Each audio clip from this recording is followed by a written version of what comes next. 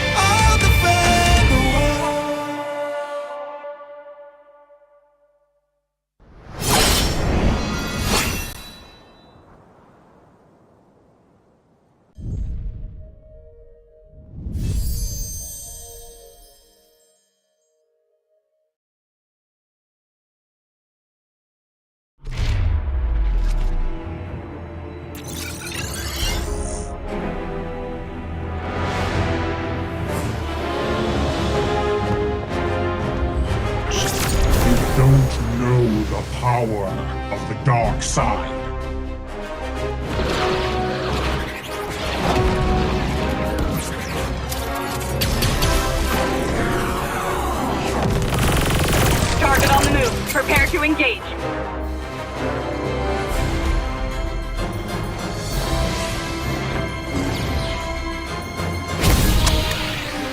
Force be with you.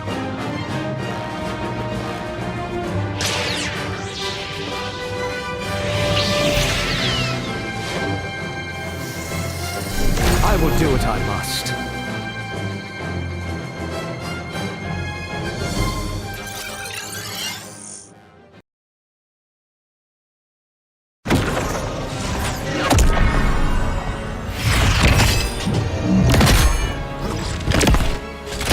At last, I am complete.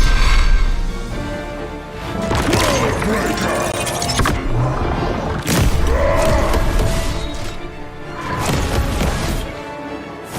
Come in fairness.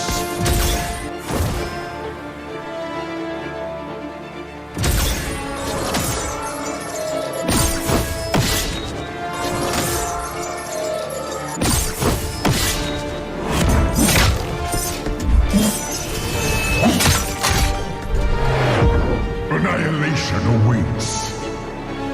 Boundless is my hunger.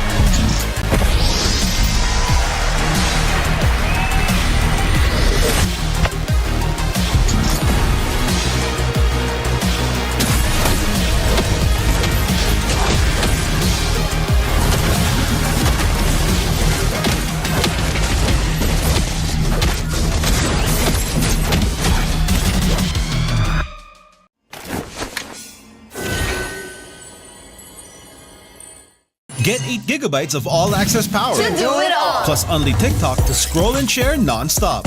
Power, work, life, and more. With Smart Power all-access data now up to 90 days. Load now. Tuloy-tuloy live selling, tuloy-tuloy content, tuloy-tuloy gaming. With new Smart All Access 99. May 9 gig ka, now for 15 days. Load now, live more today, and tomorrow, and after, and the day after.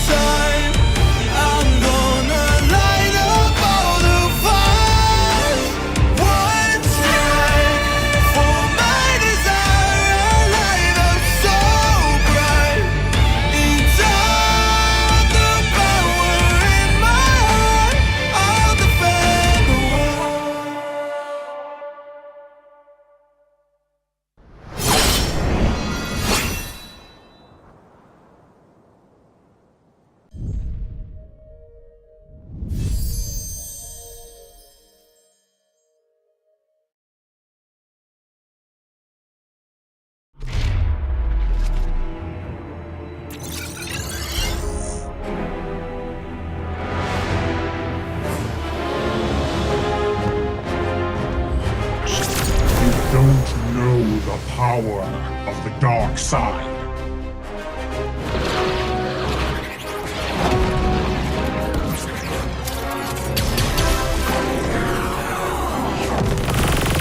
Target on the move. Prepare to engage.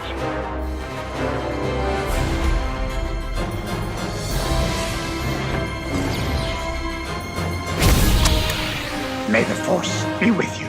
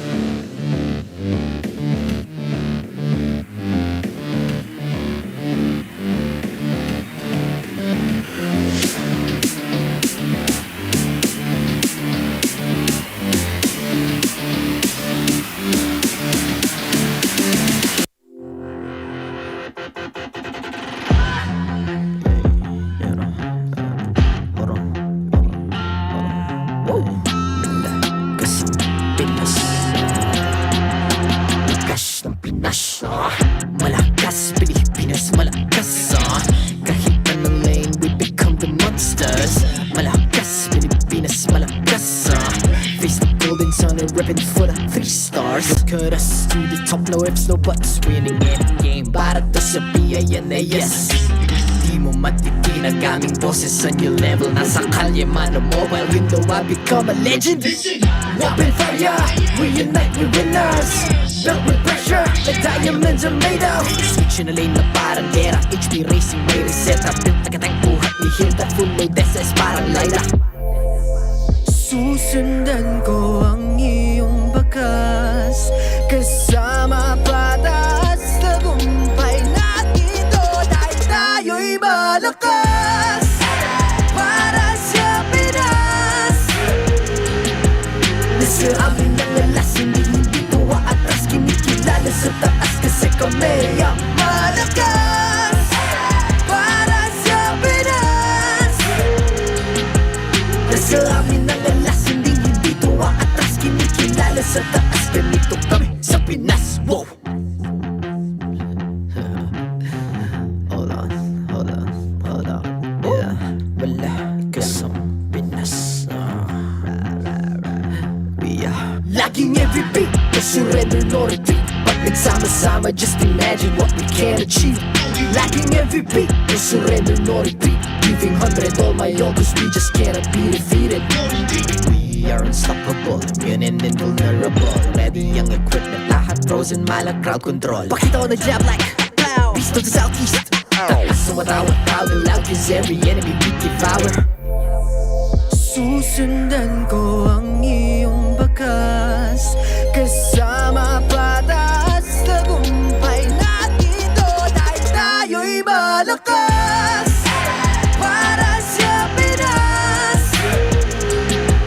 Nasa amin ang alas, hindi po atras. Kinikilala sa taas kasi kami ang malakas.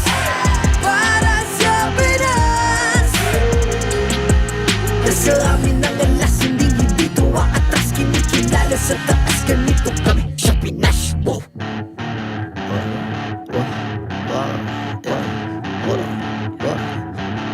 Malakas, Pilipinas, malakas. Kahit anong lane, we become the monsters. Malakas, Pilipinas, malakas. Face the golden sun and repping for the 3 stars.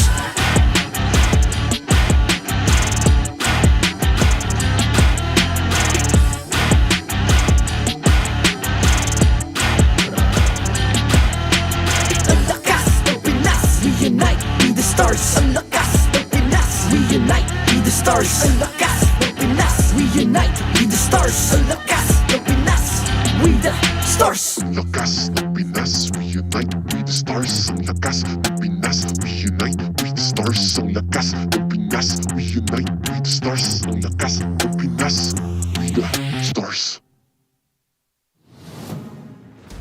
The 14th season of MPL Philippines is brought to you by the following sponsors.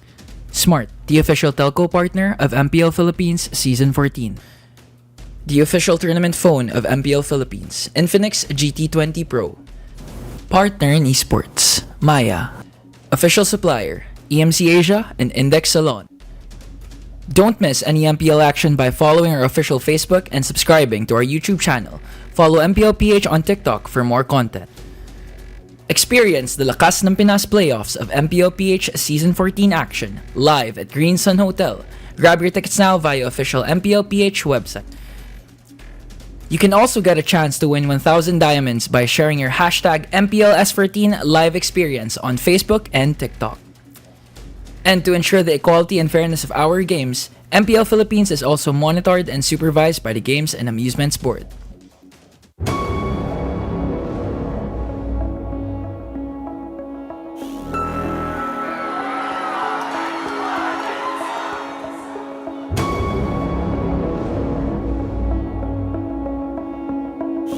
Hindi kakayanin ba nandun yung wall? Pero sinalubong na! Fnatic Onic nagbe-base lang at sila magwawagi sa serye na ito!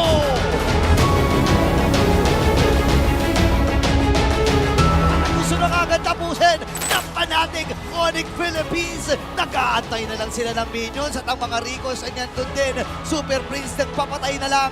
Talaga ng literal. At ang unang laro na ito ay mapupunta sa Super Pack.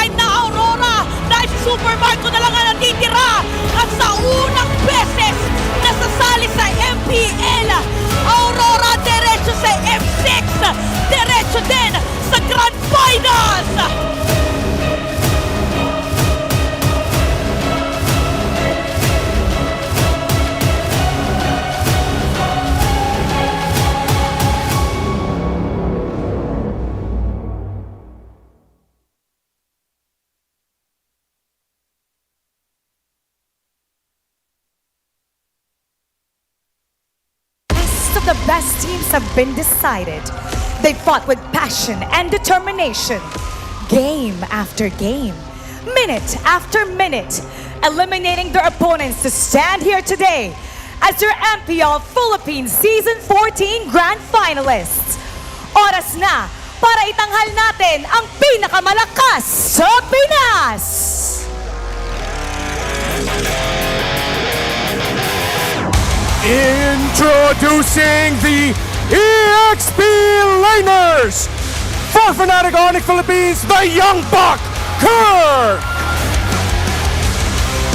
For Aurora, it's Mr. Consistent, Edward!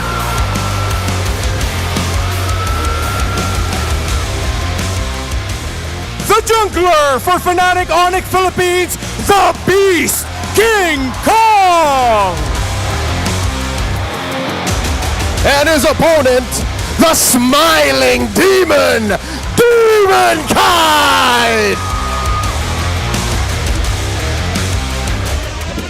In the mid lane for Fnatic Onic Philippines, the Monster Mage, Super Prince!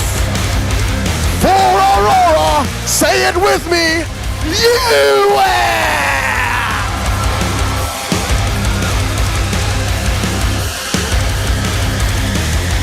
In the roam for Fnatic Onic Philippines, the Bruiser, Brusco! The one and only Hitman, Radice!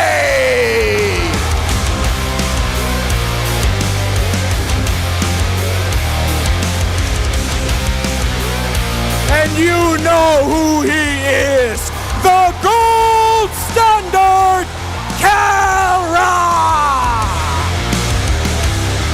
The future is bright for the next standard, Doming!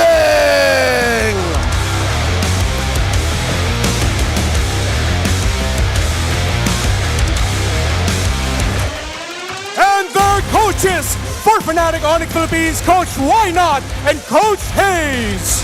For Aurora, it's Coach Dexstar and Coach Master the Basics. This is Fnatic Onic Philippines versus Aurora. Let the grand finals begin.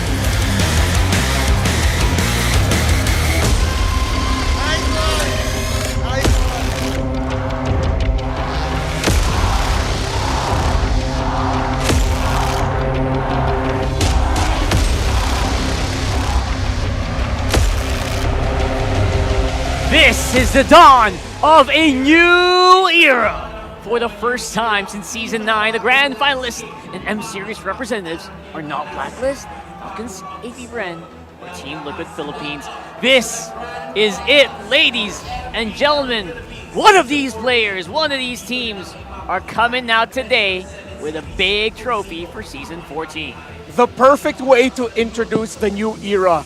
The reminder that world champions fall in the home of champions. Fnatic Onic Philippines and Aurora will be the standard bearers. But before we take on the world, we have to determine who the strongest team in the home of champions is. And just proves that the home of champions does belong to this region. Because looking at the history, finally, two different teams are going to face off in the grand finals, and two different teams will be representing the Philippines. This is a completely unprecedented. Relatively newer teams here are now on the precipice of becoming the champions, and again, one of the most competitive MLBB regions in the whole world. And they have done it in style. We've gone through an era of the agents, the orcas, the bees, and the cavalry in a storming debut for when Team Liquid finally made their home here in MPL Philippines. But now it's Fnatic Onic Philippines and Aurora, a new team themselves filled with veterans, and one of them will be joining a stellar cast of champions. The light just keeps getting brighter and brighter for the Northern Lions, as well as the thunder and lightning of the Sonics. Right. And now we are about to witness a pretty epic battle. I know everyone every single one of you watching have already thrown down your predictions for this one. Honestly, very, very dominant start here for Fnatic Onic Philippines. They went through the regular season with just guns a-blazing. They went in the playoffs with a lot of doubts from other people, but you know what? They have proven them all wrong. Wow, these two really. Who would have thought that we'd actually be getting Fnatic Onic Philippines making it this far, being the team to set the newest, longest win streak record in MPL Philippines history, almost going undefeated, going up against a team that had a lot of questions, that had the super team name branded on them, but it took a while for them to be able to live up nearly to it. Here they are now in the grand finals. And despite all that, you know, Aurora, we've been saying that chemistry is always key to victory.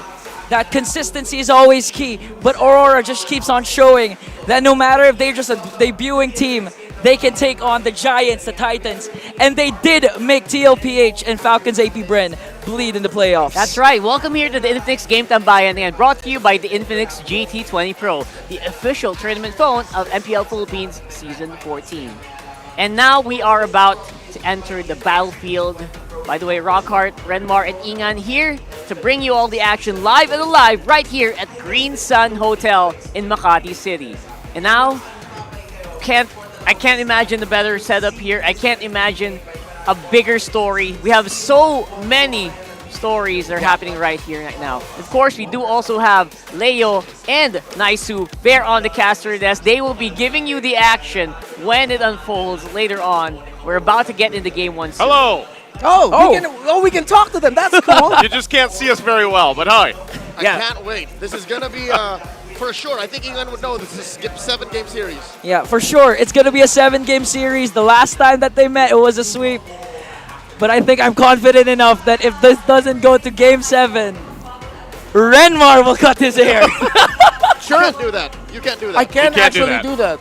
Yeah, okay. I'll do it. I'll show you. If this doesn't go to 7 games, I'll shave my head right at the end of the season. Right there. To show you how it's done, young buck. Can I go? No, man. We still have a best of 7. We got all bets are off, all gloves are off, and we are getting into the nitty-gritty of these storylines. And again, Leo and Naisu are ready there. They're just roaring as well. I saw them getting like so hyped up for this matchup. Yep. And right now, this is Fnatic Onic Philippines. Once more, the deadliest of the bunch. Probably achieving the unthinkable here coming in this season. Yep. And of course, Kirk and Brusco had to join Super Friends, King Kong, and Kelra, already determined and were able to form their chemistry last season, and they injected that super family vibes into them, and they meshed really well. Aurora MLBB with you, Edward and Renegade, with getting experience already in the world stage in Blacklist International. Demon Kai comes in with his veterancy, an MSC champion, long-time player for RSG, and Domeng. They were somehow able to mesh it all together as well. And looking at these stats, it's obviously dominated by Fnatic Onic Philippines, again going undefeated in the regular season, only one series defeat against Omega, and going to the playoffs dominating. But again, we can't disregard or discredit what Aurora has gone through to the playoffs. Again, beating TLPH, beating Falcons AP Bren, and potentially beating the Sonics. here's a head-to-head here for our competitors. Definitely have some of their own strengths and weaknesses here coming into this one. And I feel like the KDA of Kirk just can't really be beat that much. So consistent right now. And again, he is up against Mr. Consistency himself. So that's actually saying something. Yep. M3, M4, M5, now going to be in M6 is Edward. So that's what Kirk has to face. But the most impressive thing about Kirk is he's been playing like he's been in multiple international championships. This is the first season that Kirk really stood out. And now I'm so excited to see his matchup up against Edward, how well they fare in terms of affecting the rest of the map. Yes, and King Kong, of course, for Demon Kite as well. You're going to have to really find out who's the sharpest blade, because right now King Kong with that 8.13 KDA does not tell lies. Yeah, the beast, of course, the regular season MVP, one of those junglers that do have a lot of maniacs coming into the season. Who could forget the Lings, the Fannies that King Kong has been using. And on the other hand, Demon Kite, one of the glue guys of Aurora, making sure that the stability of this team is intact. And of course, in the mid lane, no doubt about it, it does feel like Super Prince has become the quiet and very much core/glue of Onic Philippines, keeping it together even in times where Onic does feel like they could lose. This is the center point of the drafts that I'm going to be looking for. What is the mid lane matchup? Glue guys is an understatement for how much Super Prince and Yue affect their lineup. But these two, who will get the Cho? Who will get the Tigreal? Or maybe who will show up with a more unique and crazier roam pick? The wild cards of both of these teams, the Bruiser and the Hitman. And if you're going to look at the similar heroes, every single time the graphics change, it's the same. Those two. And if you're going to recall a lot of highlights from the regular season, it's always coming from these two, the Tigreals, the Chos, and of course, that's right, the gold standard Kelra going up against the next standard Doming. Again, we're talking about swords earlier. Get your guns ready as well. Kelra and Doming. Beatrix is their basically trump card. If all else fails, Harith doesn't get picked up, Moskov doesn't get picked up, so watch out for that as well. Who will get the Beatrix? And I'm glad that you also mentioned the Harith and the Moskov. As we look for the last time this season, the Infinix keys to victory for both of these two teams. It's simple, but there's so many layers to it. Unleash the hero within. And this is not just the actual heroes in MLBB. They are all heroes in their own respect, their own rights, and of course in their own fields.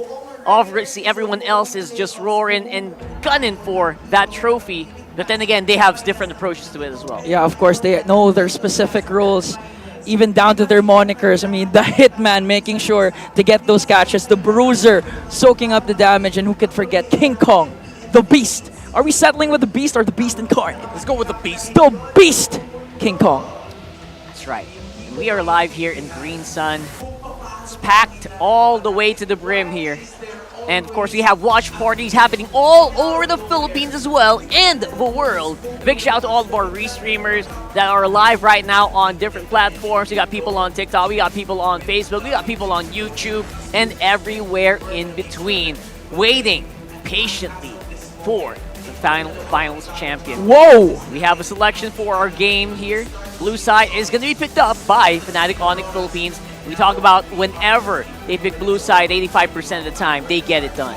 Yeah, one thing I'm going to be looking out here for is if they're going to decide to pick up their EXP roam flexes early. There's one pick shared between these two that is just so powerful. For Kirk and for Edward, are they actually going to be racing for the Edith? The Edith actually was highlighted as well earlier when they were making an entry. And a lot of people online also kind of point towards the Edith. Right now, such a winning hero for Kirk. I think about 10 out of 13 times he does get it done, as well as Edward, very close by with that stat line. So we're going into it, guys. It is Game 1 draft here between Aurora MLBB and Fnatic Onic Philippines. Let's get into the nitty-gritty. You know, gentlemen, I have to admit, going into this, I had a killer headache, but then I realized it's because I was running draft simulations in my head, and going through all of the possibilities, my head hurt like crazy. FNOP, you have the power picks available for you. Suyo is wide open for King Kong to take. That's right. Suyo obviously is the big question here, whether or not Suyo can is gonna get countered out. So far, no one has actually answered that yet. No, there's no straight up answer for the Suyo, more of the soft picks. Yeah, I think if ever Fnatic decides to go for the Suyo, Master of the Basics and the squad of Aurora can go for that patented Mathilda Alpha that they've been using to get out. Oh, but the Mathilda has been banned out. Okay. Yeah, I believe this could be a Harith Edith if they're going to rush their side laners already. But usually the tendency of RORA is that they'll... Actually, no, they go for the roamers a little bit later, but I would understand if they want to take away the Cho or the Tigreal already away from Brusco. But I think high consideration for the Edith or the Phoveus to be prioritized here. Yeah, the Edith obviously is not going to do anything bad here for Aurora. The Lego Phoveus? No! Oh. They go for Eve right away. Yue coming in here with a pick that... I don't know, it's so hard to actually quantify for Yue here. Renmar. Yeah, Rush, they had to respect the mid of Super Friends or the Yue. Or the Yue of Super Friends, the Eve, rather, of Super Friends, excuse me, that has had a stellar record so far, undefeated this season. So, of course, Brusco, with it open, he goes ahead and picks up the Cho. So, Kellera, are you going to pick up the Harith here to fight under the real-world manipulation? It does feel like a bit of a different scenario if you... It feels different that Yue is holding the Eve overall, right? So, I wonder what they're thinking here, Ian. Oh! I harness. Okay. So they go for the Swapper. Valentina, one of the usual heroes that could go head-to-head with the Eve in the hands of Super Friends. So right now they're not focusing on the gold lane because again the availability of the Harith is still there. But for Master of the Basics and the squad of Aurora, what do you go with right now? They actually turned off the Tigreal for Renegade, but Renegade has a wide hero pool that they can go for. It's not that they cannot go for it, they can just delay it or they think twice about it because the Valentina can steal away the ultimate of the Tig. So Aurora will fall into their alpha that they've been playing a lot, which means that this opens up the possibility of us seeing the heal man options later on. You'll still have to consider the Rafaela as a great pickup for Aurora, and maybe they might even surprise us and go with an Angela. And in my draft simulations in my brain, it's very, very likely as well. I feel like the Rafaela is a bit underrated, especially in scenarios where you have a death box. Yeah. You want to kind of initialize with your teammates, and the rest of... You want also the follow-up with the Alpha, right? Yeah. So that deadly combo can chase people down very hard. Yeah, gentlemen, one thing to add here, the Rafaela and Angela for Renegade this season is actually both undefeated. He's 2-0 for both of those heroes. Undefeated. That's right. And that's considering that he went up against Falcons AP Bren using the Rafaela, Yeah. so you know it. He means business. The opponents of those two heroes right now are definitely champions in their own rights, right? So who knows? But right now, in terms of frontline, I feel like Aurora has a pretty good 2 at least for now for the Alpha and the Edith. But their damage department is mostly the OT. I don't see any burst here yet for Aurora.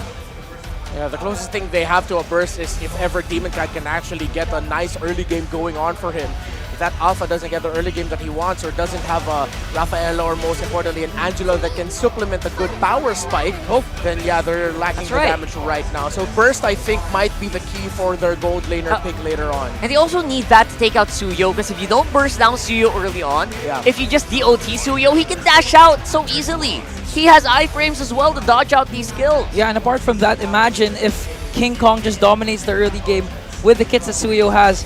For sure, he's going to get the neutral objectives, first 2 turtles. And we all know when you get the first 2 turtles, it's almost an easy snowball game for the respective team that secures the neutral objectives. Harith or Moskov available for Doming in terms of his usual go-to pickups here.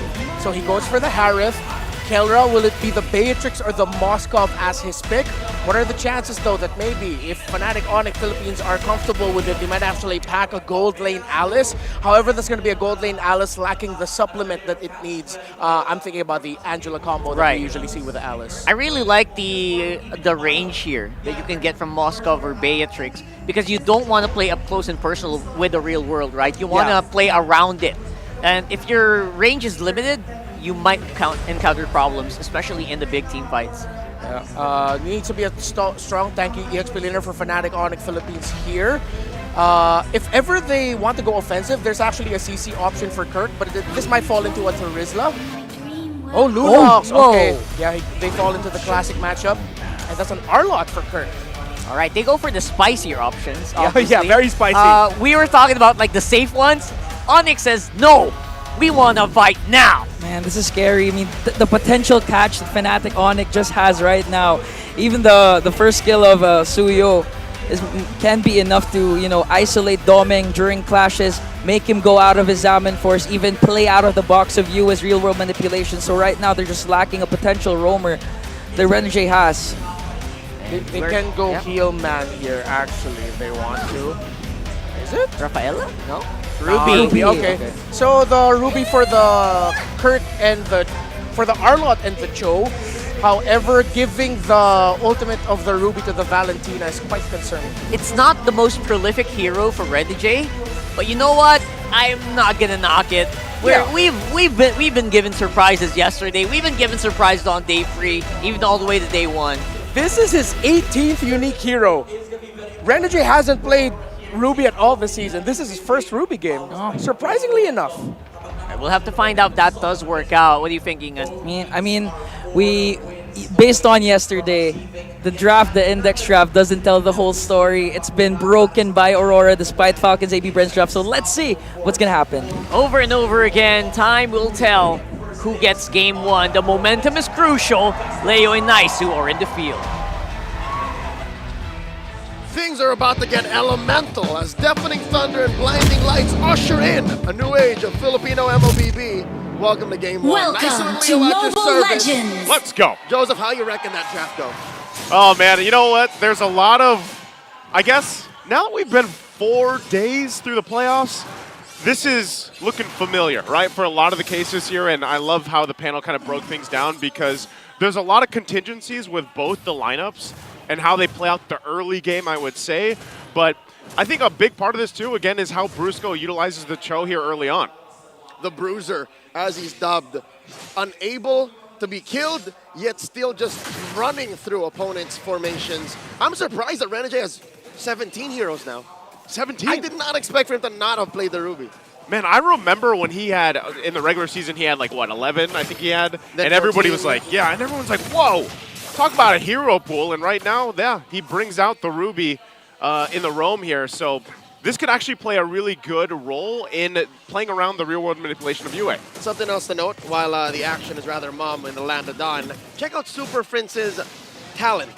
That is indeed Brave a Smite. Brave Smite on a Valentina, which again, all throughout the regular season, y'all know the story. Valentina, eat it Valentina. I think this is just him telegraphing that, hey, I'm gonna steal some ults and turn into different heroes that might need me to use the Brave Smite. I could see that working. I don't know, have we actually seen this ever? Like before? Like, is this a new thing? It's pretty new to me. I was going to say it's new to me. But yeah, it makes sense too because it might be enough to extend the fight. Renegade taking quite a few hits here. Has to flicker out. They're going to jump in. Edward goes in with a flicker himself, and now the break out of the fight. Edward in trouble as King Kong gets the first blood. Still looking for more as well in the mid lane. Kirk goes down, but there's the clap back from UA. But here's Super Prince. Does UA get away? There's the flicker in. Not able to cap it out because of the shield through. That is disrespect. Did you see how Super Prince got his real-world manipulation before UA did? Yeah. And all throughout, the Beast just coming in, getting the job done, taking the turtle for Fnatic Onic. I'm still not over it. I'm like, wait, why isn't UA? Oh, it's because he's still at level 3. Still at level 3. And that's, honestly, any time there's a Valentina, that's always the, I guess it's the way of like showing the flex in a way because usually you get that level 4 early on. Uh-oh. Brusco's going to go ahead and go with a defensive kick, but oh no! What? Wait, Flicker's out, but he might be able to escape. Does he actually pull this off even after the blunder? He still survives, Leo. The Bruiser walks. The Bruiser walks. 9 out of 10 times you fail a flicker like that, You're done. you're done. Not today for the Bruiser. You put your phone down. Yeah, man. Good thing he did in that time, but good that he gets out with his life. So things are still pretty calm and even here. Again, equal across the board, really. 3 minutes in, macro-wise, Aurora keeping up with Fnatic Onic's aggression. It's costing the Sonics, though. Given how deep in Brusco is going with very little returns as far as anything on the map is concerned, just 500 gold is what Fnatic Onic claim from that, especially since they did score the first turtle. Let's talk about this gold lane matchup. Lunox versus Harith, the gold standard versus the next standard.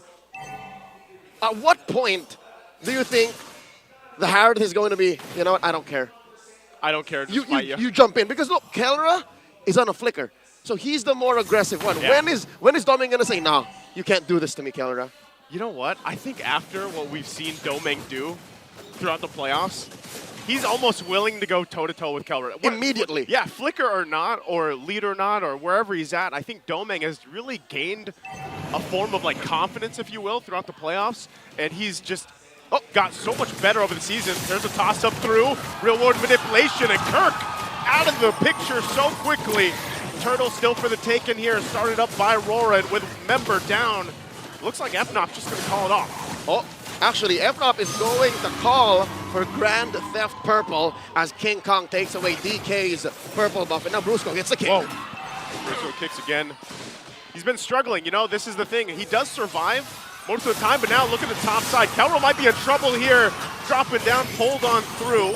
Still going to be surviving, though. UA doesn't have the real-world manipulation, so that looks like all they get here. Well, I'll be damned, Joseph. You were right. As early as it takes, the next standard doming, Jan Del Mundo, going into his first Grand Finals and his first World Championship later on this year, is ready to step toe-to-toe with Kelra. Man, between those two gold laners, you know, between the entire team, there's so many good points here of history, so many good stories leading into even now for the Grand Final and then later on for M6. And look at that gold lead now that Paldoming has got for himself. 600 up on Kelra. Demon Kite catches King Kong. Oh, he's not going to catch him with the Spear of Alpha, though, but King Kong could be in trouble now. Soul Sever not going to be enough as he goes down. Again, Brusco going in with a kick. Mid lane, still the focus here. Super Prince holding on to the real-world manipulation. Doming, where's he going for Kirk? There's the real-world manipulation from Super Prince on the defense, so they're able to disengage. The hunter becomes the hunted. Suddenly, Fnatic Onic doing evasive maneuvers. Kelra in trouble, working on that tier 1 up top. Not gonna get stopped. Super Prince at the flank. Super Prince is there. They're gonna go for Renegade. Renegade quite low. Already getting that brilliance out too. Domeng might give this one a go. Trying to find Kelra, Edward, and UA joining the fight as well. But they don't have enough push on in. Meanwhile, on the bottom side, Demon Kite. King Kong gets payback as he picks up a kill on Demon Kite, and they'll pick up the tier 1 on the top side for RORA. Cross-map feint by Fnatic Onic Philippines. It does cost them a tier 1 up top, but a kill on Demon Kite, that's gotta mean something. Fnatic Onic, so far, they don't look as dominant as they did all season long. It looks like now Aurora have their number. It seems like Aurora have figured out how to get into position first before Fnatic Onic make a play for anything. That's the thing, you cannot deny the amount of improvement that RORA has had as a team, the way they've adjusted just in the playoffs alone, right? I mean, let's be honest, people were doubting them in the regular season, and now they're going toe-to-toe with the team that had the best record for the regular season. They're holding it together. Looks like they're gonna go for the turtle. There it is. King Kong, though, he'll clean up the turtle, but the fight's gonna break out. King Kong gets taken out. The Spear of Demon Kite will be able to find a Super Prince, and they're still looking for more as Kirk in trouble, but they go in trying to turn the tide of the fight. They toss him over. Kelra's out too. It's a wipeout for RORA. At the cost of just the turtle, Aurora walk away with quite the bargain. I haven't seen Fnatic Onic get wiped out like that in quite a while. It's been a while. It's been a country minute, man, at this point. I'd reckon longer. An Infinix instant replay here. Once again, started off strong, and I think just by the principle of being in position first and dropping your key spells before Fnatic Onic can even respond. King Kong, dare I say, let loose. He got too focused on taking the turtle that the long term of that team fight, the outcome, the follow-through, became an afterthought. And that's very rare in Fnatic Onic. Yeah, he went for that turtle, and this is going back to the question earlier here. Domeng's online, man. He's so confident. He's so ready to fight in these battles. But whether that's around UA's box, and even UA himself, I mean, talk about his performance throughout the playoffs and what he did even yesterday. He's doing the same thing here in Game 1. He's just not online, Joseph. He's on lock. He's unlocked. He is cold, and he is a machine. He's locked in. 2,000 gold now, Aurora. I'd reckon a good 1,000 of that is on Domeng. Alone. Yeah, it's got to be at this point. And between him and UA, probably. Well, he's #1 gold earned. Look at it. It's him and DK.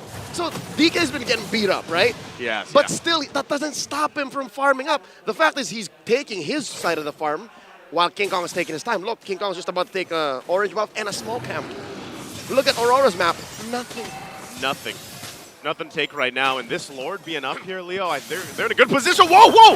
Renegade goes in with a pull. Utilizing the flicker. They're going to go back with a final slash. fighting into the real world immolation. Everybody getting knocked up into the air, though. Oh, no. Demon Kite already down. They're going to jump back on. King Kong gets a double. Dear God. Possibly looking for more. No. The fight was started by Renegade. Do they want him to get away? King Kong will start up the Lord after a big win for that fight.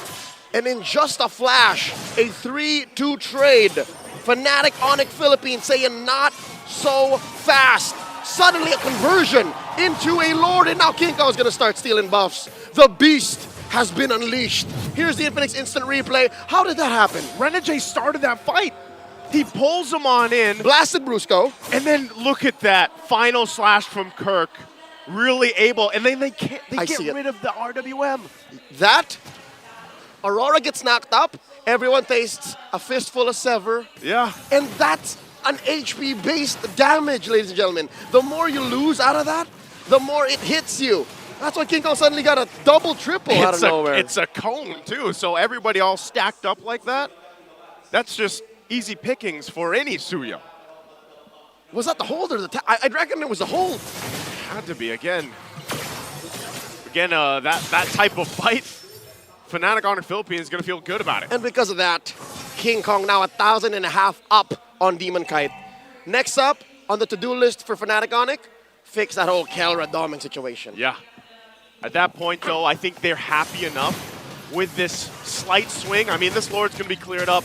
You know, RORA will hold on to the base turrets, the shields, and everything else, but it shows that even when they were down, Fnatic Onic Philippines is willing to go that fight. Forgive me, my king, for speaking ill of you. It was not that you did not see through to the follow-up. It's just you were planning way ahead than my puny mind could consider. But, all right, forgive me if I can't let go of the situation. Renegade started the fight, right? He did. 3 dudes died. He did. He didn't. He did, yeah. The Hitman got away. But, yeah, he called that. And you know, you can't even, when you look at that fight and it started up by Renegade like that, that's a good move. But unfortunately, a big part of the damage was lost when Yue's real-world manipulation was no more. Well, 4 out of 5 times, it's the best move. Yeah. It just so happened that the 1 out of 5, Yue died, Doming wasn't ready to dance, and they got knocked up by the Lord. Yeah. And that was all for Fnatic Onic to just take from. You were right, Joseph. It was all Yue, it was all Doming, and you take those 2 out of the equation, Aurora can't step toe-to-toe. At least with Fnatic Onic, who is now in control. Up almost 2,000 gold, approaching the 12-minute mark. The next Lord spawning in the lower quarter, about 40 seconds from now, is enhanced. I'd reckon if Fnatic gets this, they're inside the base. Yeah, they're going to be knocking on the base turrets for sure.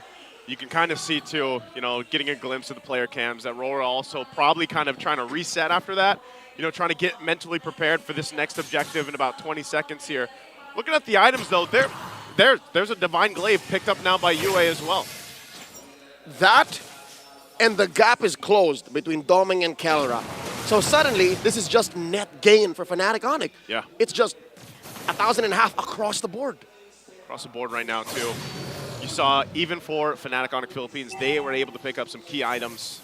Malefic Roar here on King Kong, so if he gets another shot at a Soul Sever like that, or even the Queller, like it's going to do enough poke damage towards RORA. You can see some of the pushing that King Kong's doing across the map right now, so the Lord up for grabs. Quick tap on the Surge allows him to rotate faster than you can say Surge into the mid lane, clear that up, and get in position for the dance. Over the course of the past week, we've evolved from just shuffling into straight-on dancing. I was going to say, we're back to the dance, right? And you don't even need like a hero like Rafaela or Lolita or Estes to make this last. Like, teams are just getting better at controlling Lord's damage output. It's definitely an evolution, I would say. You know, like, it's not the same old Lord dance anymore. It's a new tune. It's a new era. It is a new era. Of MLBB. And these 2 teams right here putting on a showcase, a clinic for MLBB esports that are not blink. Here we go. Press it. Brusco goes in with a kick. King Kong will get the Lord, but they look like they still want to fight. Brusco could be in trouble, just sacrificing his body, but Renegade will go for the pull on King Kong.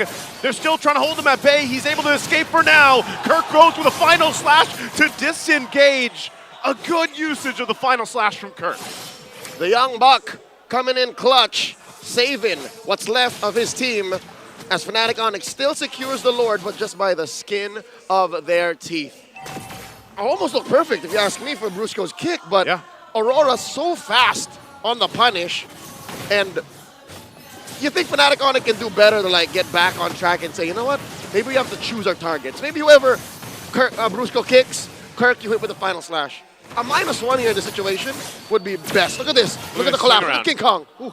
He's going all the way around, looking to cut off. They don't know. They don't know. Domeng or someone. Final slash going to be used. King Kong waiting patiently. Domeng goes into the bush. Might be in trouble. King Kong will get away. Zaman Force going to be used already. Edward goes down, trying to disengage here for Aurora. Renegade still has an immortality. Takes a shot from the Queller from King Kong. Kelra goes down though.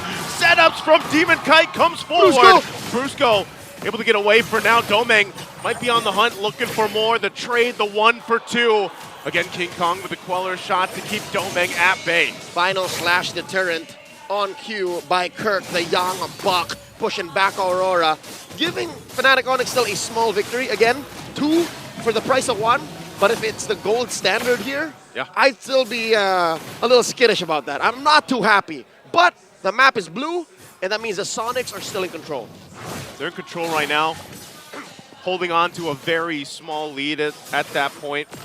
The items too, I mean, even for Kelra, you know, he's getting to where he needs to be. It's just, eventually these fights are going to break out into that push and pull, and we're already seeing a glimpse of it. The one thing that really stands out to me, though, for Fnatic Onic Philippines lineup is how much options they have to either start the fight or disengage it. Like, they have so many things they can do where they can just stop RORA from being overly aggressive and moving forward. And that's what's explaining why that fight lasted the way it did. It was about a minute of push and pull and back. And I think as soon as Fnatic Onic see that Domeng dropped his Zaman Force, that's half of the solution. The other half is the real manipulation, which caused that kill on Kelra. So if Aurora are able to hide the fact that maybe these ults aren't ready yet, or maybe we pop one early and then force FNOP to react a certain way, then they can get back on track. The old team fight dance. Oh, Brusco using the conceal. It's going to be heard, going to be seen, so I don't think you get anything out of that. 10 seconds until another Lord spawns, lower quarter. Joseph, do you notice what old Super Prince takes? Yeah, right now he's taking Renegade's. He's got the I'm offended, right? Something tells me that might not be the best. I think he just wants to... Does he still have it? Gotta get... Okay, he does still have it. He's got the I'm offended. He's going with that. Maybe that's one way to force some ults from Aurora. But I'm guessing they needed something that has a little bit more finishing power, a little bit more oomph, some instant gratification. So maybe find a way to get Edwards, get US. He's going around the corner. There's the flicker in. They're going to be focusing on Kirk. Kirk's already out of the picture, and Brusco's going to be next. 2 down, but Super Prince on the backside already used it as well. Kelra popping out the damage on UA. The Lord, it's going to go to King Kong. He's able to grab it and get killed. 4 down for Aurora, and a big objective for FNOP. It was the right ult all along. A 2 for 4.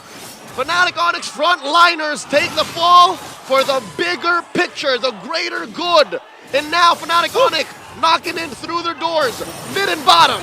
Renegade in trouble. Immortality, but there's the Queller from King Kong again! And that's going to be enough to cap out the game as Fnatic Onic takes the first game in the series. Never caught slacking. Fnatic Onic Philippines, some way, somehow, always in control. Despite the odds, despite the difficult situations, despite the swings in net worth. What do they feed these athletes in their boot camp? I don't know, man, but talk about the patience as well for Fnatic Onic Philippines. This is why they have achieved what they have up to this point. Great showing here. This was a very close game for the most part. Could have sworn Aurora had it. The early was theirs. I wonder what our analysts in the Infinity game combined think. I was actually thinking the exact same thing. It looked really good for Aurora there for a minute.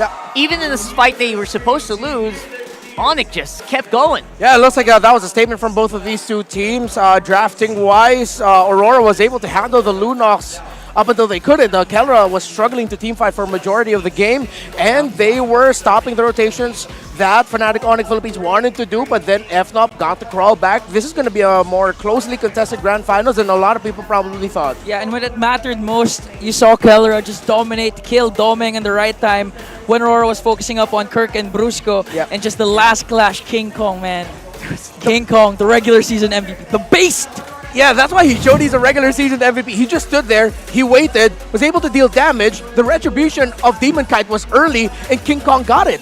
Absolute genius.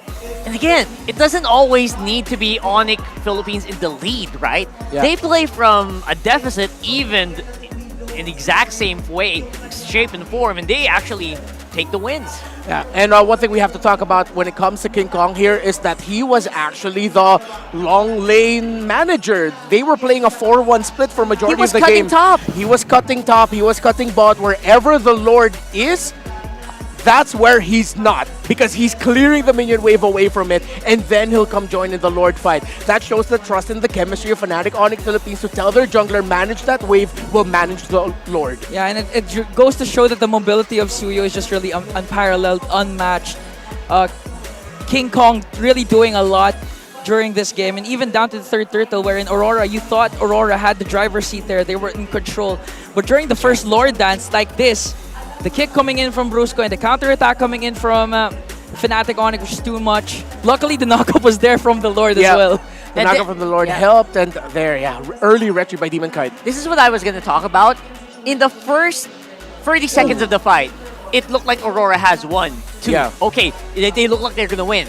But what happens in the later parts where it's just Fnatic Onic taking these kills at the very least, at the very end? One thing we have to discuss here is the Brave Smite on this Valentina. Remember, Brave Smite has that 5% heal with a skill hit happening every 5 seconds, if I'm not mistaken. But she also has her Primal Force passive, wherein if she hits someone that is lower level than her, she heals back 30% of the damage dealt. Usually, that's the EXP laner and the roamer. That's why Super Prince isn't afraid to poke in the front, because he knows that, hey, I have my Brave Smite, I have my passive, there's a good chance when I hit them with my skills, I'll be getting health back if I am brought down.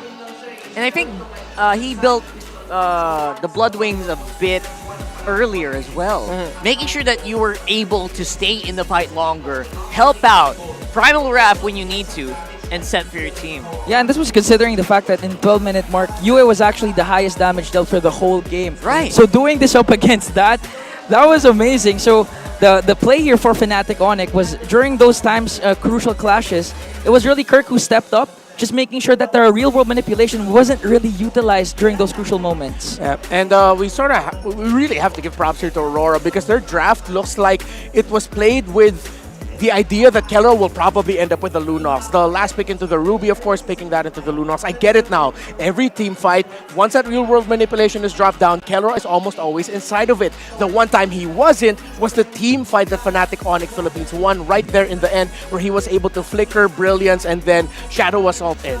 We were talking about like Kellera earlier off cam. We're talking about how his kit might actually be problematic. After the Brilliance, felt like quite vulnerable, right? But you know what?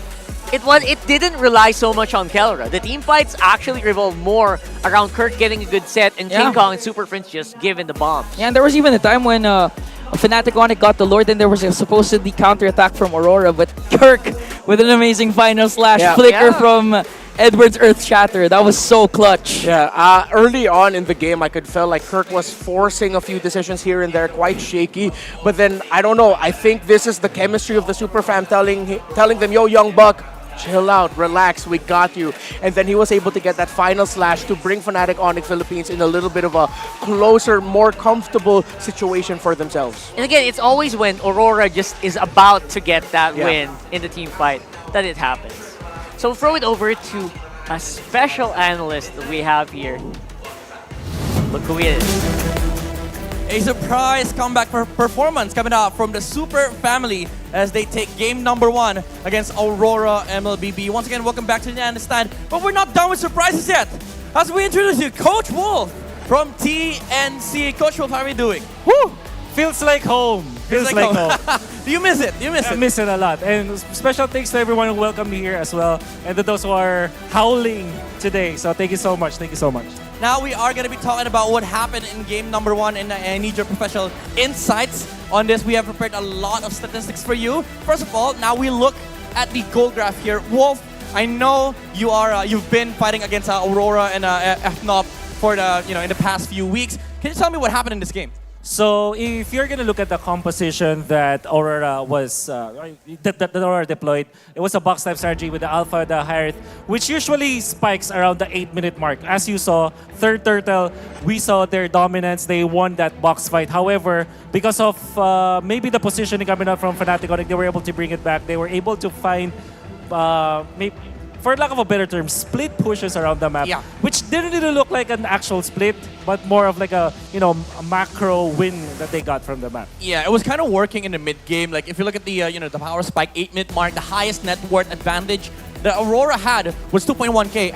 I think it's a it's a crucial factor as to why they lost their steam here, their momentum against FNOP, because up against Harith and Asui, I don't think it's enough, especially coming to the late game. Yeah, the thing with Harith as well as Alpha is you definitely need to get third turtle and then eventually the first lord for you to be able to control the game. But they lost the first lord, and I think that's where everything went badly for Aurora. Yeah, it was very obvious as you see in the damage dealt comparison graph. Like FNOP in the first few minutes, they weren't dealing the same amount of damage that Aurora was outputting from their side. But after a few minutes, especially after the the second Lord, that's where their lineup composition went angry. They were like, it's their timing now, and they were dealing more damage over the side of Aurora MLBB. Yeah. So I don't know if this is a bug, but nothing happened at 12-minute mark. But if you look back at the game, that's where you realize that Fnatic Onic decided to avoid fights. Because they know that was the power spike of Aurora. You don't want to fight in Aurora's power spike. You have to just wait for your items. I think they were waiting for the fourth item or third item for Kelra, for him to be able to burst it down like the Lunox bomb / Ruby DD combo. I think they waited for that power spike, then they fought afterwards. Yeah, I mean, it's very obvious. Like in the 9-minute and 11-minute mark, Fnatic Onic were really avoiding Aurora MLBB here, and because of the fact that, again, timing is a big importance in this specific game, especially on the side of Aurora MLBB. When they picked up the War Axe at the port 10, the Alpha was able to move around the map. 721 was the Feather of Heaven or Harith, so that was the the key moment for Aurora MLBB. Yeah, look at that. 12 minutes 20 for both Kingdom and Kelra. They will get their third important item, Lightning Truncheon for Kelra, so that when he jumps with a Ruby DD combo, you really, technically speaking, one-hit everyone, or anyone on the side of Aurora. And then if you combine the Malefic Roar for King Kong, that's a lot of burst in the team fights. Yeah, late game was very, very big for FNOP here with the Malefic Roars, even the defensive items like the Twilight Armor, the Athena Shield, and also the Immortalities. They just didn't have enough damage to deal. I mean, Aurora MLBB didn't have enough damage to deal with the lineup of FNOP, especially on the late game. It was an amazing game number 1 for sure. And we are going to be witnessing more games in this finals. Again, it's a best of 7 grand finals. We want a best of 10. We want a best of 10, but it's just best of 7. Before we head on to game number 2, let's throw you over to Mara Aquino. Dito sa MPL Arena, we got the wildest fans! Kasama natin dito mula sa Cebu Pacific ang ating mga organizers at ang ating mga piloto. O, di ba? O, introduce yourselves. Hi, my name is Jem, Gold Lane Shoutcaster. Oh, Shoutcaster? Yeah, Paul Disciple, XP Lane Shoutcaster. Carl, Shoutcaster, Jungler. Ian Snoopmeister, the mid laner and team leader ng Boo Packers. Carl Ignacio, EXP laner ng Boo Packers. Ralph Barbosa, Rover po. So we heard that Cebu Pacific held a tournament para sa kanilang mga employees. How did it go? It was fun and enjoyable memories, no? Since September, 32 teams compete but only one wins. Only 32! Only one won, and that's them! Ito ang ating mga piloto na, okay, kamusta naman yung tournament? Kamusta siya? It was fun and intense. Kasi kami sa rank game lang kami lagi naglalaro before. So at least nung nagkaroon ng tournament yung Cebu Pacific, na-share namin yung talent namin saka yung lakas namin maglaro. Sige, lakas ng Pinas, lakas ng Cebu Pacific. Back-to-back champ nga pala kami dun sa Season 1, Season 2. Best hero, ano yung hero? Me, si Zushin and si Ay, nice. Valentina. Main hero? Bene, tsaka Esme. Edit, tsaka Minotaur. So lagi bang nag-hold ang tournament ng Cebu Pacific? Yes po. Every year, iba-ibang games din po yung esports tournament ng Cebu Pacific. Ang galing naman sa pag lumilipad kayo, nag-ML din ba kayo? Hindi, bawal. Bawal yon, bawal. Okay, ito naman, who are we rooting for here? Ang Fnatic Onic Philippines or Aurora MLBB? Sino ang gusto natin manalo? Let's go, Onic! Onic, let's go! Wow, okay. But they're gonna be representing the country for M6 World Championship sa Malaysia. Sige nga, bilang back-to-back champ, anong gusto mong sabihin sa ating mga representatives? For both teams, let's do our best and patunayan natin na Pinas pa rin ang malakas. Pinas lang, malakas! And now, pupunta na tayo sa ating MPL Playground with Odin. So sabay-sabay natin sabihin pasok, alright? 3, 2, 1, Odin? Pasok! We're back at the MPL Playground. This is your very own Odin. At habang nagaganap dyan ang Grand Finals sa loob, naganap din ang Grand Finals ng Infinix Fancy Cluban. Kasama ko ngayon ang very first Grand Champion, the Cavalry! Hello guys! Ayan, before tayo pumasok sa match ng inyong Grand Finals, ano yung mindset o nararamdaman nyo? Masaya po, walang kakaba-kaba.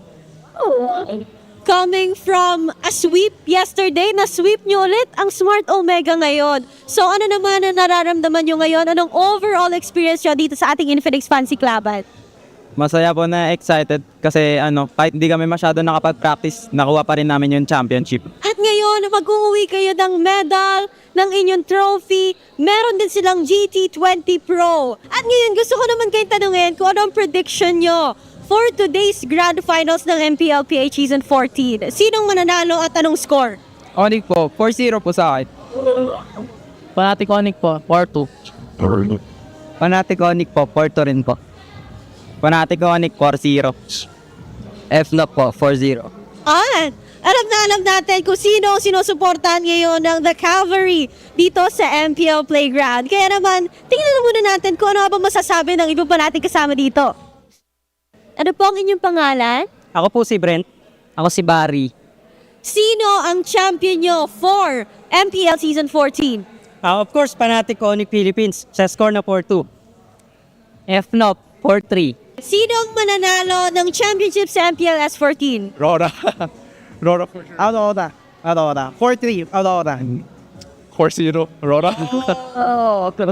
Sino ang mag-champion sa MPL PH S14? Onic. Aurora. Magkaiba sila. Ano ang score prediction nyo? 4-1. 4-2. 4-1 in favor of Onic. 4-2 in favor of RORA.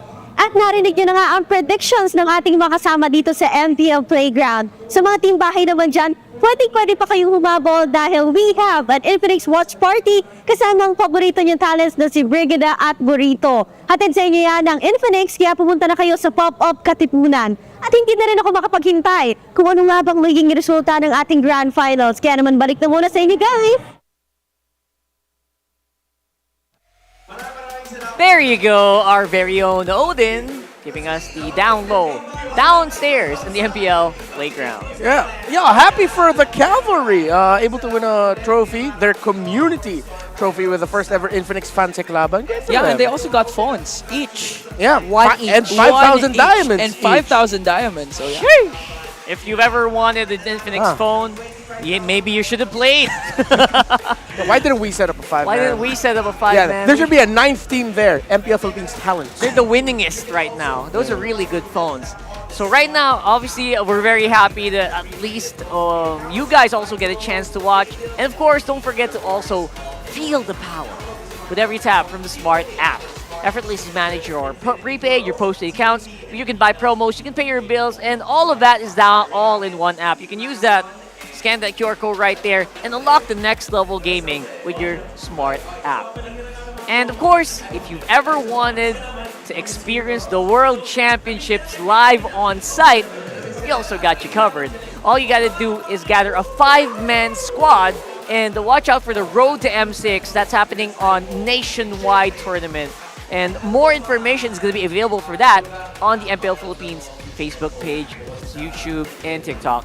Check it out. And again, bring your friends, and you can get a chance to just. It's all expense paid. Your hotel, paid. Your hotel, your flight, Food. your accommodate, your food, Everything. everything. All you just gotta do is just be there. Yeah. And win. In Malaysia, by the way. Yeah. But you gotta win But first. you gotta win first. So that's all you need to do. Just win. And again, if you're like Mythic Glory 1,000 points, you're probably good shape. You're probably safe. You're probably at least a grand final secured for that. Probably one. take it. Yeah. Right? You know, it's cool. Like, I remember in MDL Philippines Season 4, like, the biggest theme there was all about, like, regional prize from all over the Philippines. Now it's like we're going to do that again, but this time with a big prize of flying out with your friends to experience the M6 World Championship. That's cool. No biggie. Like, it's just free tickets. No, free hotels. No. Yeah. But just kidding. And you get to meet your idols also. Yeah. Yeah, if you want to register for that, go to the MPLPH socials, okay? All right, so before we head to the next game, let's check out what's happening. We're also going to get a bit of a preview of one of the watch parties that are happening all around the Philippines and all around the world today. And that is, I think, at Infinix Watch Party in the pop-up in Katipunan, Renmar's favorite spot. Before. That's his era, bro. That's his era. Okay, good point, good point. So we have a bit of a video showing what's happening there right now. Hello, MPL! Hello,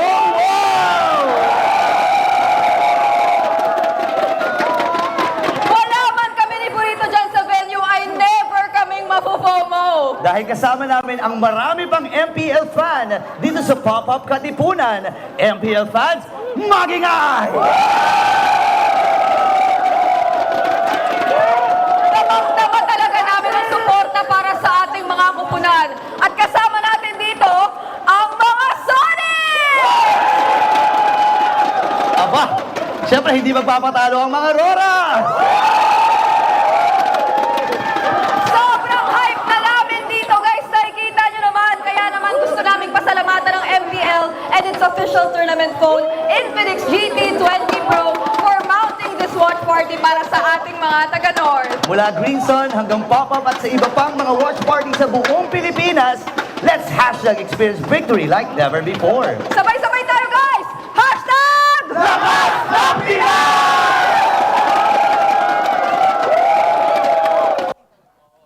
You know what's really cool about that? That I was will so admit. cool. I love it because that's one of the places I go to if I want to watch like wrestling, right? And there's a lot of crossover between wrestling communities and the MLBB esports community here in the Philippines. There are a few dudes I saw there like, I watched wrestling with those guys. I know those One guys. guy was acknowledging the OTC. So I love it. I love that in this season especially, we've been closer to the community ever than before. That's true. Even down to the grassroots. I mean, MDL, first off, finally has a regional qualifier. So we're just extending literally our reach to all around the country. So yeah, And it's cool. And I personally love that all of those guys that you saw are both fans of Aurora and both fans of Onic. Yeah, they're really not biased at all. Zero bias whatsoever.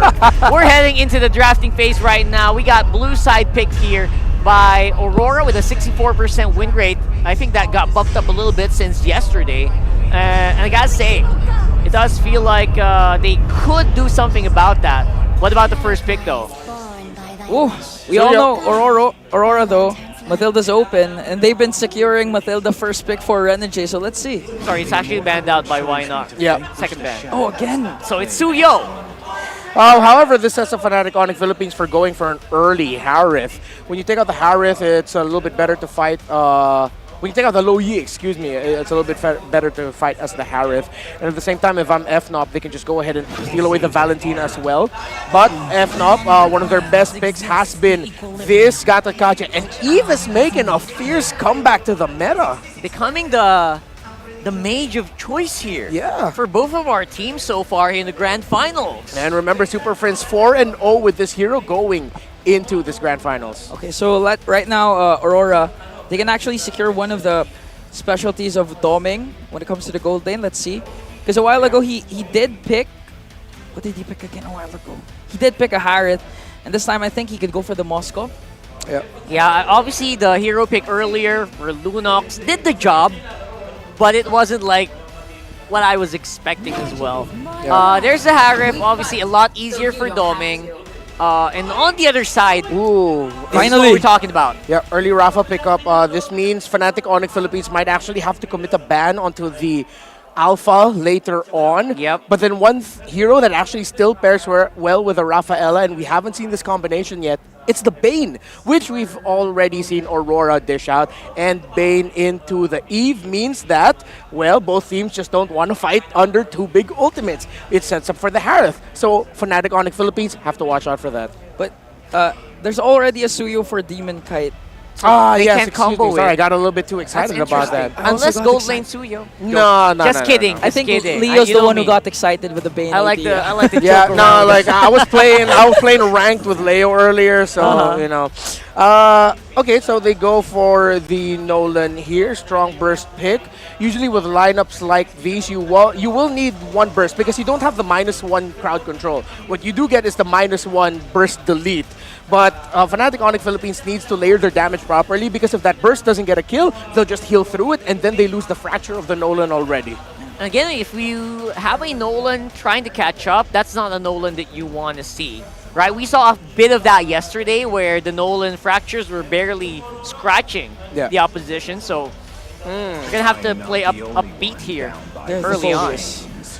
Okay, they take out the focus from Edward. I have a feeling, is this Rafaela really just like their response to the Eve and the Gata Kacha? It seems like it. Feels like it, right? Yeah, it's not really anymore just them setting up for, because I was thinking, are they setting up for something like an X-board, the combo. EXP lane? Right. Yeah, but that's not gonna do well. They're gonna need something like a Terizla, something really tanky in their EXP in the hands of Edward with the Edith gone and the playmaking Arlot's gone, Phoveus is gone as well. Yeah, Terizla looks like the prime pick in this specific scenario. Hylos is not touched yet. Oh, Hylos would be okay. Actually, you just need another hero that can pack a little bit of healing. That's another idea that you can go for, which also means that the Benedetta Revitalize might actually be open here if they really want to cut through the formation of Fnatic Onic Philippines with the real-world manipulation. Ooh. But however, again, that is risky because you're up against a Gato Gacha. They were reading into it as well. Yeah. You know what? Benedetta. You talk about Benedetta. Who do we use to pair up with Benedetta before? Edward. Season 11. Season 12. Season 7. That's way that back, far back. Way back far back. Yeah, that's why we call them Edward Salon. So right now, they still take out the Tigreal, so they're not quite sure if this Gatot Kacha would go to the XP or the roam, because we've seen it yesterday being flexed to the XP. Here it is. Flapteasy, and here it is. We've been looking for this Beatrix since game 1. It Yeah. finally makes an appearance here for Kelra. They're running out of EXP laners that they can pick to actually build a big enough dent to mess with the Bea, to mess with the Eve. This, weirdly enough, needs to be an EXP lane that can deal a respectable amount of damage while being tanky. Problem is, they're up against a Gatot Kacha and potentially another formation-breaking set-up EXP laner in the hands of Fnatic Onic Philippines. There's going to be a lot of pressure on the hands of Legend Zero, Mr. Consistent Edward in this one. You're gonna have to keep in mind that the Eve as well is crowd control immune. So You go to Rizla. heroes like Terizla actually don't affect the Eve that much, especially in the clutch. Yeah. But they have no choice, I think, at this point. Yeah, they needed some tankiness. They get the Valentina for Yue. The EXP lane here, still flexible, is this Gatot Kacha. They can go for Show EXP, something that Fnatic Onic Philippines has done before, or the Ruby for Kirk. You see what they're going to end up going for. You see them weighing their options right now, because I wouldn't want to go like Grok here. They can go Kaja Beatrix, actually. Since they already have the Gatot Kacha, they can put the... And it's a good counter for Suyu. Yeah. Exactly. Lots of options. So many options here, and again, that's why they're taking their sweet time with this one. Trying to weigh it out. See who might need more protection, and who might, if they might go for a full-on engage. Ooh! Whoa! Franco for Brusco. Not what I expected. Same idea with the Kaja. Yeah, same idea with the Kaja. Yeah, Pick that's off. suppressed. Just harder. That suppress is actually going to be insta-locking onto the Suyo 100% of the time. I think the idea with that is if they gave the Kaja would have had a chance to be able to still get away, dash away. The Franco, if ever Yue wants to get the ultimate of the Franco, he's stuck there. He will have to take damage. Yeah, and I think at this point, just wait it up. Yeah, the Beatrix Franco combination once again. I'm just excited how Fnatic Onic gonna pull this off. We are on game number 2, ladies and gents, and the match is getting even hotter. Throw it over to Leo and Naisu. The Broods are bringing back an old favorite. There's the Franco. When was the last time you saw Franco? Oh man, the last time?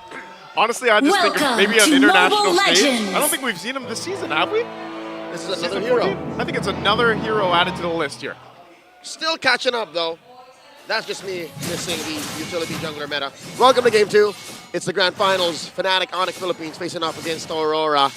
Last game just lasted underneath 18 minutes. Yeah. So it was still a very manageable duration game.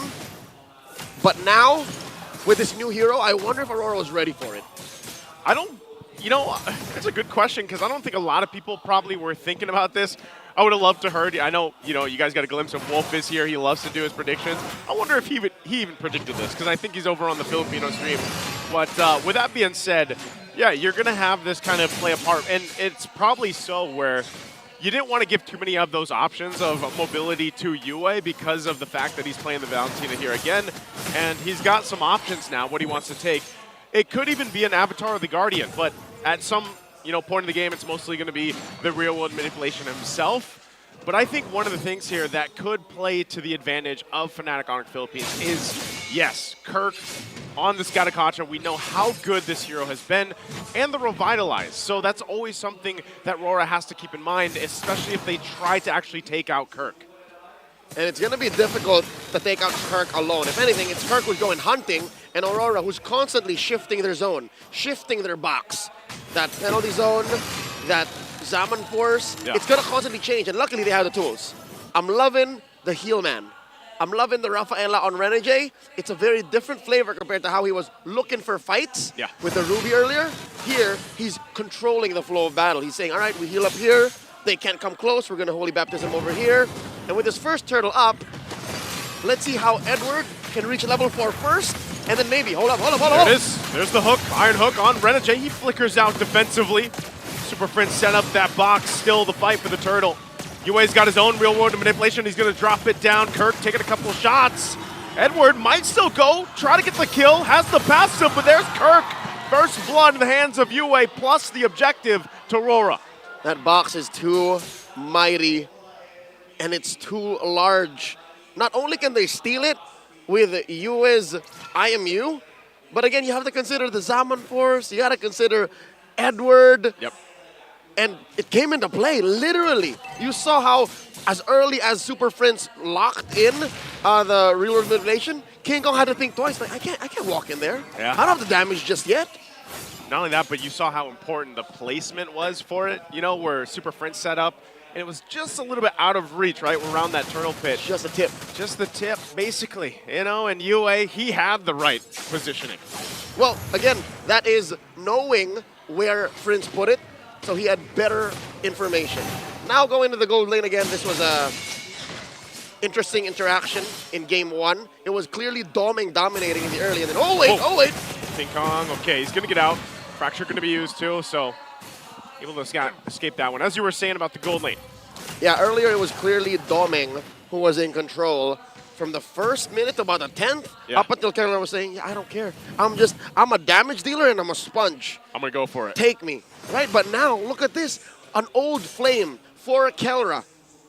Some people would argue he's the Filipino savage, all right? Let's just call him that. And this plus the Franco gives him so much control over the battlefield. Like, you can't even sit in certain bushes once Kelleher gets hot. Oh, no! Oh, okay, they do flicker out, but good attempt, good try to catch there. FNOP going to survive. But yeah, I think that's part of it. As you mentioned, that combination between the Franco and the Beatrix. Like, remember, there was a time, too, when we saw the Franco a lot, it was what? The focusing mark back then that was brought up a lot of the times when Franco was picked up more. And that's when Bea was big. Yeah. That was, I'd say, 2022. Malaysia, MSC 2022. Right? Yeah. That's when those M4 two as well, were maybe? inseparable. A little bit of M4 as well. Check this out. The turtle trade for the orange. King Kong one step ahead. I think Fnatic Onic are just letting this go, but making it hard for Aurora to secure it alone. It's a 4v2 situation. Yeah, there's a lot of bodies down there on the bot too. Demon Kite will get that second turtle of the game, so they go through some trades. That's the plan for Fnatic Onic Philippines right now, and if anything from the last game, you know, it shows that they're willing to play the patient game if they have to. And I think that's what they gotta do, really. But step on the clutch when it's most important. The hook coming in from the bruiser. Hook with the flicker. Are they able to cap out the kill? Edward will flicker. King Kong, though, gonna jump in, gets the penalty zone, and it's too much as Yue will clean up the kill. And Edward, with the body of Smith, able to survive. Well, I'll be damned. Yue stole the fracture. Yue put it right underneath King Kong, if I'm not mistaken. The beast gets slain. By his own. Not by his own hand, but by his own tool. Tool, basically, Dear right? Lord, and this is exactly what I'm saying. Aurora have to play it controlled, disciplined, but know when to switch it up. And boy, oh boy, did they switch it up well there. Was it not Brusco who started with the hook? It was, you know, and it was a good attempt because it doesn't get better. It doesn't get much better than that. You got the hook, you flicker to the turret, and you killed the jungler. Yeah, like, you know, so it was a good attempt from Fnatic Onic Philippines, but RORA definitely counterplayed it. Just shows how in sync and how well accustomed and attuned their communications are. Being the newest kid on the block, Aurora, announced as the newest franchise in Season 14, are now in the Grand Finals playing like this, making the Thunder Gods sweat. 6 minutes and a half in, about 1,000 and change up ahead. Is it just me, or is Fnatic Onic playing for Turtle? This time around, they might want to get this one, unless they just keep trading objectives. It's the last one. Last one of the game. They don't want to... I wouldn't assume they want to give 3 for 3 to RORA, but maybe they're also just saying we don't care. Yep. It looks like that's the case here. They're going for the perp. Yeah, it's going to be up. Oh, they get a call, though. They actually might try to make a play. Whoa, whoa, whoa, whoa. They're going to try to make their way. Yue has the real world manipulation. He's going to get hooked by the iron hook. Demon Kite will still get the turtle, though. Brusco in trouble. Yue's going to go down. They trade it out for Brusco. And FNOP keeping things together in the mid lane. The 1-for-1 trade mid for the roam. And I don't know if they're going to get more. Kirk not going to catch that Unbreakable. That's a small side grade. And throughout that whole fight, it started off with Fnatic Onic just catching up. That was King Kong pushing that top lane and then making a beeline for the turtle fight. I mean, I think 3 out of 3. Great start for Aurora, but Fnatic Onic not exactly out of it just yet. It's small little trades, you know? For every big haymaker from Aurora, Fnatic gets like a body shot.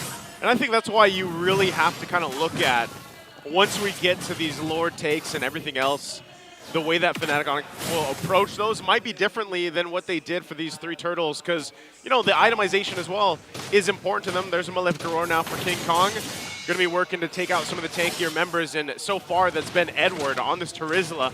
They got to be able to cap him out, and they know they have to work against that passive too that keeps them healthy, plus Heal Man.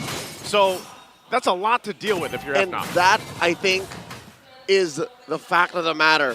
Something that we don't really mention much. The fact that Renegade is controlling exactly where Aurora can go and how much of them Fnatic Onic gets their hands on.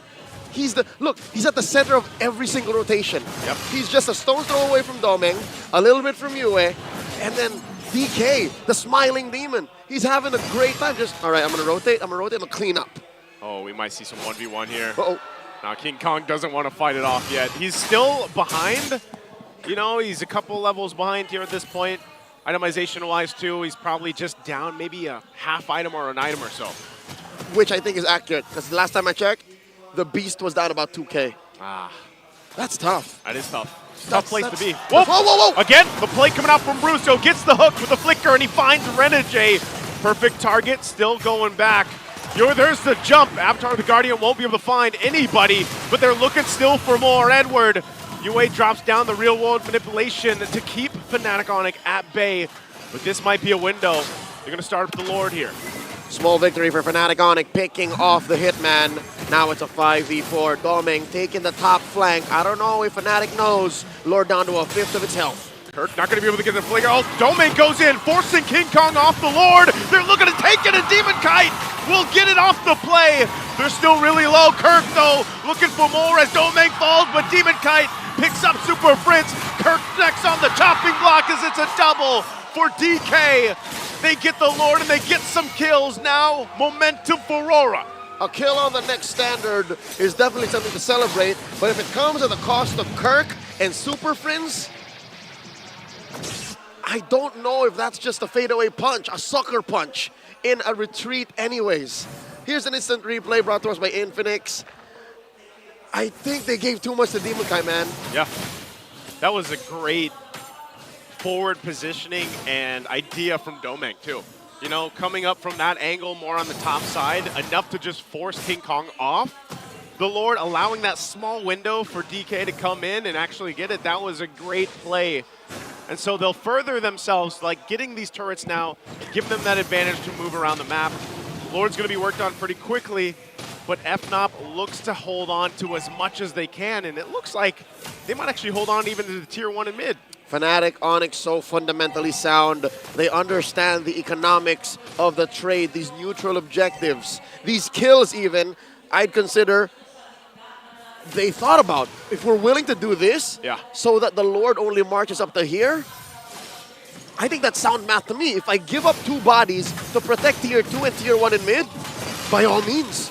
Especially if they can keep it together for the next Lord fight eventually when it comes up. And you know what we haven't seen so far? What is it? A big AOG yet. An Avatar of the Guardian landing on multiple members. Kirk tried. I think that's one of the things you really get when you invest in Rafaela. Yeah. And so far, Renegade, I'd say... That little speed boost is enough? I'd say he's about 3.5 of the 5th's way to getting a full payoff. It's good, but really we haven't seen much of a flicker Holy Baptism, re-engage off of a Holy Healing. That's what you're looking for. That's the money with Rafaela. Look at the damage dealt here by Super Prince, the monster mage. I think the only thing that's making this more of a deceptive stat is the fact that Yue's timing is off the charts. Yeah. Yue is straight up mutant levels of reaction. He's waiting for the real manipulation. All right, 2 seconds later. Yeah, just like that. That's the sound. And you know, you gotta. It's more epic than it sounds. It is. But you also, what else is epic is the fact that Super Prince is undefeated on this Eve. So he's just protecting a record. Yeah, he's playing for that record to keep it at 100% right now. Edward? Picked it up 4 times, I believe, throughout the playoffs. UA as well, locking this in, wants that real world manipulation for this Lord to come up. You saw that too, so the Sea Halberd was picked up. They've got that available to them to kind of deal with the heal man here. It's the gold standard that Fnatic Onic are waiting on. I'd reckon King Kong understands the situation. King Kong is aware. The Beast has to choose his fights very carefully. Now the Lord Dance has begun. Lord now at 3/4 health. Upper quarter spawned. Kirk looking for a taunt. Gonna go for the reset. Penalty zone gonna be used by Edward. They drop it in. A flicker already gonna be committed, and they disengage after seeing both those real world manipulations drop down, but Religion will get taken out. And this might be the opportunity. Kirk doesn't have the Avatar of the Guardians, but they'll set up around the Lord. Hitman gets hit with a double tap. Kelra plus Super Prince. Enough damage to pop the Rafaela. Now it's another 4v5. Remember, the last time this happened, Aurora scored the Lord. I wonder if Fnatic Onic can fix that now. Edward gonna hold up the front. Kirk as well. Edward less than half health. He's gonna jump in with the penalty zone again. Edward goes down, and Demon Kite gets the Lord again, keeping RORA their hope alive for now. They'll disengage from the fight after losing Edward. Universal truth. Suyu with a 7 retribution, already very difficult to contest regardless of who started the Lord Dance. Add on top the world-class talent of Demon Kite, the Smiling Demon, the very first MPLI champion that the Philippines has ever had back in 2023 in Jakarta, Indonesia. Come on. Come on. Come on. Even the Beast has to consider the fact that, given he is down a large amount, that's still that's a perfect combination. They were down a man, Joseph. They were down a man. They were down a man, and look right now, Demon Kite looking to hunt down the King of the Jungle, King Kong. No. DK versus King Kong. Looks like he's just gonna go ahead and wave off and be like, yeah, I'll clear this out. Let them do their thing here. So Lord's already taken care of. What does RORA actually get off this Lord take? Oh, there's the pull again. Iron Hook gonna be able to find Domeng. And Kirk goes in with a massive Avatar Avatar of the Guardian, and they collapse down. Edward on the run, has Renegade speed to help him out. Demon Kite will get away as well. So even with the Avatar of the Guardian hitting 3 members, they only get 1. I couldn't name a more perfect target. It's not like there was anything Domen could have done. He has a flicker. And I think it was a 3 or 4 seconds cooldown when he got hit by the bite and the hook by Brusco. So that was a random penny that they just played. Oh, look at this. That's mine. That's kind of how it is. It's a though, lucky right? pickoff. That's Franco though. Like think about all the times we've seen Franco in competitive play. But it's not as simple. It's that one hook. It's the one hook factor.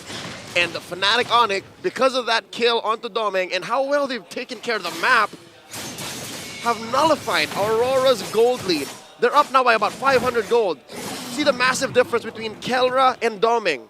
That's what I was telling you earlier. Yep. Despite what's happening between Demon Kite and King Kong, as long as Kelra hasn't died yet, and they keep feeding kills, sacrificing. Yep. Blood for the blood god, for the gold standard. For the gold standard. He's gonna get there.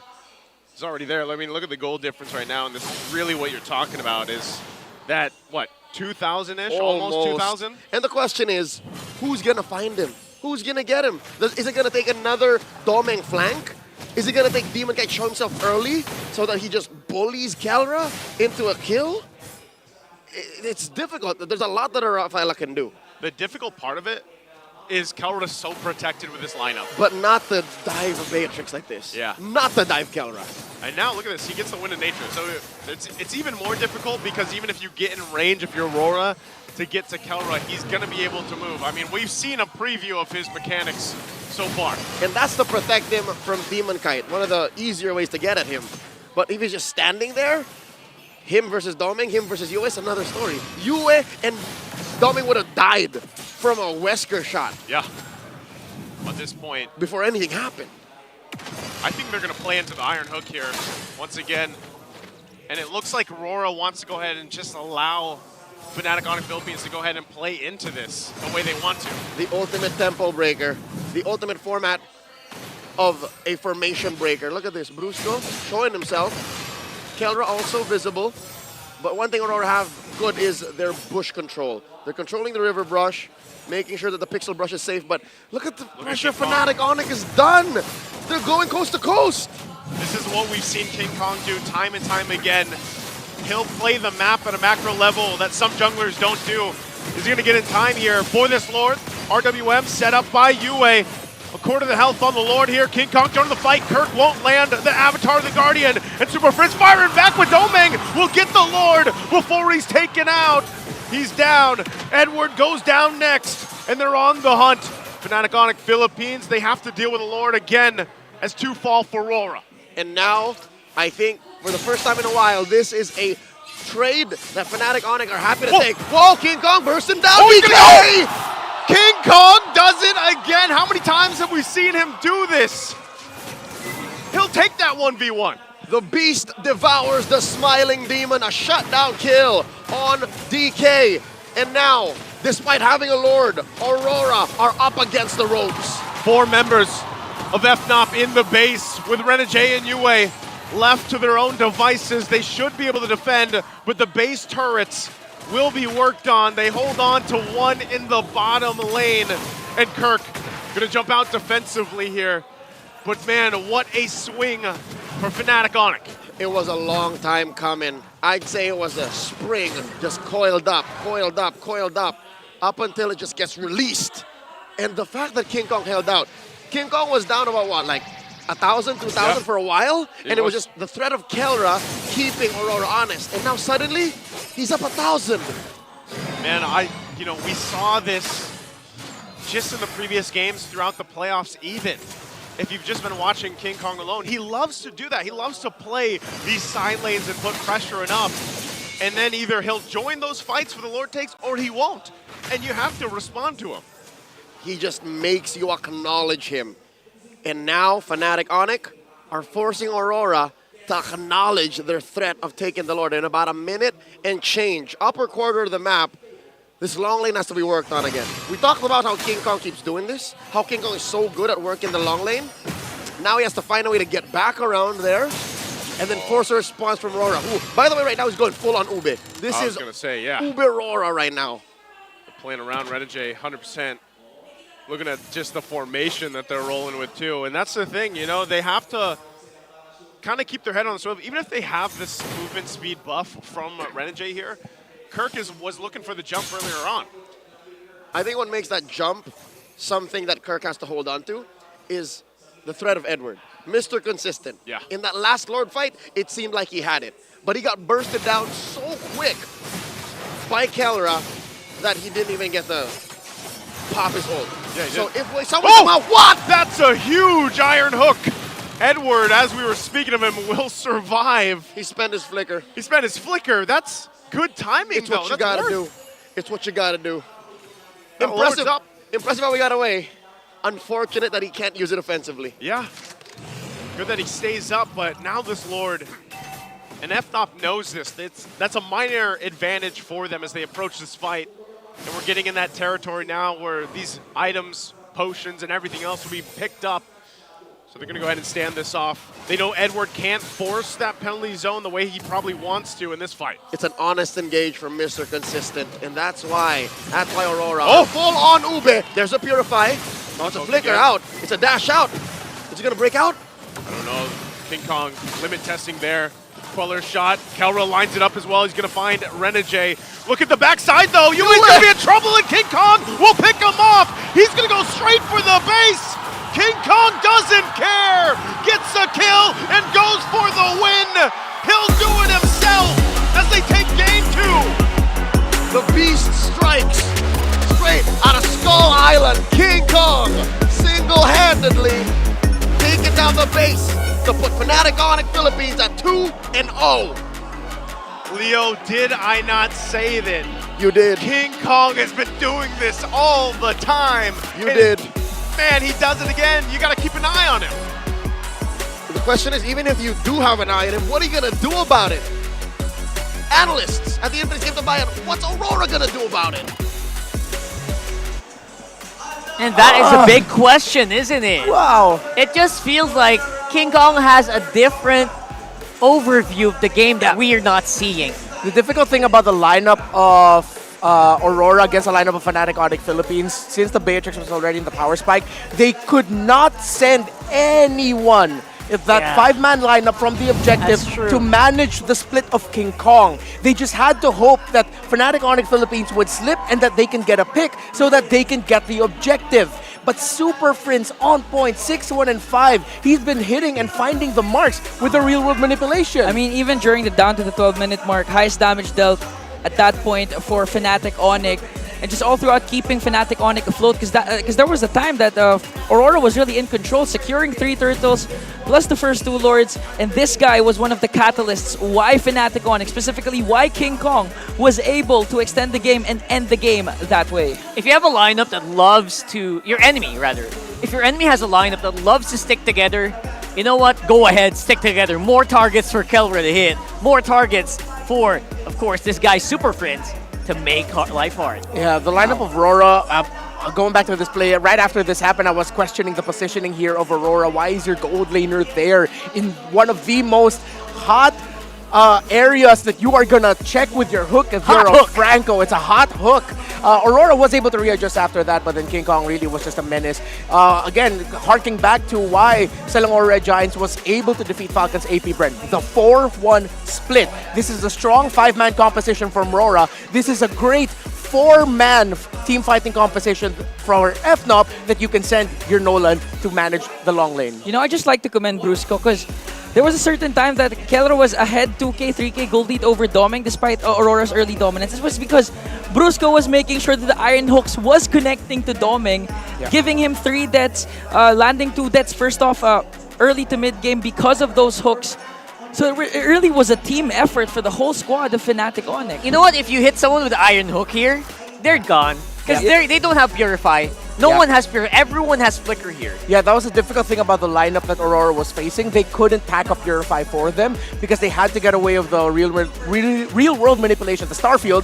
I forget I used that as a shortcut, and away from the avatar of Guardian. And to add to that, Aurora, though, they were handling this Franco lineup really well because it's a little bit easier for them to frontline up until Kelra gets the key item. Remember, I was telling you guys, the moment I saw that Sea Halberd on Kelra, it's over. It's go time. It's going to be much harder for Aurora to team fight as 5 versus 4 until they find that Beatrix. And we're seeing why this hero, right, specifically Beatrix, so deadly in Kelra. Yeah. He has a way around, like, playing and switching around to weapons that they need the most. Yeah. You go for the Bennett if you want to go for these turrets. You go for these really accurate Renner's Apathies that make the life of King Kong easier. Yeah, and at one point he was even rocking the Wesker. If ever the team fight positioning looks like Demon Kite wants to get close to him, Edward wants to get close to him, or even Doming would be very aggressive just so that they can pick the Beatrix. But then suddenly they're like, wait, this guy has a shotgun? Where'd that come from? Yeah, and that's the thing. Actually, we even saw a moment wherein the AOG plus the what do you call the bazookas of Beatrix again, the ultimate? Bennett's Rage. But the fact that their lineup has a lot of kit to re-engage despite the presence of Renege's Rafaela, you know, it was Fnatic Onyx game as long as they get the positions right. Even though the CCs, the AoEs don't connect. That's right. Yeah. Even though Aurora was like ahead by like 2K for most part, I was thinking, nah, it doesn't feel like they're ahead, doesn't it? Yeah. It feels like they need like 10K to really get on top of Fnatic Onic here. But before that, maybe our analyst would think a different way. Let's find out. Super Family is not allowing Aurora MLBB to get a point as they take the second game of this series. Once again, welcome back to the Anna Stand. My name is Wolf, and I'm with Coach Wolf here, providing professional analysis as to what happened in that game. I would have to say, Wolf, I think you will agree with me on this. I think Fnatic Onic just understands late game. Yeah, they basically went to their win condition. They took the game to a part where they can win, which is essentially during the latter portions where you know that the Beatrix can just one-shot people together with Eve, which we saw.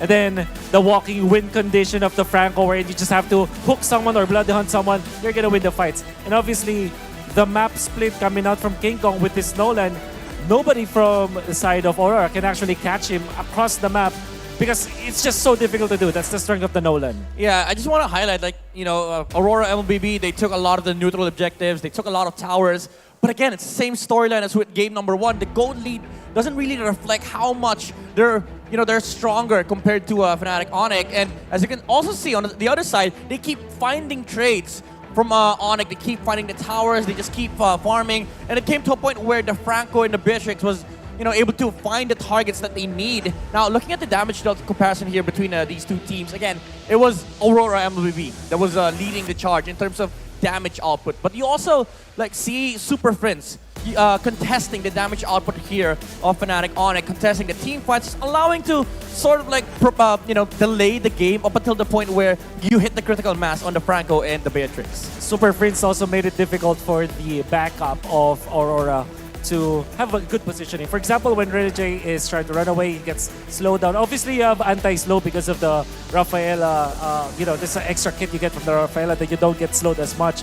However, with the poke damage coming out from Super Friends, it makes it so difficult for Aurora to catch King Kong or Kelra into the backlines or maybe across the map because they always are getting poked. And I think it's also because of the river control that you get from this composition coming out from Fnatic. It's essentially just clear the minion waves in the mid lane and then you can just roam around and poke people around. Yeah, it just feels like Super Friends is always, forcing the terms out of Aurora MLBB, using the real-world manipulation to contest what Aurora wants to do in a team fight, and also not allowing Aurora to find team fights on their own terms. Now, as we look into the item progression, again, you would see the timings here for Fnatic Onic. Once they've gotten themselves the damage items that they needed, specifically on the on King Kong, the Malefic Roar, the BOD Malefic Roar timing as well on the Beatrix, it just came to a point where they have so much damage where Aurora MLBB, if they want to start a fight, they have to concede at least one hero death because the hook is going to come out, the Bloody Hunt is going to come out, and again, as we've mentioned earlier, Super Friends always with their real-world manipulation, finding these forced fights against Aurora MLBB. Now we are going to be looking at the kill map here for both sides, which is really, really important. It's next to Wolf, as some online people would see. It is right next to Wolf. Again, Fnatic Onic, they just constantly found these pickoffs against Aurora MLBB, and these pickups are always around the objectives, the bushes that they have, the control that they have. It was always on the terms of Fnatic Onic. I believe that for Fnatic Onic, they kind of toned down a little bit during the early stages of the game. But when they found that they can one-shot people, I think they waited for the halberd as well as the glowing wand and then the dominant size. If you combine it all together, now you can see that the Rafaela and the healing factor of the Rafaela is a non-factor at that point. You can really burst down people with that combination. Yeah, it was very obvious. Again, Fnatic Onic just understood that it was their timing. They got control of the bushes around these Lord objectives, which was really important for them to secure this victory against Aurora MLBB in game number 2. But that's it for game number 2. But before we head on to game number 3, let's talk about the world and let's talk about the M6 with the M6 news with Mara Aquino. Welcome to the last episode of M News, where we bring you the latest in the competitive world of MLBB. The road to M6 World Championship continues, and here are the schedules for the region currently heading towards the playoffs. MPL Indonesia Season 14's playoffs will be happening on October 23 to October 27, and the top 2 teams will secure a spot at the M6 group stage. Then, MCC Season 4 will take place from October 26 to the 27. The champion will head to the group stage, while the runner-up will fight in the wild card. Next, the M6 World Championship China qualifier. Their playoffs begin on October 26 to the 27th. And like the MCC, the champion will head to the group stage, and the runner-up will secure a wild card slot. For MPL Malaysia Season 14, expect their playoffs from October 31st to November 3rd. The top 2 teams will head straight to the M6 group stage. And finally, over at Cambodia, MPL Cambodia Season 7, we have a report from M News correspondent, Linching Pasok. Thank you, Mara. And hello, MPL Philippines. Li Ching here as your correspondent of MPL Cambodia. Let's talk about what happened in MPL K8 Season 7 playoff the first day. So, See You Soon were able to surprise us with a 3-0 clean sweep onto Team Flash K8. And despite having an 80% of roster changing, they proved to us that they are the reigning champion of MPL K8 Season 6. And it's so surprised that what they can do, even though they were struggling in the regular season. And for the second match of MPL K8 playoff day 1, the Red Spot will be able to go toe-to-toe against Galaxy Legend despite losing to them 2-1 in the regular season with a complete full best-of-5 series 5 game. And for the second day in the MPL K8 Season 7 playoff, we can see that the first match CFU Gaming were dominating See You Soon 3-1 with a completely shutout on to See You Soon as well, even though they did lose to See You Soon in the last season 3-0. And for the second match, Galaxy Legend be able to beat Pro Esports 3-1 as well, despite losing to Pro Esports 2-0 in the regular season. So Galaxy Legend really proved to us that they are the grand finalists of MPL K8 Season 6. And for the last test match of the day, CFU Gaming will be able to dominate Galaxy Legend in a full best-of-5 game series, winning 3-2 over to Galaxy Legend Gaming and becoming the grand finalist early on. For the journey of CFU, I can say that it is not a very smooth, but they be able to pull it off by winning against See You Soon 3-1 and also 3-2 against Galaxy Legend as well. So they already booked a ticket onto the grand final, waiting See You Soon, Pro Esports and also Galaxy Legend in the process. So for the Saturday after playoff, Pro Esports be able to beat See You Soon 3-2, claiming a victory and going ahead for the next round, meeting Galaxy Legend. So for this MPL K8 Season 7, there will be a guaranteed new champion. And so for today, we have to wait and see whether And this just in, CFU Gaming wins MPL Cambodia Season 7 after defeating Galaxy Legends 4-2. CFU Gaming will be representing Cambodia in the upcoming M6 World Championship. And that's it for this season's M News. Thank you for tuning in for the latest around the world of competitive MLBB. Now let's head back to action. It's going to be Game 3 between Fnatic Onic Philippines and Aurora MLBB. Kanino ka? Let's head back to the panel. Pasok. There you go. So apparently we already have a representative for Cambodia locked and loaded already. Congratulations to CFU. We'll see you in Malaysia. Yeah, it's been a long journey for CFU. They've had close calls with the date with the rest of the world for many years now, but finally they are at the top of the kingdom. And now they are rewarded by facing the best of the best in the upcoming M6. Woo! That's going to be fun. And that, again, that's happening in Malaysia. So if you haven't booked your tickets, you better go ahead and book it now. And by the way, we are actually nominated for 7 awards at the MOBI. So vote for Mobile Legends Bang Bang as the Mobile Game of the Year, Strategy Game of the Year, Mobile Competitive Game of the Year, and of course for Muton as the Developer of the Year. The M5 World Championships, you can also vote it as the Live Event of the Year, AP Brand as the Mobile Team of the Year, and Flap TZ for Mobile Player of the Year. And of course, all that's happening until November 3. So go ahead and go to mobileawards.com/votes. So right now, again, mobileawards/vote. Make sure that you represent MLBB. Make sure you vote for MLBB. You know, we give you a great show. And, you know, we love having you here. So thank you so much for voting. To everyone who's already voted, we appreciate it. And catch up your vote. That's all happening till November 3. Yeah, and it's great that we also see recognition for Falcons AP Bren for the year that they've had leading up to their eventual, exit from their World Tour era. That's right. But then I think they deserve the recognition, of course, with the World Tour that they went on. I would be surprised if they don't win the Mobile And just a Team quick of the note, you know why there are 7 awards? Why? I mean, nominated for 7 awards? Why? Because we're going to 7 games today. All right. Thank you so much for that insight, brother. Don't forget, we also have like our mega restreamers happening right now. Chelsea Reyes on Facebook, Ming Mong TV on YouTube, Facebook as well, and a few others on YouTube and TikTok. So thank you so much. We appreciate you guys. Everyone having watch parties, big or small. We got H2O as well, by the way, who's actually, I'm surprised. I was expecting him to maybe drop by today. Yeah. And Cho and Fuego Gaming and Sight on YouTube. Hi, guys.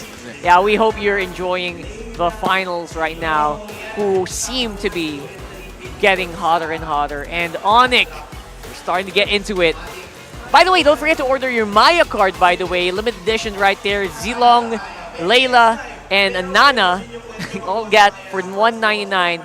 Start paying globally with your globally accepted Maya card now. Why did I just say we're so conditioned as RG boys ourselves? With the moment you named those 3 heroes, Nana, Mia, Zilong, we just couldn't help but go.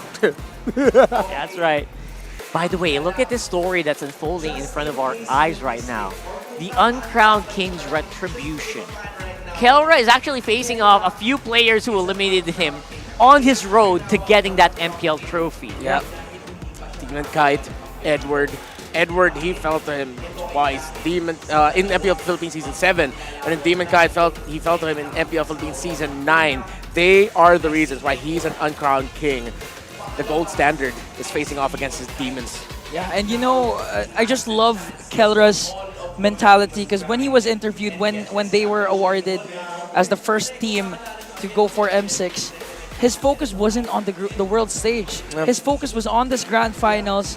Even though there's a bigger fish to catch, Keller just really wants to be in it, in his zone, in his gold standardness, and take down Aurora. And he's showing why he's one of the most respected gold laners right now, especially if they do actually lock in that trophy, right? And maybe it's just about time that he gets it. A lot of people have been really saying and, doubting Kelra I mean, he himself expressed it. I do not see myself as the gold standard until I start racking up gold. The last championship he won was MSC 2021, a bygone era, a very long time ago. He's hungry to win, and yeah, I'm glad that you called back to that because it just shows like he himself was trying. You could see how hard he was stopping himself from being happy. Yeah, I want to be happy that we're going to Malaysia, we're going to M6, but there's still a championship game tomorrow. It's like, wow, Kelra. That's right. And don't forget, we are on FNOP for blue side right now with an 85% side selection win rate. And it just looks better and better right now for the Super Fam. So right now, we're heading into the draft for game number 3. And wonder what's going to unfold here. I know FNOP is very comfortable there on the blue side, having a lot of very powerful picks on the first. We haven't even seen the Fanny show up yet. Right. So FNOP will take away. I gotta appreciate that these two teams are actually, or especially Fnatic Onic Philippines has now banned the Jushin for 3 games in a row. Aurora play a very comfortable play style when Yue has his hands on that hero. And at the same time, it turns off the idea that they're just going to get snowballed on. So Aurora finally respecting the Suyo pickup. So this could be a big adjustment for FNOP. Are they going to surprise and suddenly take away the Edith from Edward so that it can fall into the hands of Kirk? But here they are with a Fanny right out of the gate, despite the throw being open for Aurora. Oh my goodness. Quick check, Renmar. How many times has this Fanny of King Kong lost? Is there any? I need a bit of time to double check those stats. But one thing for sure is I'm sure he has more Maniacs than game lost with this Fanny specifically. But right now, Aurora answers right back with Edward's Edith that has been quite hot yesterday, going up against Falcons AP Brennan. Of course, Renegade this time will be rocking the Katotkacha. That Fanny is actually only 2 for 3. There's a reason why teams don't want to give that Fanny to King Kong. As much as possible, they want to take it away from his hands. It's deadly, right? Very deadly. He's had a game where it went 7-0 in the first few minutes of a game. Yeah. And teams barely recover from that. Whoa! And now, Kelra very happy to pick up that 1-1 as well. These are very greedy picks from Fnatic Onic Philippines. We saw it yesterday against Falcons AP Bren when they pick up lineups where they show their main core damage dealers right away. Teams will be able to counter it. Let's see how it's going to fare, though. This feels like a confidence pick coming from Kelra, telling coach, you know what? Go ahead and give me the 1-1. There's no one in the lane right now that can mess me up. Yeah. So right now, do you go for a Doming hero now? Because Doming's been playing Harith 2 straight times. And one of his most winningest heroes, the Moskov, is still available. Can go head-to-head when it comes to going up against the 1-1. And in terms of macro, can also do the split pushes that Aurora is also known for. But again, the presence of the Fanny makes it hard to play a Moskov. It might force you into some really interesting picks. Well, it's going to be hard for them to actually lock in those heroes that can stop the Fanny right now, since Gatot isn't really targeted. And the Edith is kind of hit or miss against it. Yeah, honestly, Moskov into Fanny, Fanny into Moskov, it's an almost always sure thing right now. With how well Fanny pressures the side lane, the long lane, away from the major objective, Moskov also does that. And usually you see Moskov's fearless in terms of just managing the side waves, and they can just hope for the best that they will survive through the Fanny onslaught, which we have seen. We've also seen Fannies be hesitant to go up against a Moskov who's just split pushing, and sometimes he'd rather just focus around the Lord and hoping that the Moskov doesn't hit his ultimate so that he can join in the team fight. So very classic pickup here for Aurora this season to get that Moskov right away after seeing the Fanny. And for Fnatic Onic, do you take out one of the assassins that can go head-to-head with the Aurora? Oh. The Bane. You take away the Bane. It's great foresight here, honestly. It feels like they're getting ready to just be a big death ball here with a Fanny on the side. It feels so deadly for FNOP right now. Yeah. Trying to avoid any heroes that will disrupt that death ball here, Redmar. If you're Aurora, if you're trying to clean up the picks of Kirk, do you go for a kind of an Arlot ban? Or what else? A Terizla? I think they might consider a Cho ban, honestly. Because they might park on EXP Cho up against that Edith, who does fare much better. So it's going to be difficult for Aurora if they end up with a losing matchup in terms of map presence in the EXP lane, because they need Edward to be present around. So they'd rather take out the Focus instead. Cho later for Kirk is available, but then he can still go into the Terizla. And his, dare I say, very wide hero pool this season with 13 unique heroes already played in that position. Yeah, it's almost impossible to ban out anyone from FNOP completely with the amount of heroes that they've already exhibited here in the regular season as well as the playoffs. If the motto for Fnatic Onic Philippines is greed is good, wink wink if you know what I'm talking about. 999. 999. Then Kirk might actually end up falling into the CC in the EXP lane. So it could be a CC or CC Cho or CC Terizla. All right. So that's kind of, again, you're expecting maybe a wombo combo. Terizla is also viable here for FNOP. Again, very little answers available for Aurora if they go for that route. Yeah, you still have the Hayabusa though for Demon Kite. Yeah, Hayabusa Julian as his next best picks right now in the jungle. I haven't seen the Hayabusa versus Fanny in a long time. I miss that interaction where the Hayabusa just rides on the Fanny. Yeah. Yeah, with a Good shadow times, kill. right? Locked in. Let's see if they're gonna think about that. Right now, Hayabusa has fallen in favor. A lot of these players. Oh, okay. Sana, all right. Sana for the team fight could mess up the Tig. Yeah, they need something like a Cho here. Interesting. If I'm Fnatic Onic Philippines, don't fight a slow front to back. Make your Tigreal be the front liner, fighting slow front to back. Have an EXP laner that can break formations. That's why even Hylos would be. I'll double think about the Hylos. Again, I already mentioned the heroes I want to see for Kirk here. Cho, CC, Terizla. And then for the mid lane, they can just go ahead and Vexana into the Valentina. Valentina, right. Into the Edith. I'll +1 on the Hylos because I feel like the lineup of Aurora is already super slow anyway. You can slow them down even further. Yeah. Because the Vexana is going to have to walk in. Same with the Moscow with the Edith and the Gatot. Gatot can jump in, but that's the only one they have for backline access. Ooh, they go for Arlott instead. Eve is correct, but yeah, Arlott's the choice here. The Valentina. All right. Still, in terms of activeness in the map, the Arlott has a good chance against the Edith. Yeah. So right now, Demon Kite, what do you go for? Do you go for your Nolan? Do you go for Hayabusa?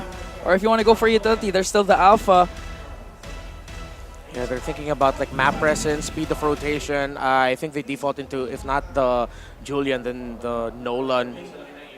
But the Nolan up against the Tigreal. Oh, that's good luck, right? You can't really take out the Tigreal. The Tigreal feels like it blocked out so many junglers. Yeah, you see for Demon Kite. Yeah, exactly. You see RORA stumped right now. That Bane ban also kind of, it's just a decision. Flashy accompaniment. Ling. For some reason, I didn't think about the Ling here. Okay. All right. I get it. It's a sword fight. It's a sword fight in the jungle. So big sword fight. But knowing that they're up against the Arlott, that could be a lot of pressure into their jungle. There's a chance that Demon Kite might have a hard time hitting level 4 here, but they might need to play defensive early on.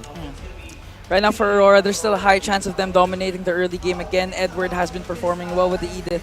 And if they continue their early game pressure, especially towards the XP lane, and take control of the mid lane, which we all know if you have an Edith, it's easy for you to dominate the mid lane, then Aurora can actually score against Fnatic Onic. These are all default heroes for Aurora. Let's see if that's gonna fare, how that's gonna fare against a lineup that's very sharp and steady here for FNOP. Casters, let's go into the battlefield.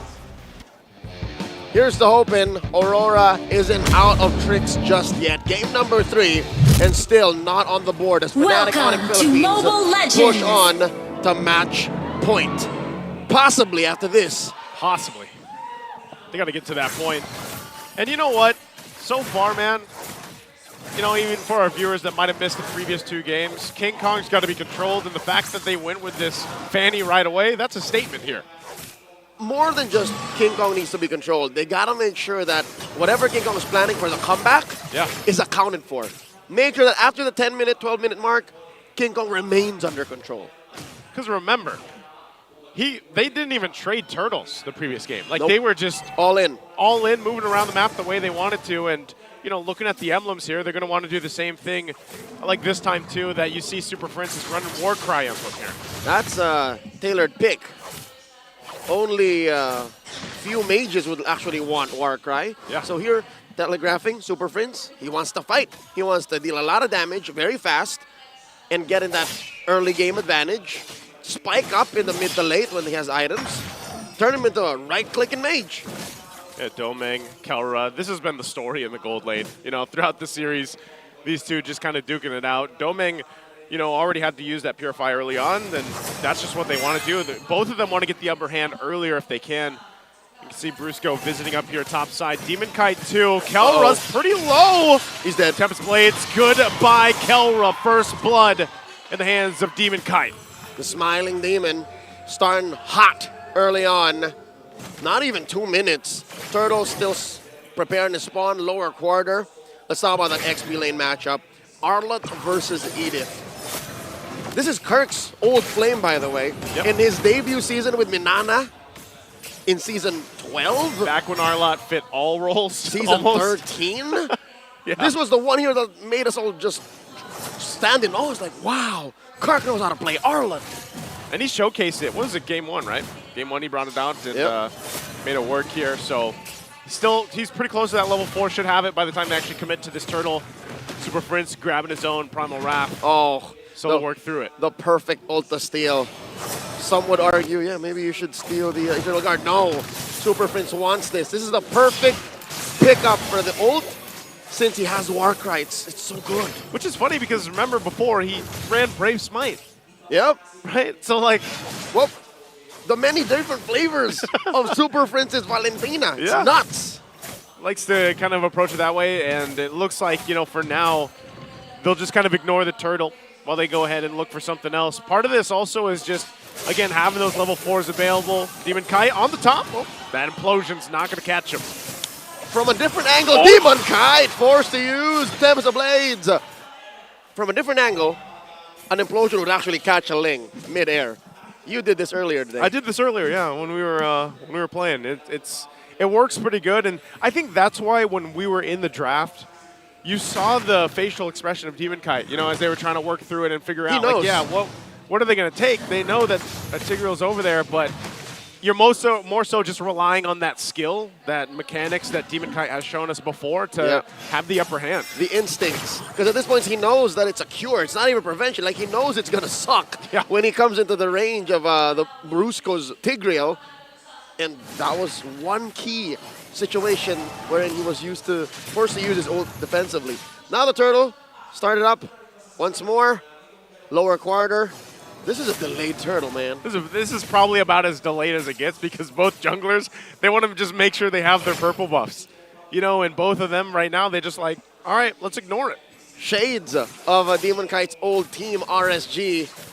A rotation that they made popular in 2022-2023, the delayed Lord Turtle take, wherein they made sure that the buffs were secured first.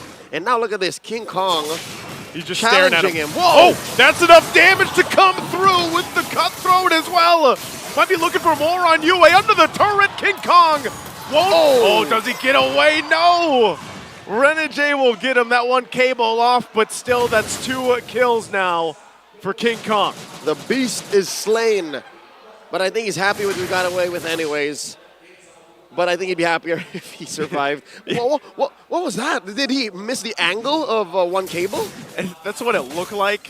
But I think even then, I'm not sure if that would have, if he still would have escaped. Yeah, he would have ended up underneath the turret anyways. Yeah, and Renegade was right there. Probably would have been able to get the unbreakable taunt off, I'm assuming. But nonetheless, you know, it gives a double to King Kong, and there's still no turtle taken. That's right. This might as well be the second turtle here. At this point, yeah. He might start this one up. King Kong working on the orange buff. Meanwhile, Demon Kite rotating up top. Mr. Consistent's first item, the Antique Cuirass. It should help in stopping King Kong from doing his thing. Even Kirk, like Kirk hurts, yeah, right? If you're just clashing swords with him randomly and then some way, somehow, King Kong joins the fray, like that should help Edward stay tougher. Super Prince, though, picking up the, how often do you're a mid laner, how often does a Valentina pick up a Starlium site? Super Prince is on, so let him cook, right? What? Oh, hold on! Domeng! In trouble, King Kong again. Cable's gonna come through, don't tell me. Domeng, wow. He actually survived. I don't know how that happened, King Kong. Not at the angle he's looking for, but here's the final slash, Eternal Guard as well. Finally, Eternal's going to be taken. Demon Kite will get it. Now still looking for more. Kirk won't get away. King Kong jumping under the turret, clears that tier 1 in the mid out. So they'll trade it. Finally, Eternal goes to RORA, and they get a turret here in the hands of FNOP. Make it 2, because Keller was also working on that top lane tier 1.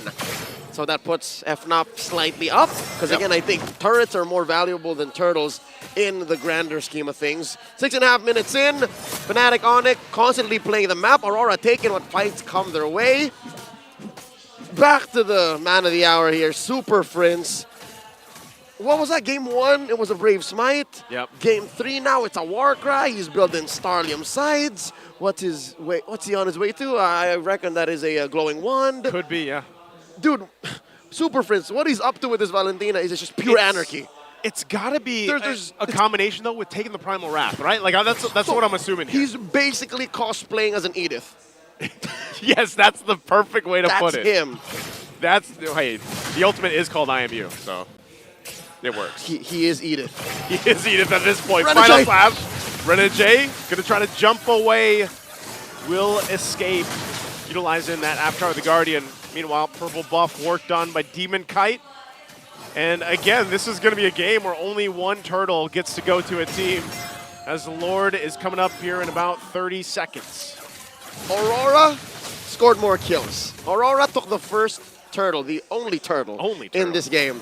And the rotation can actually, the lineup can actually rotate fast. They're capable of that, given the Ling, given the Thought, given the Moskov. But is this not such a far cry from their performance against Falcons AP Bren last night? They buried the defending world champions. Oh, King Kong in trouble. All right, he's fine. They buried the defending world champions. Oh, come on, King Kong, let me finish. King Kong doesn't want to let you finish, and look at the response here. This is he why. He bought enough time. Renegade goes in with the Unbreakable. He jumps on out, and that'll be enough time to allow also Domain to get to safety. Impressive work, Aurora. High game sense. Fnatic Onic, they tried. Yeah. Good setup. Good rotation. Just, again, a mobile lineup. Aurora can control the map, but what is it? Did King Kong get in their heads? Whoa! The damage on the bottom, Domain! That's what they have to watch out for from King Kong on the Fanny. Is it gonna come down to Demon Kite babysitting Domain? Because there's nobody who can protect him. And the panel talked about this in the draft, that the Moskov was the option, but you're almost a sitting duck against a Fanny, and that's what happened there. So that's Lord secured as well for FNOP, and now this is where they put the pressure on the resources of Demon Kite here. Purple buff going to be worked on. King Kong didn't retreat. They're going to rely on it. Implosion's going to be used. Spear Destruction as well. They're going to break out in the fight. Kirk could be in trouble. Final slash. Demon Kite's gone, but they're clapping back here. King Kong will cable on out after he takes out Renegade. Watch Kelra. The 2-for-2 trade still in the mid lane. Kelra taking the spear. Has to be careful. Backs off, and Super Prince as well. Fnatic Onic looking for more. After that pickoff on Doming down bottom, looking to capitalize, gets clapped back on by Aurora, who have a respectable kit, mind you. They have great responses, and here in this fight, they got a solid AOG, a solid EG, but the fact is, there was just way too much CC in the paint for Fnatic Onic to let Demon Kite do his thing. Like, this is not an ideal. King Kong. King Kong! Oh, he is in Basic trouble. attack. That's a little basic attack, but it's going to fall off there. Able to escape, but as you were saying, he's faster than a projectile. He's faster. He should be, right? I mean, you're cabling. You've seen that show. They're pretty fast. This 3D maneuver here is ridiculous. What I'm trying to say is Demon Kite has to go through so many layers. Has to go through a Tigreal, an Arlet, a Valentina that's turned into an Edith, and then the threat of a jump from Kelra. Like, he has to think of all of those things and allocate the Tempest of Blades in a beneficial way. Now, Kirk in trouble. Renegade goes in with a taunt. Not sure if this is the fight they're going to want. Final slash not going to land as well. Renegade taking quite a few shots, and he'll disengage with a jump again. Meanwhile, King Kong takes the purple buff, waiting patiently to see who's going to come here. He's going to get spotted out, though, so just takes the buff for now. So far, I'm counting about 50-50. Renegade casting a DAG, a defensive avatar of the Guardian. Like, that's mainly what he uses it for. But that might be what he needs. Doming's in trouble. Doming's in trouble here. Too much to handle as that full force of FNOP comes on top. Doming is down. This is not a drill. Doming died twice, yes. But in my head, I can already see 3 or 4 more deaths in the very same way. Unless they figure something out. Unless they find a way to give him space on the map. But that is easier said than done, especially if Fnatic ought to just pop all these holy shields, man. Yeah, who do you send to protect Doming? Again, he even purified out of that. But you're just overloaded by so much that even so, you can't really escape that. So, you know, is Doming just, is his only option to just sit in the base? That seems to be the story here. You can purify stacks on the 1-1. You can purify from the many setups from Kirk and Brusco. But at the end of the day, King Kong just comes in. Purify what? Yeah. In the air, if Kelra does fly. Oh, Demon Kite! Demon Kite, whoa! Look at the damage coming out. Again, another defensive AOG going to be used. And this is getting a little dire here for RORA, as it looks like the lights are really dimming in this game number 3 for them. Sun's about to set. 12.5 minutes in. And Fnatic Onic have scored the first Lord, yes. But they're taking the time with this one. They want to make sure that it's almost impossible for Aurora to contest, or they have a clear take. And Demon Kite. There we go again. From the flank here. They're going to use it. They're going to jump in. Super Prince as well. Demon Kite going in with Tempest of Blades. Will be able to find Super Prince. Could be looking for more. They get the knock up here through as Kirk going to fall. And they still have Kelra, King Kong, and Brusco to face off against the Lord. Well, I'll be damned. The first time in a while, Aurora are actually Where's he going? 3v5. They're going to jump in. Kelra! He is gone! And RORA finds a little bit of hope, and the light shines a little bit brighter at this point in the game. There's an ember of flickering, an ember of flickering. Aurora are back in this game. 4 for none, plus a Lord. Did Fnatic Onic not respect the output of Aurora? Did they hedge on the fact that Demon Kite was not going to catch King Kong? Oh, I guess not, and with that too, they've been waiting to do this. Take the purple buff from King Kong, so they have a massive swing now in their favor here, Leo, for this Lord push in. Usually, it's at this precipice, this crossroads, that Fnatic Onic just somehow snap into killer mode, into end game. But now it's Aurora who's in that position. 1,000 gold ahead, the map turning red, and for the first time in a while, King Kong has to play defensive again. Aurora looking to clear up these lanes, and they're hunting. I think they're looking for King Kong.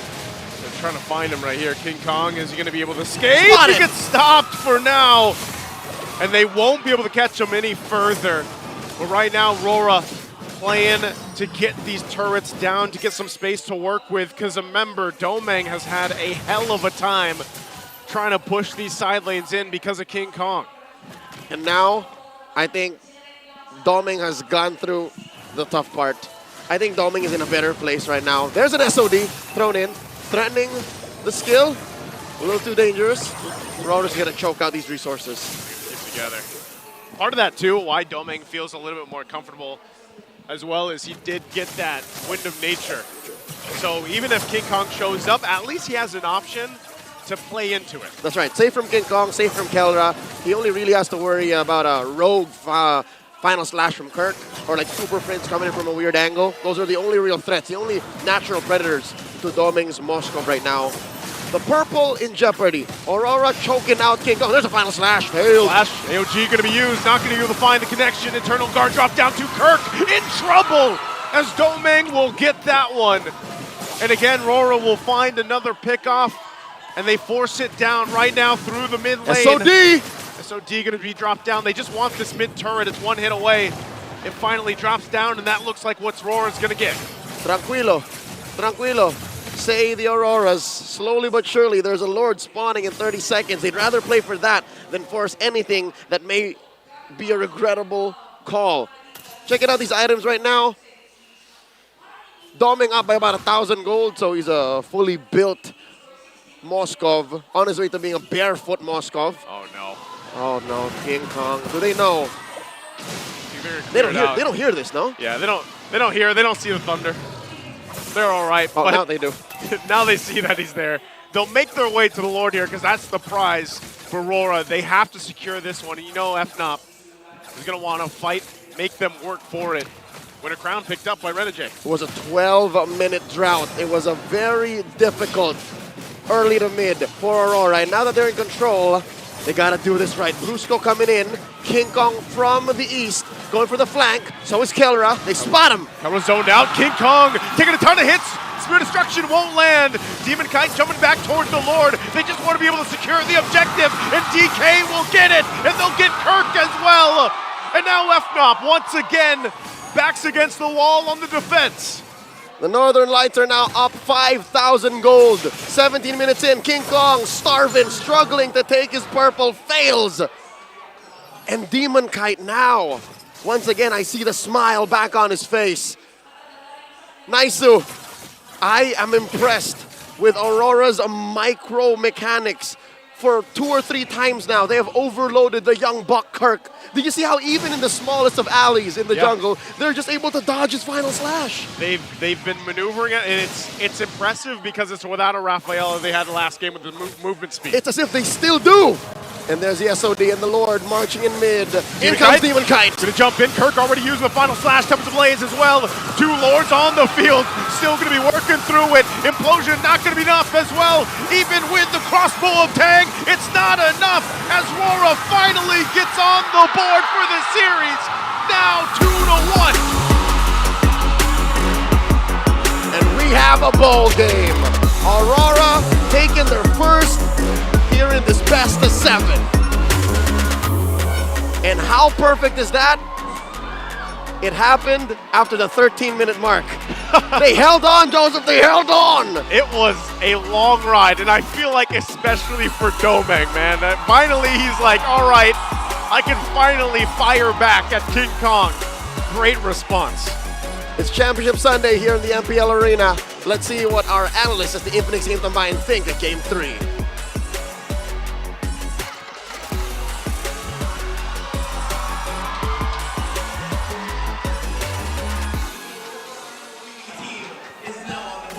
You know what? I got me some doubts earlier on, but I didn't know we'd get Championship Sunday like this. We got a ball game. Yep, ball game indeed, and coming off of the back of Aurora being able to punish a Fnatic Onic Philippines overheat.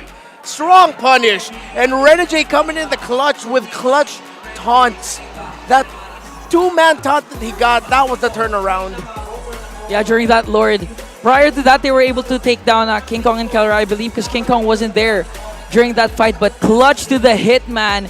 It's hard to pull off a taunt CC onto highly mobile heroes for the side of Fnatic Onic. But if anyone can do it, it's going to be this man, Renegade. It was funny because I could have sworn they got the early game there, especially with Super Friends going full-on Edith mode, locked in the Starlium Scythe. And there you go. These late game team fights are all what it's all about for Aurora. That was a turnaround moment. The moment that Fnatic Onic Philippines whiffed their initiation there with Aurora starting things off. And that two-man taunt by Renegade coming in the clutch to catch off the 1-1 and the Fanny. Those were the 2 main team fights that really turned things around for Aurora. And since they were playing from an uncomfortable position where it's harder for them to initiate, where they were playing back, it was harder for the 1-1. Yeah. And if not just to commend your energy, there was a stellar performance also for Edward. There were a lot of times wherein Kirk's final slash was hitting, and whenever the Flicker final slash was going to be casted, it was a go signal for Edward to go in with the Earth Shatter Flicker combination. So it was a whole team effort for the side of Aurora, and not to mention Demon Kite's huge plays, huge solo kills. Honestly, up until the very end as well. Like, they were like forcing it to the victory. Yeah, after the first jungle rotation, Fnatic Onic Philippines needed to take control of the game and dominate because they have abysmal wave clear. Kirk has a concussive blast. Brusco as well. They needed a little bit more utility to help help themselves clear the waves. When it got to the point where it was just a full-on push, you saw it was so difficult for Fnatic Onic Philippines to clear out all the minions. Yeah, and this was coming from the fact that Fnatic had a good start. Who could forget? After Demon Kite picked off Keller for the first blood, there was an evade coming in from King Kong and Brusco. With the implosion play, they got 2 kills plus denying the orange buff. But despite all that, I think you said that during the lineup, that Fnatic Onyx lineup was kind of too greedy. So when it comes to the macro gameplay, I think they were focused more on kills instead of the objectives that Aurora was clearly dominating during the whole game. And to be fair, Fnatic Onic Philippines has won with those kills previously. Like just to overload them with all the damage. Sometimes, you know, the opponent gets a little dizzy, stunned up. That didn't happen that much here. Yeah, little by little, I feel like the Fnatic Onic Philippines making bolder draft decisions. Aurora is getting to read them just a little bit more. Even though you saw the hesitation on their end to pick that Ling, after they survived the onslaught of Fnatic Onic Philippines having a 5k gold lead, once they were starting to punish, it proved yet again the statement of many professional players in the Philippines that this meta, it's the meta where you cannot make mistakes. You commit an error and it's so punishing. Fnatic Onic Philippines committed 2 big errors and Aurora punished them. And not just errors, you know, there were also missed chances for King Kong to actually have solo kills. I think there were 2 instances, even with Doming. So I know a lot of people have a lot to say for this game. Well, you know, 2 people who have a lot to say. My bros there on the solo analyst, dual analyst. Throw it over. Timing has never been more crucial for Aurora MLBB as they take game number 3. Magandang buhay, welcome to the Analyst Stand. My name is Antinara. I am joined here by my idol, Wolf, as we try to explain what happened in game number 3 between both of these teams. And as we see, it was Fnatic Onic Philippines that took control of the earlier stages of the match. What was the turning point for you, Wolf? So that was the second Lord timing where we saw that the Fanny, which was King Kong, tried to poke the Moskov in the bottom lane. So for Fanny, for all of those who are that familiar about the Fanny, when you are that deep, it's difficult for you to get into the Lord area. So when King Kong did that play against the Moskov, probably he could have taken down the Moskov, but then again, it's Doming, so he survived. And the thing is, the punish was very instantaneous coming out from Aurora. They bursted down the Lord. They took 2 heroes with the combination of Edward and Renege's crowd control, and then they took the Lord, eventually took the map afterwards. Yeah, and when we see there, it was the combination of, I think it was Renege's taunt and Edward's Earth Shatter that made it possible for them to be able to look at the Lord. Which is why when we look at the crowd control time, there was a point in time wherein it was Edward that had the most highest crowd control here by the 16th minute mark. Yeah, if you're going to be looking at that, that's even the Moskov had a lot of crowd control. Yeah. There was a time where he was landing the stuns, which is, by the way, very difficult. There was a time where we utilized the Moskov against the Fanny. Like if you recall, like around Season 9, Season 10, that is the pocket pick. Now, it is standard. However, if you're a Fanny user, because you're so used to facing the Moskov, you know how to outplay it. So Doming finding his rhythm when it comes to stunts in the latter portions of the game erased all of the early game problems that they've had. Yeah, and we were talking about how timing has been crucial for Aurora MLBB, and you've been talking about timing all across the games that we've had, Wolf. So this Wind of Nature pickup 13 minutes into the match, and then later on, the immortality from Doming ensured that he will survive. Which was also the timing that the Fanny went to the bottom lane around the 14th minute. Maybe, I mean, we didn't really actually see what happened there, like the micro that happened between King Kong as well as Doming. But the fact that he has Wind of Nature at 30 minutes 44 seconds kind of meant that King Kong may have over-calculated the strength of the Fanny. We know for sure that he's a masterful Fanny player, but Doming surviving in that bottom lane meant the world for Aurora. Yeah, and that was the crucial moment for Aurora MLBB that later on enabled them to secure this win against Fnatic Onic Philippines. There will be no sweeps for today. That was interesting to me. But then again, this has been Anjanara and Wolf for game number 3. But for now, let's head on over back to our panel. No sweeps indeed. Thank goodness. Thank goodness. Big ol' reliable here. That Wind of Nature did save Doming. Yeah. A lot there. And again, King Kong, rare time that he overcalculated the fan here. Yeah. That decision to go for the Wind of Nature instead of the Malefic Roar first was so crucial for that game. That's right. And you know what? We haven't really mentioned that much. Look at these Minana boys. Look at where the Minana boys, the NXP boys are right now. It can't really help but look back sometimes and see how far they've come. Yeah, the former members of Next Play EVOS, Minana EVOS, headlining in the grand final. Miles, Kirk, Brusco, Coach Hayes, Doming, and of course, Renegade had a long time stint with Next Play / EVOS. So you know these guys are cut from the same cloth and now gonna represent the Philippines for M6. Well deserved, and their journey, of course, is call this truth that perseverance and commitment to your passion can bring you anywhere. That's right.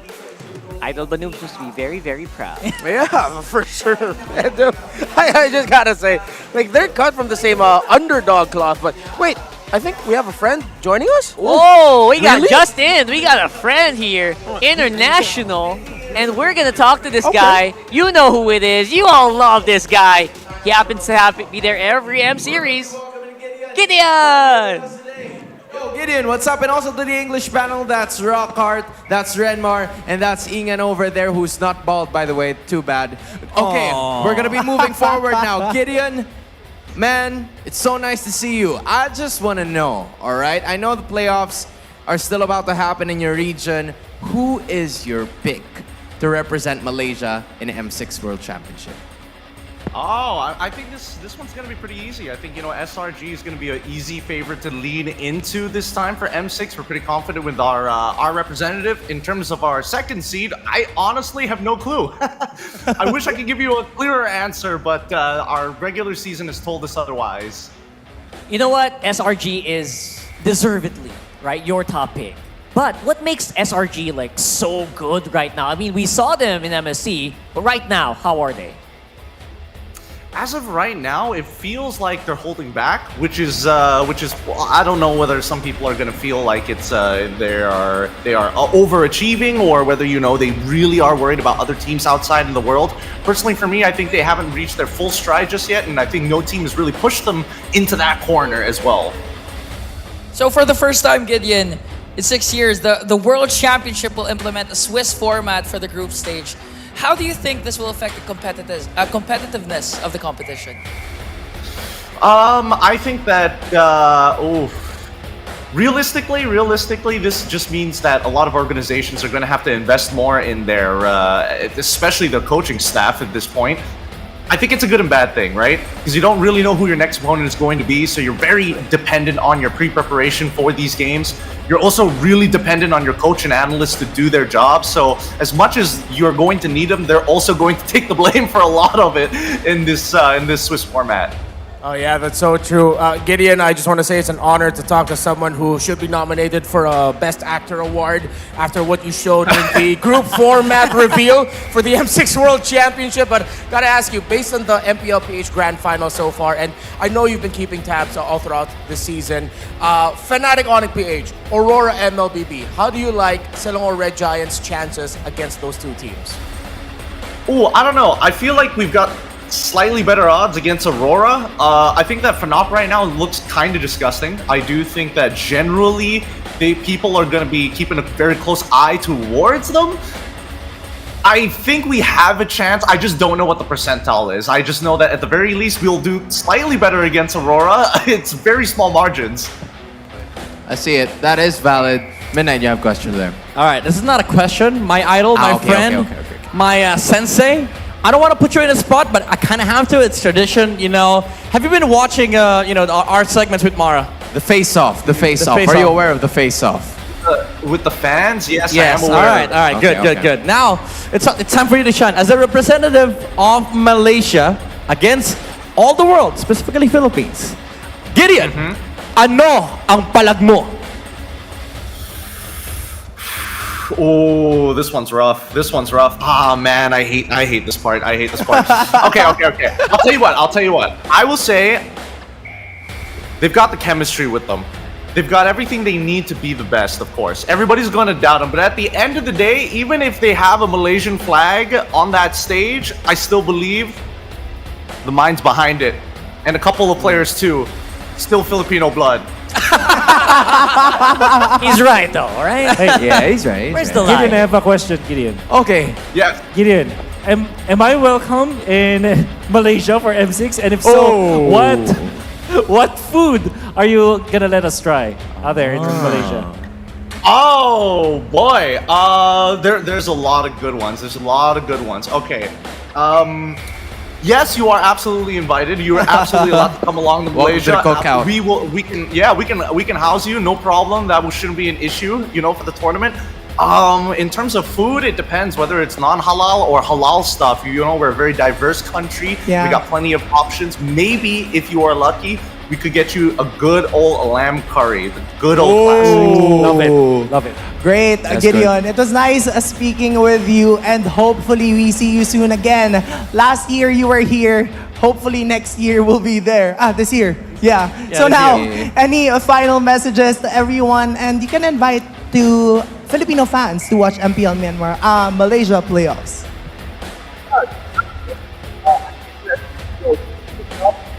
Has been working really hard this year for M6. Good job to all the teams. Good luck to both FNOP as well as Aurora. You guys are putting one hell of a show here today for everybody as well as the audience. To the Filipino fans, go easy on us. Keep it chill. Our chat is, still young. We would love your viewership, especially if you want to watch a Malaysian MLBB. Maybe get a little bit of a taste of something else, something different. We're entertaining for a good reason. And honestly, thank you so much for having me on board. My name is Gideon Q, and shout out to both the Filipino desk and as well as the English desk. Yo, Gideon, it is so nice to have you here, man. I'm sure the English panel shared the same sentiments. We kind of missed the fact that the times where you were wearing like 10 jerseys and you were taking them off one by one. Unfortunately, we don't get to see that right now. But yeah, hopefully next time, man. Hopefully next time. We'll see you again. Also, you guys in the English panel, all right? Bye. See ya, bye-bye. I miss Gideon. I want to see this. I want to hang out with that guy again. Yeah, for a second I thought he was gonna do something absolutely crazy for his palag, like start taking off like all multiple jerseys. Maybe the pants this time. Yeah, have a cutout, a cram, or innocent. I don't know. Or the with the pants. Right? Did you just say the pants? Yeah, he did the jerseys already. Do the pants next. Oh yeah, I mean a lot of teams have their own personal joggers, so right? sure. The Yeah. joggers. There you go. So again, so fun to have Gideon Q always there in the M series, and again. Just so much action, so much to watch out for. Silang Red Giants, similar to Onic right now, guys, right? Yeah. And for Gideon, even if they're representing Malaysia, the minds in some players are still Filipino-blooded. He admitted it. They're not shy about that. They're very open with that, right? So again, all of that just makes it so much more exciting for M6, especially since they will be hosting the whole tournament. Yeah. So right now, throwing it over to the MPL Arena, of course they are looking for the smart gameplay pose, and the guy who won, one of the guys who won the previous game, game number 3, that's Renny J. Copy that, guys. Hey! This guy also has the right jersey for it. But again, maybe just a little bit more. The camera's looking for a little bit more. Needs more fire. Needs this more guy's got like fire. This guy. Look at this guy. If the kid doesn't win, I'm gonna be mad. Oh yeah. Oh, but no, of course, this is Renny J's dad. Has to be right. Come on. You're The creator. Yeah, he doesn't need creator. There we go. There we go. Creator. Give it to Renny J's dad, y'all. There. Look at that. Yeah. Of course. Mr. Barcase, good job. Let's win it, right? Come on, smart gameplay post. There you go. All right. Who better, right? And we're gonna add in the Index Salon Precious look as well. Why not give it to him as well? Same. He looks pretty hot. He's pretty fire. He's on fire, man. And look at that. Guys, men can be hot. Yeah, I know. What are you guys talking about? Okay. Why are you guys laughing? Right now we're looking for the freshest face among the fans. What? Is there anything wrong with what I Rockstar, said? take a minute and just rewind what you said. He looks pretty hot. And what the screen was showing. I will say that again. Renny J's dad's pretty hot, man. And I agree with you. A lot are agreeing with you. And of course, if Renny J is hot, the creator must Where be did hot he get also. it from? Exactly. Where did he get those genes from? Right? The hole that you guys are just digging is getting deeper and deeper. Wait. I'm crying. You get the jeans. There is nothing wrong with my statement. All right? And Index agrees as well. Yeah. Oh, dude. Bro. The last time I cried like this on broadcast was in M2. Bro, nothing can change my mind. You guys can snigger all you want. Yeah, man. Right now, the man we is, are going to... good-looking dude. He's a good-looking dude. Stop laughing. I got you. The look Renmar gave me when you said You guys are so bad, you know?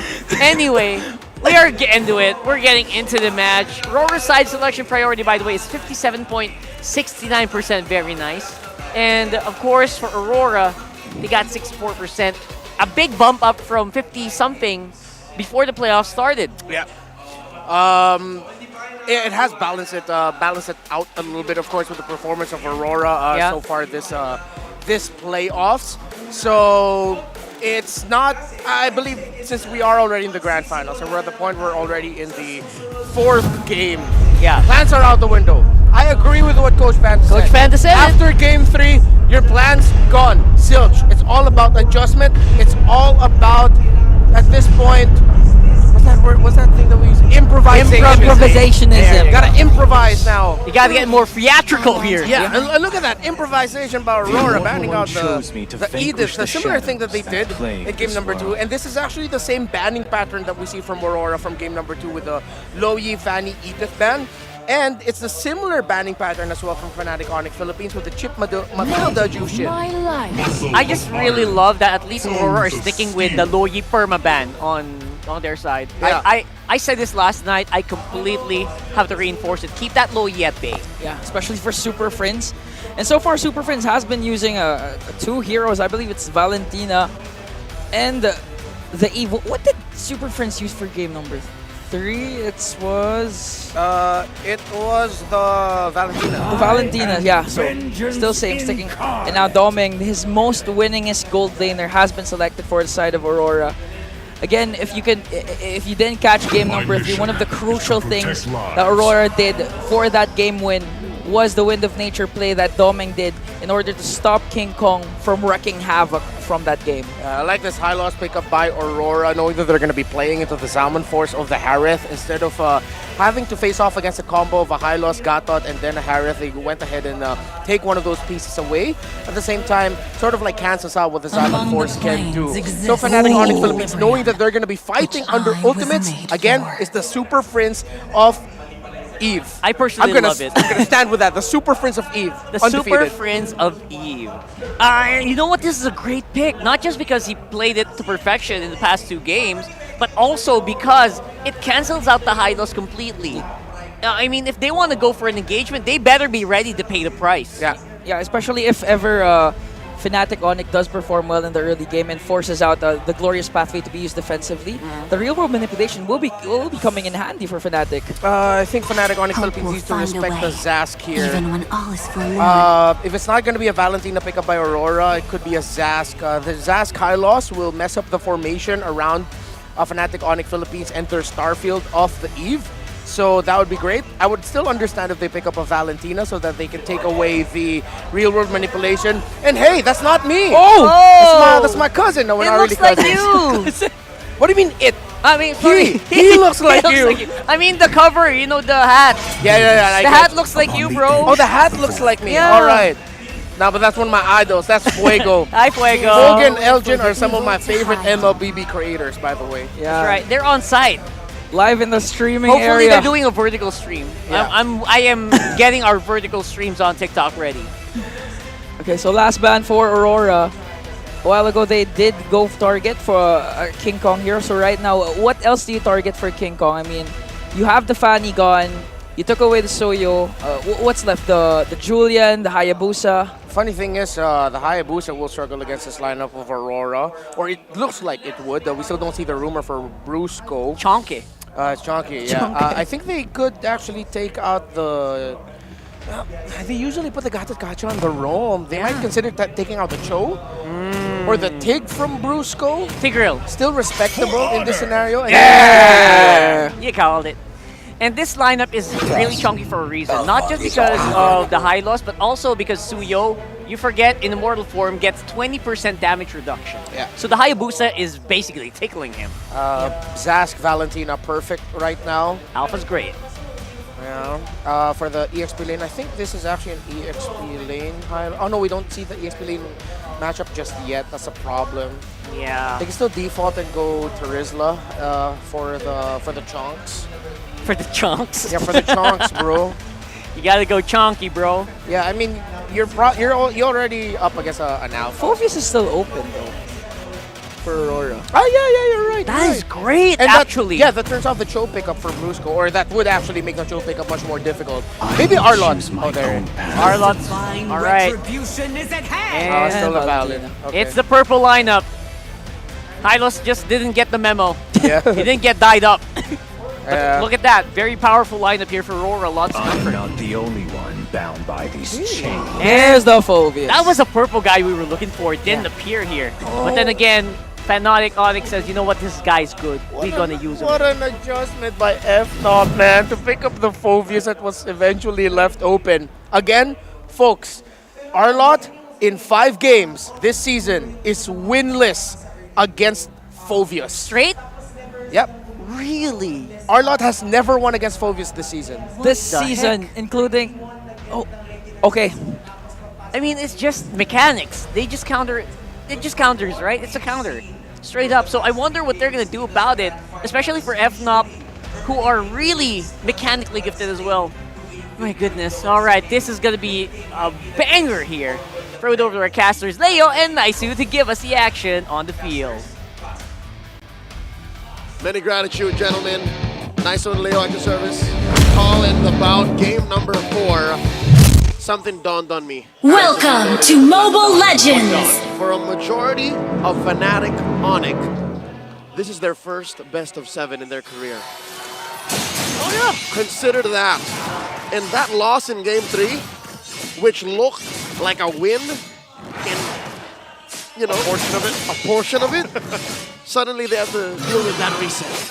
I feel like that was, I don't know, in a way, like, it's a good check for them, like a reality check throughout this series in the best of 7, because, like you mentioned, this is also a mental test, you know, for the lineup. I mean, on both sides, too. I know there's obviously some experience over here for RORA individually, but essentially that's what a best of 7 is. I mean, we saw a glimpse of this yesterday in our first best of 7 for the lower finals. That's right. And you can really see how things adjust where you're in that first half of the series, and now, you know, as you start to get towards these later games, you're going to see that adjust. But I love what Renmar has pointed out about that matchup alone between the Phoveus and the Arlot. That's right.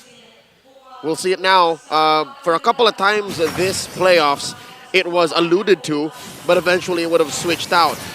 But here, for sure, it's Edward versus Kirk. They're going to go for this again. Revitalize might not be enough. No. And Renegade will go down in that first blood, going to the hands already here for Brusco. A Hylos may be stout.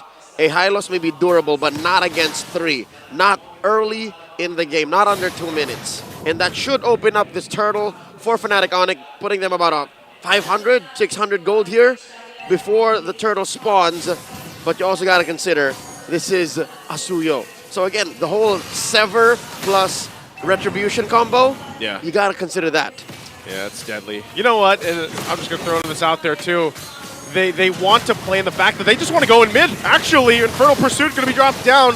Queller fired off as well, but Renegade falls for the second time at the 2-minute mark here. Now, this is the clear sign for FNOP to take this turtle here, unless Edward tries to do something. He's going to take a couple shots once again. Kirk dunking on him, but ultimately securing this first turtle of the game. Amazing how this 4-man rotation from Fnatic Onic Philippines are able to just control this northern half of the map, the upper quarter. And that will allow for them to, I don't know, orange ube their way into an early game advantage. Because now look, they're sending all their dudes down to the bottom. It's Doming's turn for a little bit of attention. Let's talk about that matchup right now. Doming versus Kelra, the Moscow versus the Harith. This is a matchup that was actually switcherooed, right? Yeah. It was the Harith on Doming more often, and then Kelra rocking That Moskov. that Moskov, that's got to be trippy. That's got to be a tempo swing for sure for Fnatic Onic. Yeah, and I think it's funny how this series alone, it's been... Oh, hold on. Kirk jumping in once again. Infernal Pursuit, but...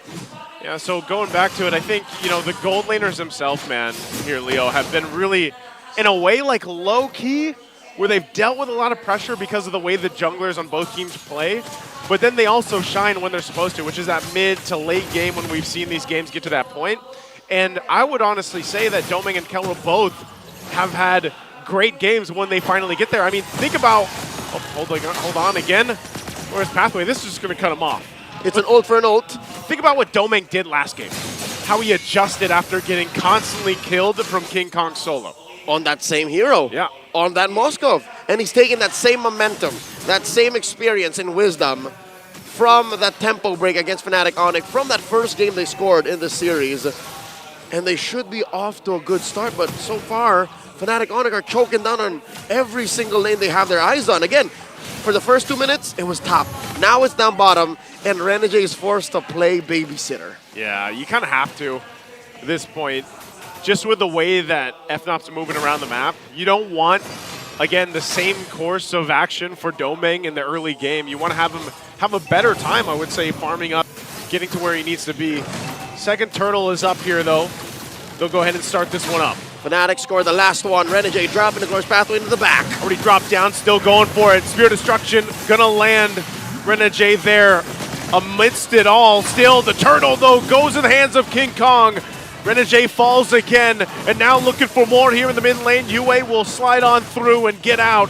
Good push, though, up top from Doming to get some extra gold. All of the energy shields are popped and just in time, too.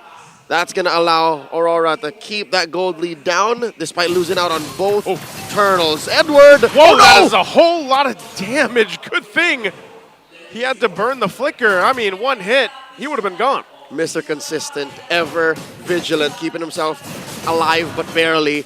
That does allow for Doming to push in. I think that's why Edward was just really throwing himself and just saying, no, look at me, I'm Psych. here.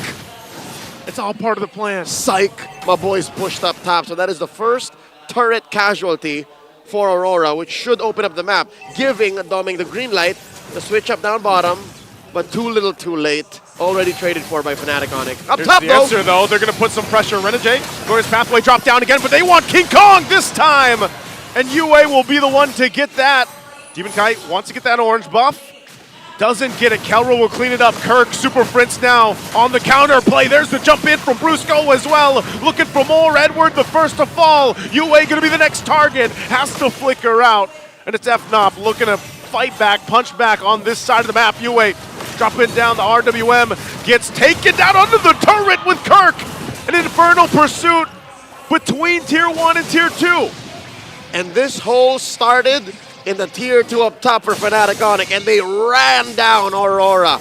By hook or by crook, they were going to get something out of that exchange, and it eventually converted into a turret down mid. Final turtle spawning. Uh-oh. Lower quarter, Doming's in trouble. Doming, how are you going to get out of No. this? Kelra firing off. Brusco, oh, he goes over! Great use of the flicker to dodge the unbreakable taunt. And the dash. He layered both. Amazing work by distance. the next standard. He straight up changed the zip code. Hand this man a new passport. Oh, SOD. No, he doesn't take that. Not gonna happen. Would have been amazing if somehow that spear also got the turtle. Talk about a moment. Was along the way.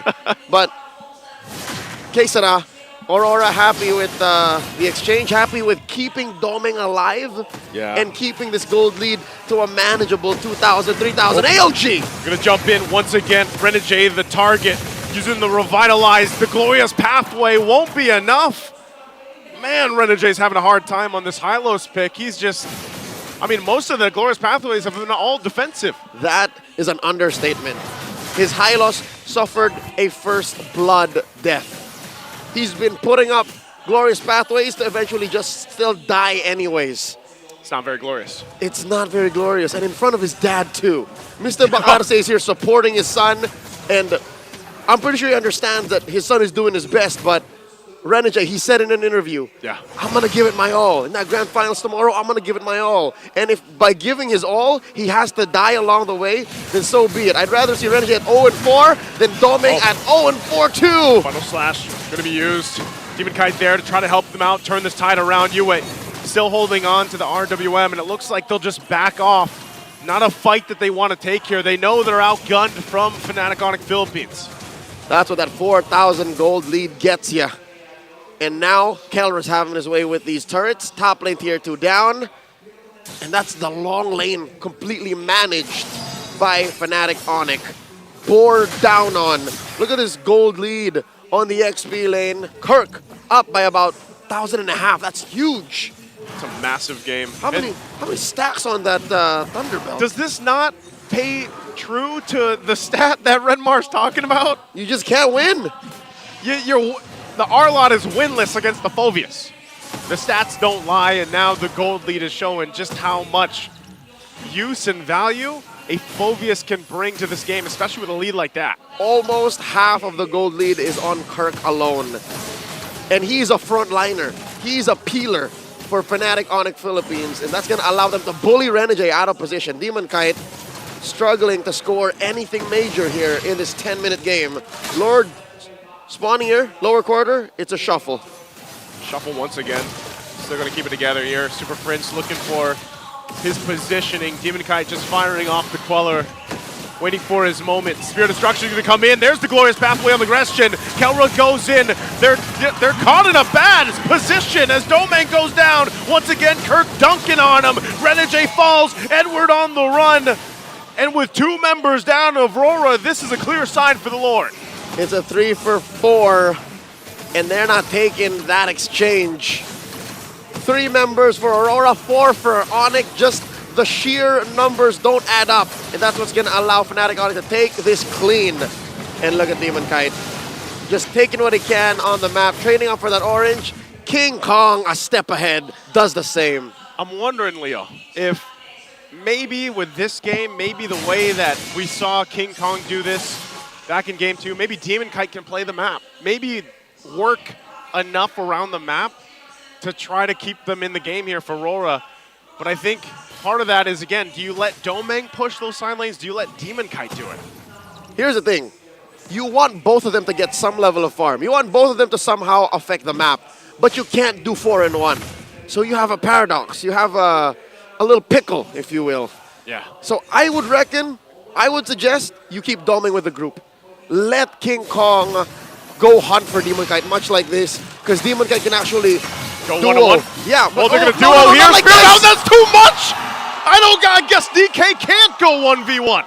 I mean, he thought, and he learned the hard way, stepped into the lair of the beast, and found himself belly up. Oh, this is trouble, because right now the focus here, the base of Aurora, without Demon Kite, they'll clear out the Lord. The jump's coming through from Brusco. The setup from Super Prince with the RWM and the response from UA as well. Brusco finally going down. That might be what they look for again. King Kong taking a couple shots, working on that tier 2 in the mid. Right now, that's all they get. Looking to pop the Holy Shields. They do on the top and the mid. Lurking on this bottom side. FNOP, though, getting what they can off that first Lord. This gold lead is going to get out of hand. No more outer turrets for Aurora. So from about 5,000 expected in the next minute to go up to 6. Next Lord spawning here, lower quarter, same spot. 70 seconds. Okay, change of plans. Maybe it's got to be Doming. Maybe you let Demon Kite kind of roam around with the group and then have Doming not exactly cross the river and just farm up. Yeah. I'm just wondering, wow, look, Renegade's been a punching bag. You know, this is another way to say the hitman right here. He's taking the damage. He's getting hit, man. He's getting hit. It's what he needs to do. And the fact that he's stopped at 0 and 5 means he's kind of put it under control. I mean, at the cost of their turrets. Yeah. But as the minutes pass by, all the more the reality of a comeback can happen. Yue, Demon Kite holding this bush, spotted by Brusco. Brusco taking a couple shots from that Soul Sever too. And, you know, they're doing what you just mentioned. You know, let Domeng push some of those side lanes if he can, but still he has to take a foot of caution when he does it because of the fact that there's the initiation even from Brusco to cut him off. That's right. And there's an AOG. So Fnatic Onic, they're like an octopus right now. You know? Like, you know that an octopus is distracted because it's playing with this little Rubik's Cube over here. So we evolved from Sonics. Oh, hold on. Kirk still going to be going. Kirk in trouble. They're clapping down Brusco, front of it all. Renegade cutting him off with the Glorious Pathway. And that's a defensive jump with the Avatar of the Guardian. Keeping them together. They're going to reset. Could it be? Lord still worked on here. Is this a moment for Aurora to secure an objective? Well, no more key ults for Aurora. And Renegade is very low. Renegade in trouble. He was actually committing to it. And they're going to fight it out. Kelra wants to go. He's working on Edward. He'll get a double kill. And that was all once again started from RORA when maybe they didn't have to do that because now the Lord goes in the hands of Fnatic Onic. They had no ults. Fnatic Onic technically were just down on TKOs, but they were chunky enough to force fights. And the fact that Kelra never left the scene, that changes the landscape, the face of this fight. And now Fnatic Onic inside the base. They're already inside the base. A jump through Yue, trying to buy some time, keep the turret alive. Yue goes down, but they hold on to that base turret. They still have to worry about this Lord push, though. So maybe that bought them a few minutes here, or a minute at best, but they're going to have to get ready. They're going to have to buckle in for this massive push from FNOP with a massive lead on top of it. They got to hunker down. And I got some bad news for all the Auroras watching all around the world. Aurora has a less than ideal clearing lineup. Their wave clear is on the lower scale. They only have Yue. Yue is the only one who can really clear these waves quick. Maybe Demon Kite if you consider it, but all of them have to kind of punch these waves manually. Yeah. The old-fashioned way. And they might even have to use like a final slash in a certain situation to help clear them or manage them the way they want. That too. Against this Lord push. That too. Very important. So you got to consider, do I use the ult for the fight to deter a push, or do I use it against the wave? Lord knocking on top lane. In comes Brusco. Jump in from Brusco into the final slash. Double real world. Minute laser drop down, and Edward already gone out of the picture. Renegade going to be next. Kelra gets a double again. Looking for the triple on Yue. Goes in. Kirk cleans it up. Triple for Kelra, and Domang tries his best, but it's not going to be enough. As he goes down, it's a wipeout. Fnatic Onic Philippines clears up, cleans up the game, and gets to match point. All five get flatlined as they witness their base get broken down. 3-1. 3-1. Fnatic Onic just one game away from taking home the title. Again, it looks like this team, Fnatic Onic Philippines, doesn't have many weak points. They're able to go ahead and just synergize so well from early to late game, and that's what's dealing, what RORA has to deal with here as they get ready for another game. They're a freak of nature. Let's hear from our analysts at the Infinix Game Tambayan, talking about Game 4. You know what? Sonics do feel like they do have it all covered. Very unlikely here. They're going to lose out even more. What a beautiful performance here in game number 4. Exactly, a huge team effort, and you can already see who's standing on the on the stage. The clear MVP. Is that King Kong? That does look like it. And let's double check that later on. Let's double check. Okay, now the MVP. No, it's Kelra. They all have the same look with the haircut, Rock. That's right. That's Kelra, who is going to be the MVP here. Nigh unstoppable on that Harif. We're looking for him. And you know what? This Harif actually did so much, especially comboed with Super Friends on the real world. Doesn't even need to be a real world. Just slow him down. And it does feel like Kelra can do whatever he wants. Yeah, speaking of Kelra, again, the immense positioning that he displayed all throughout the game. A lot of credit also goes to Kirk and Brusco for setting up Kelra because of the first kills, actually, that Brusco picked up onto Renegade. Mind you, Brusco is a roam Gatotkacha, picking up 2 kills. And of course, the swerve into the Phobius pick for Kirk worked wonders for them. All throughout the game, Kirk was very present. Even the panels, even the desk casters, Leo said this, that Kirk was supposed to be the frontliner, but he became a peel for Fnatic Onic during crucial moments, really disrupting the position of Aurora here. And even Yue had a hard time stealing the real world manipulation. And when those moments came wherein he casted the real world manipulation, he was literally out of position because of the threat of the dive coming in from Fnatic Onic. Yeah, it must have been really painful for Leo to say that, you know what, the hitman, you got hit, man. Yeah, he became hitman. a punching bag there. And again, you can't really blame him too much. It's his Maybe- job.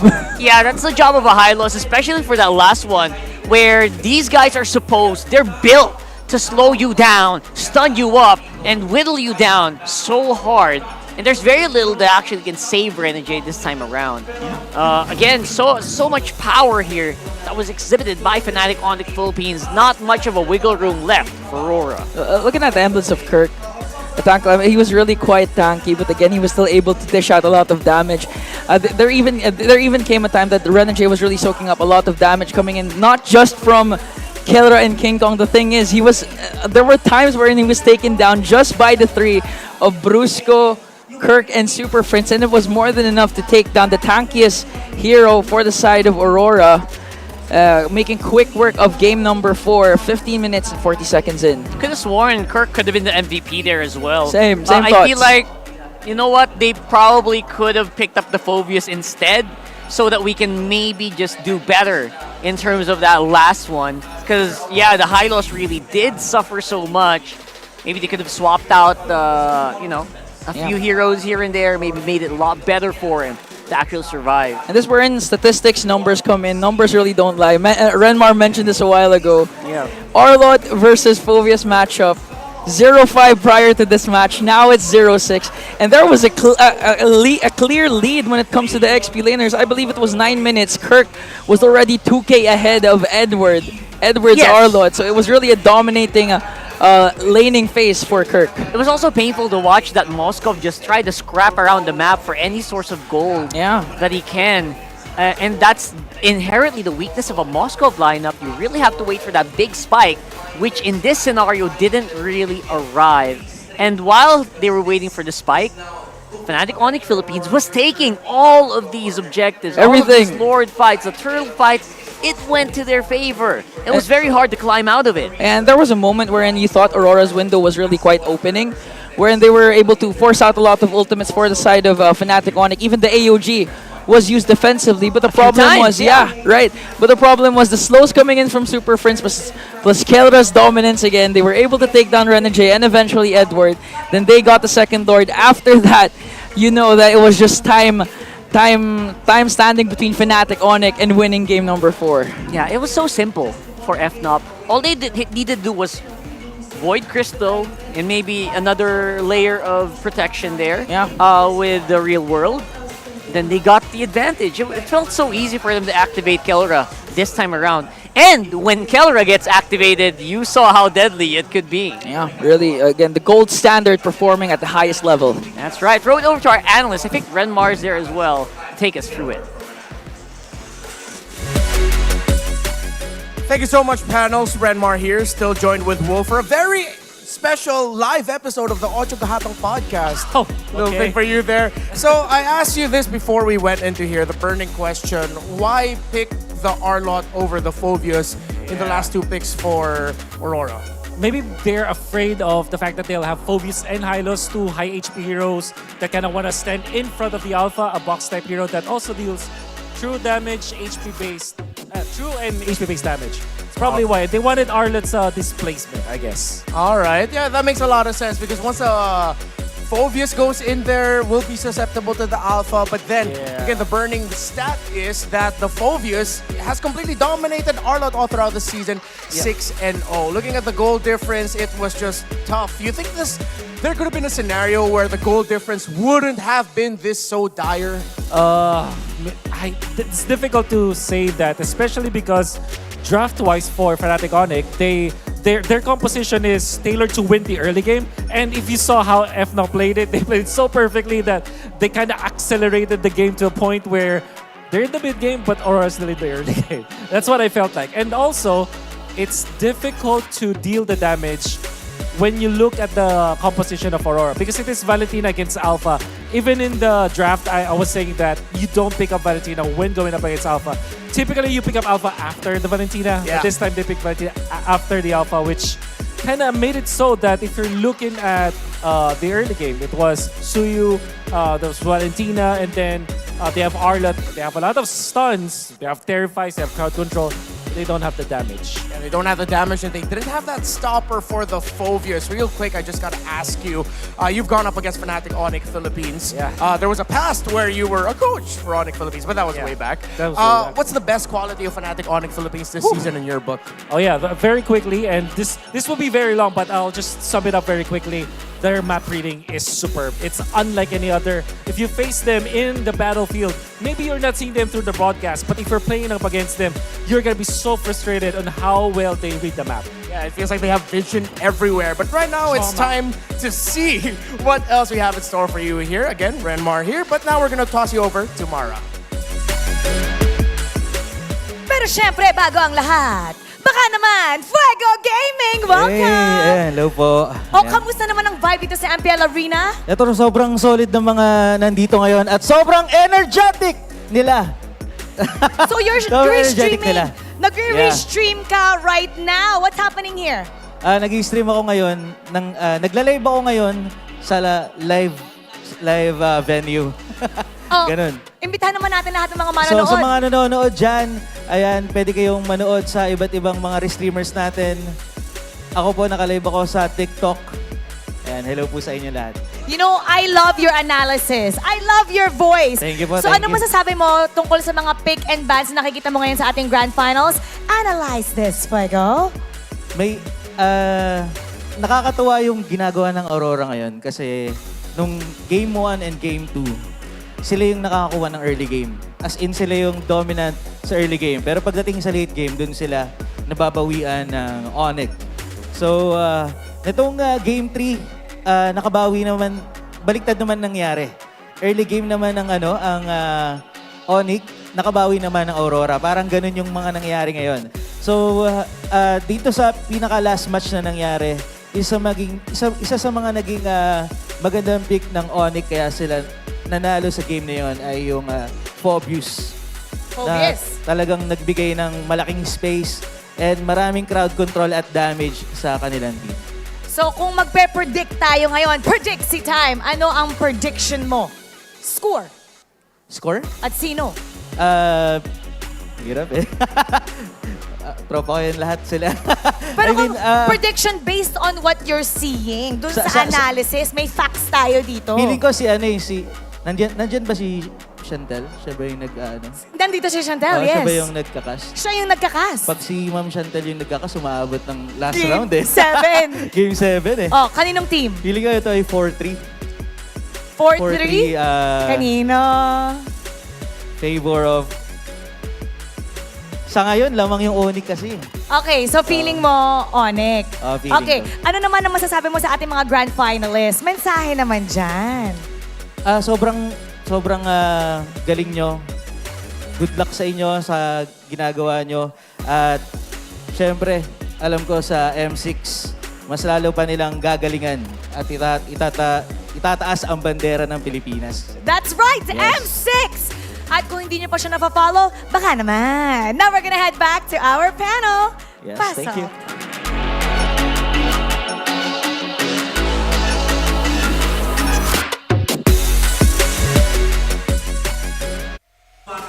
Baka naman means maybe, yes. Yeah. I don't know the Direct correct translation. translation. No, but then it just that's says right. maybe, right? Maybe. It means maybe. And a big friend of MLBB, that's Fuego. He gives a lot of analysis, a lot of tutorials over on his, I think, YouTube and TikTok. So do check him out. No joke, you learn a lot about MLBB if you watch him. So big shout outs to him and everyone watching and all the restreamers. You know what? MLBB would be nowhere near as big as it is without all of our restreamers who make this game what it is right now. The passion, we can feel it. The time that you spend watching and playing the game. Yeah, our content creators, everyone really adds a lot to our community. So we're all very grateful for you because every time a new patch drops, I always watch your videos. Yeah, and they're the reason why the PH server is one of the hardest servers in the whole world. That's and true. you guys are also part of the reason why ML is one of the biggest esports games. Again, 1.3 billion views. Yeah, actually, that's true. I mean, if you want a shortcut, if you don't want to read the patch notes, they'll do it for you. Yeah. Even we used it. Sometimes it's so easy if someone's already working round the clock to research, Yep. and then you can watch it. And look at this, global kills per game leaders. We got Kyrie, another guy clad in yellow. Yeah. Right up there. And alongside Max. And of course, King Kong is joining them as well. Beautiful stats here from globally recognized players. Yeah, if I'm not mistaken, if Andoryu made it to the grand finals, he'd be in the stat line. But since he's not here, of course, the regular season MVP King Kong, who's just been an absolute killer. Again, revisiting the stats, preparing for this day, I was reminded that King Kong is undefeated as a Roger, 7-0 this season. Oh, that was when? Until what week? Until Roger started disappearing, like Week around week 4, 4, week week 5. 4. Yeah, exactly. And again, these are very respectable numbers. King Kong, despite being relatively newer compared to these guys, are actually quite on the rise. And Kyrie versus King Kong. Oh, I hope we get to see it. I wonder. I want to see it. I mean, I know the competition in MPL Indonesia has really increased with the rise of RRQ, Team Liquid, ID, BTR as well. Fnatic Onic didn't find their consistent footing until the end of the regular season, but yeah. Yo, the KK duo, they got a message. I think they really want to see something on the other side of the world. Let's watch this. Kasi, wala, gusto lang sila talunin. Hindi namin masyado iniisip yung pressure and nung dinominate namin yung regular season. Kumbaga, etong playoffs na to, bago to eh. Kumbaga, parang walang score dito. Kumbaga, walang 13-1, walang labang, walang lahat pantay dito sa playoffs. Kaya, tingin ko walang pressure sa amin yung pagka-dominate namin. That is the mindset of a true champion. There is no stats, no numbers. You and your opponent on the battlefield, that's all that matters. Yeah, you treat them equally, you defeat them equally, you always give your best. And the KK connection, really looking forward to facing Onic Indo. Honestly, I think that the more people see just how dang good Fnatic Onic Philippines is, they're really getting globally recognized, that it's a dream match now at this point. You want to see Super Friends go up against Sans. You want to see Kiboy go up against Brusco, Kari versus King Kong, CW versus Kelra. You know what I want to see? What? King Kong versus Sekais. Oh yeah, that's another dream match. That's a whole Yeah, completely different dream match. Who's the better fanny? Comment down below. Okay, and of course, be part of the digital transformation in the world of connectivity. You can say hello to convenience, flexibility, and local connectivity with Smart Prepaid eSIM. Now available for digital delivery through the Smart Online Store for only 99 pesos. So get your Smart SIM now. And of course, before anything else, let's take a look first at MPL fans who are giving their all-out support from all of the watch parties happening all around the Philippines. We got one on UP Town Center happening in Quezon City. They represent Luzon. We got one on Festive Walk Mall in Iloilo City, walking up for Visayas, and MMCM Plaza in Davao City representing Mindanao. There you go. Huge shout out to everyone, and we hope you're all enjoying the fun, the action. Hello. Live and on site. I Right love there. it. I love the Mindanao watch party. The Mindanao watch party looks Watch party lit, looks man. really lit. I mean, they have the complete set. The what do you call that? The clappers. The clappers. They got clappers. They're so compact. I feel like there's so many people there. Yeah. No, there were like an even a bigger group of people standing behind the people sitting down. Yeah, I mean, people are waiting. So big shout out to all the Auroras as well, who's supporting on KMC Armstrong Cafe in the Grand Finals watch party. I know you guys are probably busy like this right now. Oh yeah. Make sure you make yourself heard, okay? Because they need the support. The players up on the stage really need your support if you are one of the Auroras. All the incantations, all of the all of Incantations, the the rituals. preparations, the rituals that you have. Throw them all. Throw up that energy ball if you're kind of feels like if you're a Saiyan, if you're Goku, throw it up there. So you can absorb all the energy around you and throw it over to the players there. Because right now, it's looking like Fnatic Onic Philippines are on the road to 4-1. Yeah, they just should not get greedy in this next draft.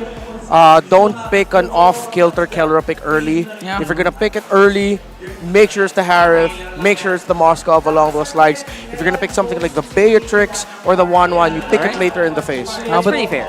Yeah, but the problem is Fnatic Onic selecting this time blue side once again. Aurora was able to beat.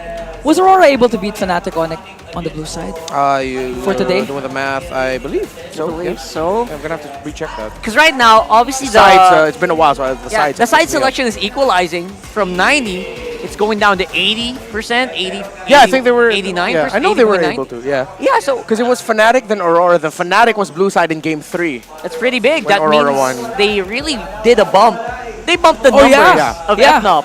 Yeah, but again, that was the game where they drafted the 1-1 and the Fanny super early on. greedy comp. Yeah, and even though they were able to get a good early game, relatively so, despite Kelra getting picked off first, they eventually lost control because they got taunted by Renegade. They didn't have the right crowd control to weather a really heavy siege. So just don't get greedy, Fnatic Onic Philippines. If you can end it now with the safest picks, with your best bets, do it. But make sure it's not greedy.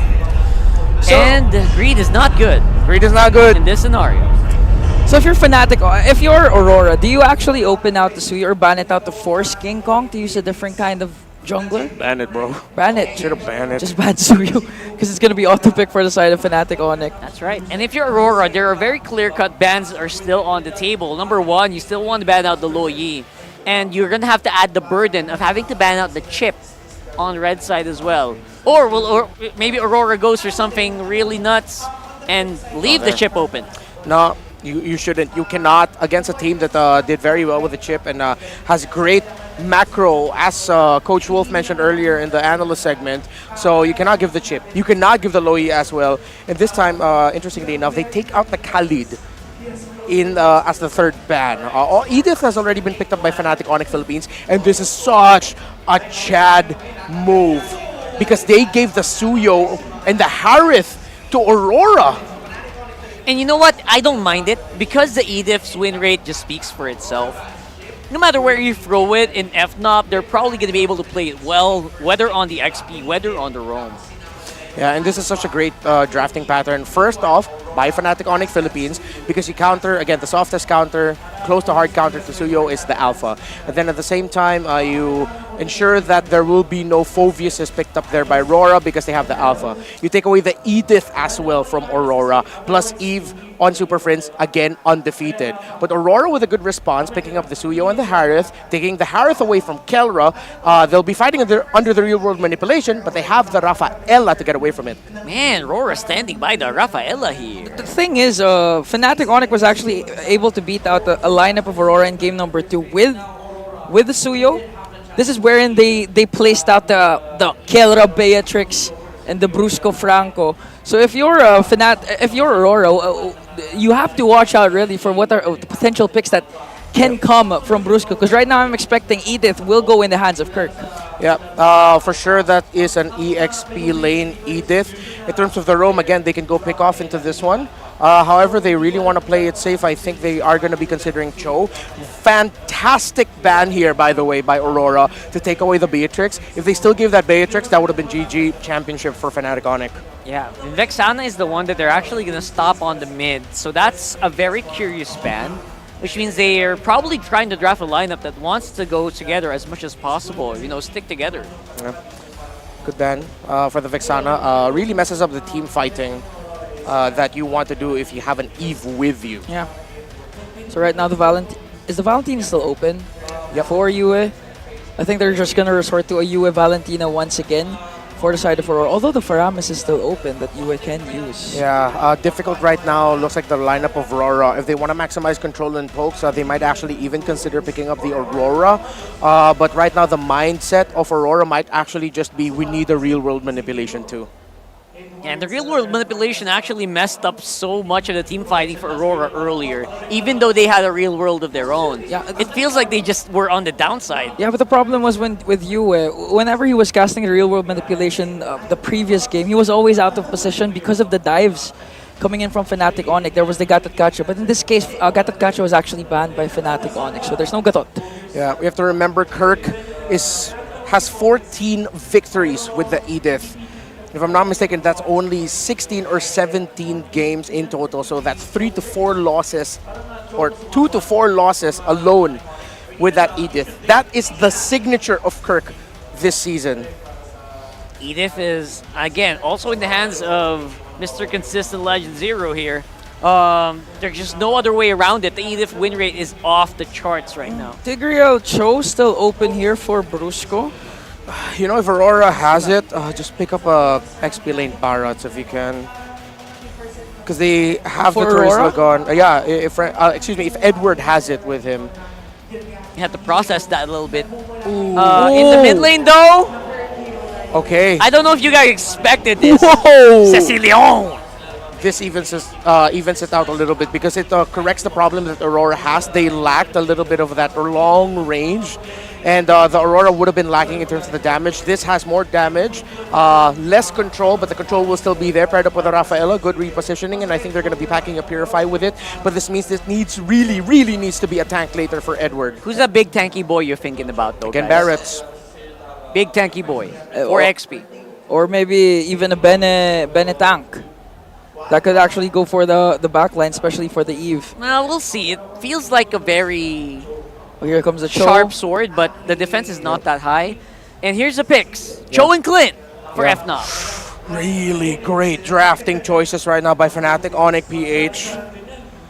They need a strong -1. What's left? Thursday is banned, right? There's a Phoveus, but Yes, Terizzle's banned out. yeah. Phoveus might actually suffer here.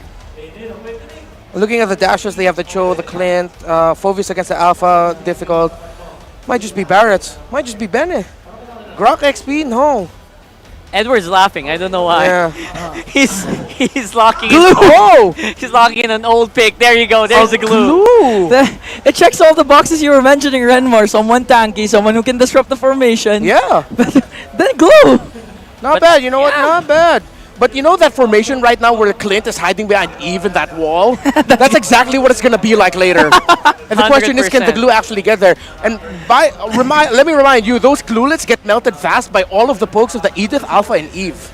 No joke about it. I mean, it's nice to maybe smile about it, but everyone has been in that situation where a glue goes in and he can't get out. Yeah. Because he's getting melted. Yeah, maybe that's where the Rafaela comes in for Renegade. Maybe. Yeah. Maybe. Does it heal glulets? We'll find out later. Throw it over to this very exciting and possible conclusion for this grand final. The lights are flickering faint. Can Aurora hold strong for the Thunder God's Wrath, pushing for one more Welcome game? to Mobile Legends. This is game 5 in the grand finals. Leo and Naisu bringing you the action. I did not expect to see Sicilian tonight. I did not either, you know, and I know we had a glimpse at it, and I don't know, man. This is sticking in my head. Are they actually called glulets? Glulings. Oh, glulings. So, I hey, think.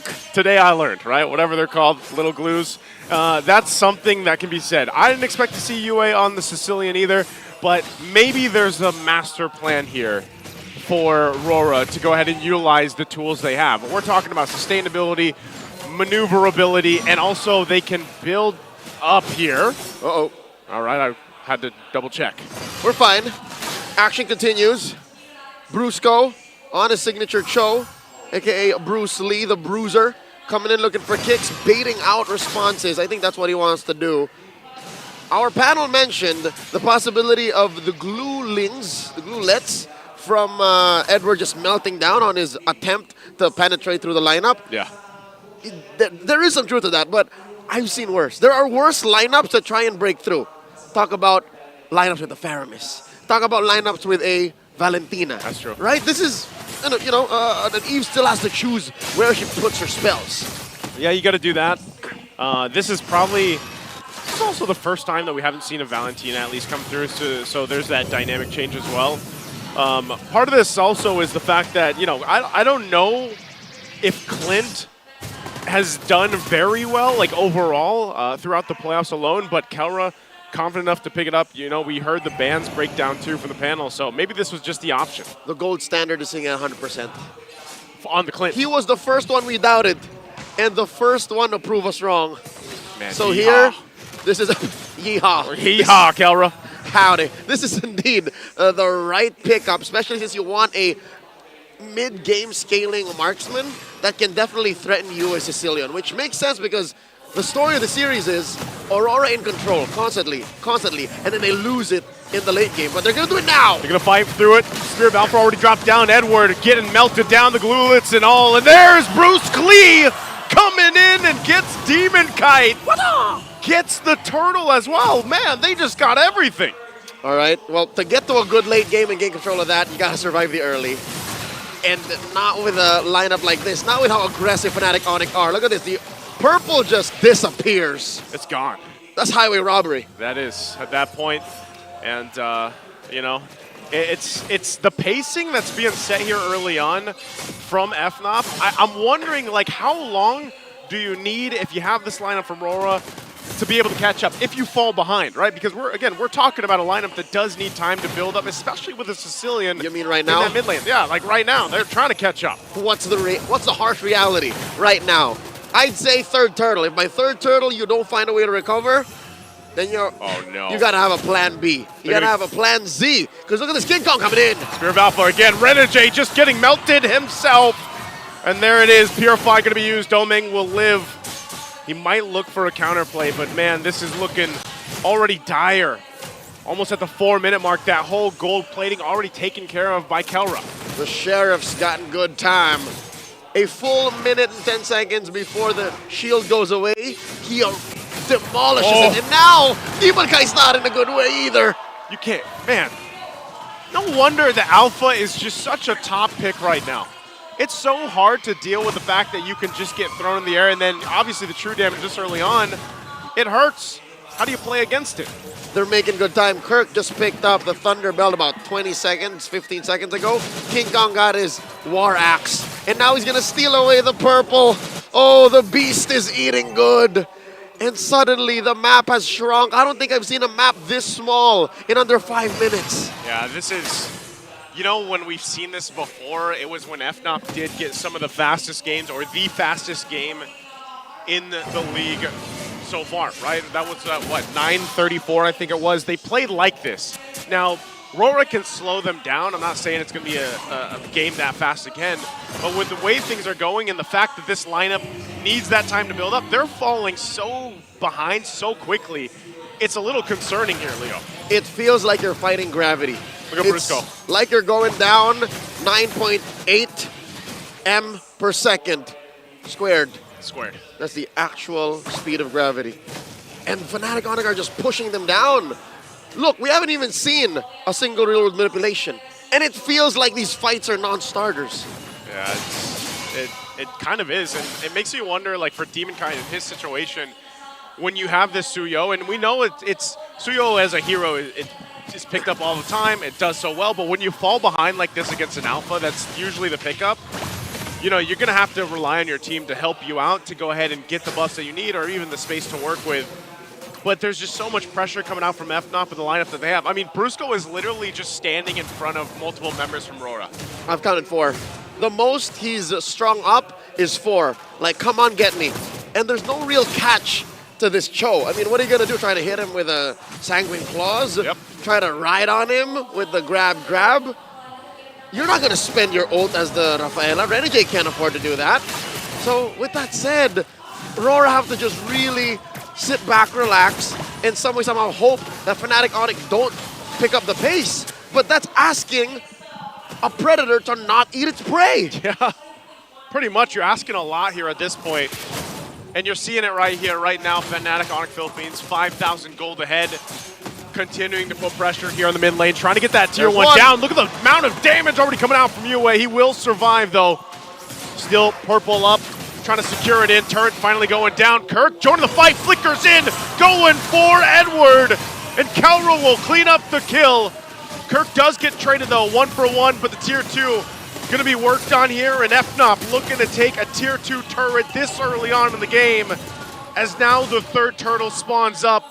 Good push from Domeng, though. Wow. Oh, they're going for the Holy Shield as well. They get that. That's a massive resource that you need at what seemingly is 7-8 minutes into game 5. They can't just leave mid lane now. You can't. Not just is that a main artery for the map, it's also a weak spot for Aurora. Big weak spot. And look, they also barely hold on to the tier 2 on the top lane as well. So talking about the amount of macro value that FNOP has gotten themselves up to this point, it's insane. It's so hard to deal against if you're Aurora here. And I'm guessing that Aurora understand now. They're playing hide and seek. You can't play tag with a lineup like Fnatic Onic. The best thing you can do is to farm up where they're not there. So they see that, there's a big presence up top. Let's take this turtle. I wonder if they know if King Kong's in this bush. Here he is. They spot him out. Grab. Kong. He might just go for it anyway. Demon Kite will get the turtle. Brusco now joining the fight alongside Kalra and Super Prince. They set up the death box, and Kalra fires on off. King Kong waiting for the rest of the team, and Edward is a sacrifice. RORA will get the turtle, but they lose 2 bodies. Too much to ask. To get away with the turtle, to get away with a couple of kills. And I think Aurora just rolled themselves back. That was less progress than what they could have gotten if they just hunkered down. Oh, wow. Look at Brusco. He's making this Cho look like a Uranus. Yep. It's the new version of it. They try to hold down the mid turret the best they can. Full force still up here. They want to force the fight. Spear of Alpha on the defense. Even the split committed, and that's going to be nearly everything thrown just to defend. Not just, they also committed the flicker. Mr. Consistent came in with the hopes of grabbing someone, anyone, to throw into the base to hopefully get a shutdown kill and maybe get some bounty to help them get to that mid-game power spike, but it's not just happening. Again, Brusco jumping in the base, just trying to base something out. They're still working on this base turret. This point, they still won't get it. RORA will hold on. And so really, it's just Fnatic Onic looking for, if they can press the limit, the line so far, to get a turret before a Lord. It looks like they could. 10 minutes in, 7,500 gold. Aurora are holding on for dear life. It would be a miracle if they're able to secure this orange, and they're buying time for Doming. That's all they're hoping for. All right, they're able to push out Fnatic Onic. They're able to push out the Beast out of stealing one more buff. Fnatic Onic is setting up for the Lord. The concerning thing to waiting for Doming, and even UA to an extent, is once they get there, let's say once the stacks are there for UA on the Sicilian, you already got enough magic resistance here. There's the force again from Kirk, gonna flip him over the head. Edward in trouble. They want to fight it back. RWM dropped down to Edward, trying to run away, but Brusco will find him again. Super Prince does go down. Kirk popping the Primal Wrath. And right now, FNOP going to be held at bay, but King Kong will get the Lord, securing the objective. 1 for 1. Edward did what he could. Edward tried to find more than what they got, but so far it's just Prince. And Prince was more than willing to be a sacrifice. Looking at the item game here. Oh man, that's about 2,000 between Kelra and Doming. And Doming has to consider, do I build physical defense? Fnatic Onic just hurt too much. I don't think he has it in his pocket. I don't think there's enough economy in this game for Aurora to give Doming a defensive item. He needs more, they need more damage. They need a whole lot more damage at this point. And RORA is going to have to buckle in for this one, because this could be a victory. March in with this Lord. A mid-turret goes down. There's a flicker from Bruce. Go again. Gets the kickoff. Edward going to be in trouble. Flickers out on the defensive. They go in with the claws, and Kirk could be in trouble. Real world manipulation going to be dropped down, but they clear out the Lord. They're able to defend. RORA stays together and stays in the game. The light still shining. Faint as it may be. A good old Boy Scout effort defense. They lose their mid lane inhibitor. Up next, down bottom. Few shots coming in from Kelra, and they clear the minions. Aurora still in this. So is this what they need? Is this what they have to do? I mean, clear-wise, it looks like they can at least keep some of the clearing going. Even, let's say, the next Lord. What if it's forced from FNOP to just fight it out. That's the problem. Counting their blessings, they have great wave clear. Amazing. Almost top of class. But if FNOP says it's go time and they fight, they best hope that they have more purifies than they have. 3 ain't enough, especially since Renegade is still on cooldown. I'm not so sure if they have 30 seconds to waste. They might just lose all base turrets here. They still hold on to the top one for now. But FNOP, I think they're happy with the amount of damage they did off that first Lord push. Might look for more. Kirk holding on, has a flicker. They want to take this last base turret in. Kirk's going to have to fight it out. Brusco goes in with the kick. They're going to go in. Edward gets the grab, split. Kirk does fall down. Still breaking out of the fight. Renegade goes down in the exchange. King Kong up in the front, taking a couple shots. Conceal's going to keep him alive. With a 1-for-1 trade, Kirk for Renegade, and RORA stays in the game. A close call. If some way, somehow, Yue shut down King Kong, would have been a lot of gold swing over to Aurora. They're able to kick out Fnatic Onic Philippines, keep this gold lead to a manageable 6,000, 7,000. I'm hoping that it claps back. Only if they got to kill King Kong, but right now it's going to maintain an 8K gold lead, and still that's a massive amount of firepower you're missing out on. It's a miracle that Yue hasn't died. That's a testament to this young man's technical know-how and usage of space. And let's see, they're out of their base. They might want to go ahead and fight this out. I don't know if this is the right thing to do. They're contesting. Yeah, they are contesting right now. Even down 8,000 gold, is this really what RORA wants to do? This is defiance. Can they get an advantage here? They're not taking this lying down. Lord here, approaching half health. Massive river bush control by Fnatic Onic. Demon Kite taking the Y brush. Oh no! Brusco jumping in again. Way the Dragon right on target, right on the mark. Edward split, and Super Prince is going to be chased down. Domeng trying to find Kelra. Won't be able to get it as Kirk goes down, and they're turning the tides here. But King Kong will get taken out as a double. They got the Lord, but RORA won the fight. Fnatic Onic committed too much to taking the Lord. Aurora hit a power spike. Aurora laid everything down on the line. And they took 3 out on the way. Oh, they want to take alive. the chance. They are on the map. All 5 members pushing in. It's Brusco and Kelra. Can they stay in the game after this turnaround? Kelra takes the claws, and Yue helps clean them up. A forced play from RORA. Still a couple seconds away. Brusco tries to buy enough time, but the minions are there, and RORA will be able to do it. They turn it around, and they stay in the series. Not so fast. The lights may be dim, but they're not out just yet. Aurora MLBB, another one on the board. 3-2. We're going to game 6. Oh, you can hear the Yue, man. But I don't know. That was just everybody staying calm, collected. It was pretty quiet here for a bit, but what a game. Let's throw it over to the Infinix Game Tambayan and break down exactly what happened. It was very quick. Panel's turn.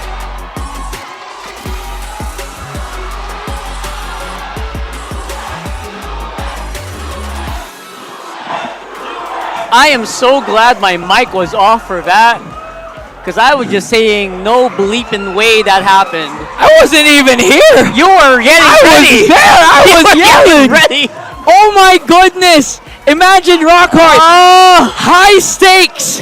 Grand finals. Match point for the opposing team. Make it or break it lineup for RORA. The Sicilian of Yue. 3-2, boys. 3-2. Oh my goodness. Honestly, it felt like Fnatic Onic Philippines could have ended it at 9 minutes. Yeah, to be honest, yeah. Right? I was getting my social media ready. I was getting ready to go to Edward. The guys are really, they worked so hard, and now they're on the receiving end of like a really fierce Fnatic Onic.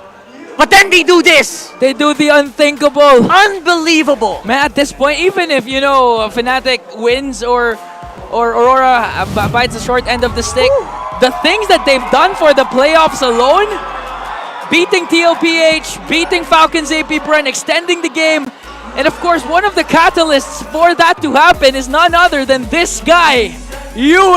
You gotta shout the name. You gotta do it 3 times. Yue, Yue, Yue. And right now, it does feel like this lineup from FNOP was one that was created to destroy. But somehow, somewhere, they were able to pick a team fight outside of the real world manipulation to get the game back in their favor. Yeah, imagine I don't remember how many minutes, but the gold lead was just too immense. They're just really saying that stats are lying. The gold lead doesn't matter. It's all about perseverance, commitment, dedication to their craft, and this guy, Yue, at the helm of everything. Literally the glue guy for Aurora's all-star team. Renmar's gonna have a hard time explaining what just happened, but even before the game started, Renmar was actually saying he thinks it's gonna go to Game 6. He did. He did. That's interesting.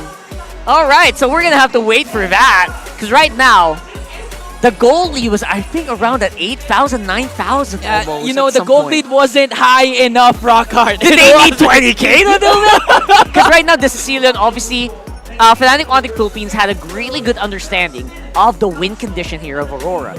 They needed that Sicilian to ramp up over and over and over and over again, Bat's impact, to get to a point where it could hurt.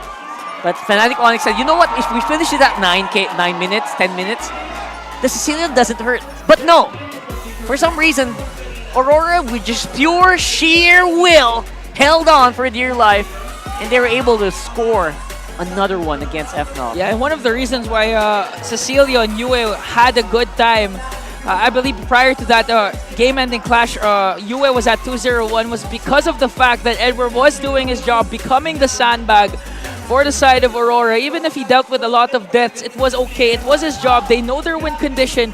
Focus up, group up on securing late-game Sicilian, and it did wonders for them. 14 minutes, 53 seconds in.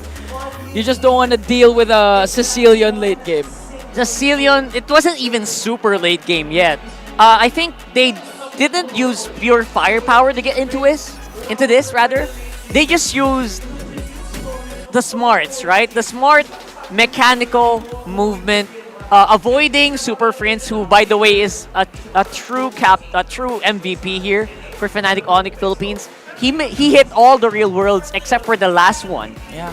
And in that last one, where the Aurora members were outside, that was the Lord that, they won. Aurora won. You know, I honestly didn't see that because I was running all the way. I know. I know that. So shocked. That's how shocked. Even the Green Sun Hotel. Green Sun Hotel was crazy. Crazy. They were going nuts. Everyone was running everywhere. And that's just how insane it is right now here in the grand finals of MPL Philippines Season 14. Right now, there's, I believe, 100% win rate. Cecilia, how many times was it picked? Twice. It was picked during the regular season, right? It's just second time the Sicilian has been picked all season long. And it won again, but I one hope thing my for stats sure, are right. One thing for sure is Kelra's Clint pick isn't 100% anymore. That's the thing, right? The Clint for Kelra could have been, but we'll have to wait and see if our analysts can think up some other adjectives for that game.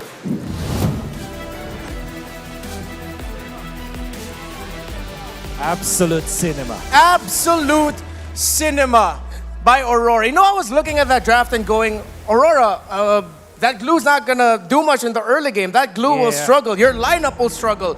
You will lose the early. But apparently they had one idea going to this game. US, save us. Yes, and Yue didn't save them. This quote-unquote Harry Potter lineup, and you can see the mountain. Let's call this what? Mount Aurora? Mount Aurora, yeah. And we're able to climb. Over there at, no, they climbed Mount Onic. They climbed Mount Onic, then went down to their valley, which eventually found they didn't get anything in the early stages. Let's just say it that way. And to be fair, with Sicilian, if you play it correctly, yes, you can defend. But it will take a lot of patience, a lot of good mechanics, good understanding of the game, a lot of good, maybe morale boost from your teammates for you to pull that off. Filipino MLBB is something else. And Amen. It wasn't just, as a Sicilian in this level, you needed to play a great game. He needed to play the perfect game. Yes, and everybody from Aurora played the perfect game. This is the part where when you're really down, you just tell your teammates, yeah, you can win, but you have to play it perfectly, and that is what Aurora did. So you can see in the last clash, if you look at it again, they kicked the glue, which is in a way, it was Fnatic Onic's mistake, but at the same time, there is a lot of thought that was put in there. But they needed the Eve to output the damage. However, Doming popped the Zaman Force to zone out the Eve together with the Bat's Impact, I think. Yeah, the Bat Impact. The Sicilian Ultimate to zone out Bat's Eve. Feast. So when eventually Super Prince popped his ultimate, it was way off. He didn't deal any damage because he wasn't in the box where the glue should have been there. Yeah, Bat's Feast and Sanguine Claws to zone Bat Impact to deal that damage. And over there at the end, at the Siege, we saw that one Bat's Impact coming in from the Sicilian took down the Clint of Kelra straight to 50%. Hopefully we get to do another one of these because I really want to see a Game 7. Aurora and Fnatic Onic Philippines are putting on a show. Panel, please explain to us what to expect for this next game. I would just like to ask our viewers, everyone watching right now on YouTube, Facebook, TikTok, Twitch, all the stuff, all the comments. Press 1 if you want Game 7 for this one. Press 1. I'm going to read all your comments later on. And also let us know why. Of course, everyone wants Game 7, Rock. Do you guys want Game 7? I don't think everyone wants Game 7. Imagine if you're a super fan, you don't want Game exactly. 7. Because match point Fnatic Right? Onic. I mean, imagine if you just tuned into the chat and there's all 1-1. You don't know what's happening. Mr. Consistent, by the way, attending his 4th straight M Series appearance since M3.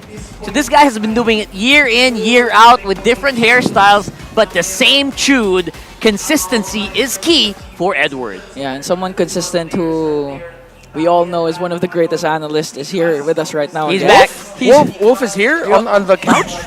Stop it. You know, you're making Renmar blush. Yeah. Right now, obviously, he posted this yesterday. He actually asked me, is it consistent, 4th consecutive or consecutives? And I said, you don't add an S anymore. Why? He was writing his sock med while we were... You mean that? I passed him on the hall. Oh, okay. He personally asked me. I thought you were setting up for a joke. No, that's a very great flex. He proofread Edward's social media post. Yes. It was so funny because I have to go to him after, right? Yeah. And he said, is it consecutive or consecutives? It's consecutive. You know who's another consistent dude, though? What? Other than Edward, this guy is consistent with slaying kings. He's not in RSG Philippines anymore, but he has a Kingslayer's blood in him. Aurora, his team, were the ones who eliminated the reigning MPLPH champs team Liquid Philippines and the reigning world champions Falcons AP Bren. In the same playoffs. Same playoffs. The same In playoffs. the same playoffs, guys. So this guy has been going into Green Sun Hotel pressured because he's one series away from being eliminated, but continuing to strive for greatness again. Demon Kite. Oh, yeah. Right? Yeah, and you know what also bothers me or really interesting about me? About you? That? Oh. His eyebrows actually look like horns. It has tips Yeah, here. I've pretty much told Have him. you brought that yeah, up I've yet? called him a Demon Kite Mishima in the past. Oh, yeah. If If you know, you know. The man's That's a like a different lost game. Mishima relative. That's a different game. Anyway, you're absolutely right. Thank you for Doria! bringing that up. So right now, I don't know if you guys expected we'd be here.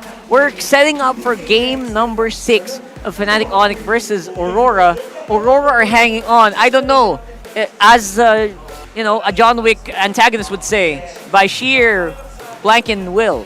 They're hanging on for dear life, and they're using picks that are only used. I think that was only used once, right? That Sicilian and Super also Prince one. used it. So unbelievable that they turned their own weapons against them. And, of course, to kind of just add a little bit more flavor here, this is Renegade and Demon Kite. Yung SRG kasi di ko pa sila kakalaban sa international tournament. Tingin ko ang gusto ko makatapat sa M6 yung Onic or yung SRG, silang dalawa lang kasi yung Onic natalo kami nung M5 tapos yung SRG hindi ko pa sila nakakalaban pero ang ganda ng mga pinakita nila sa mga tournaments nila. Kaya tingin ko sila yung pinaka-hadlang or gusto ko makalaban.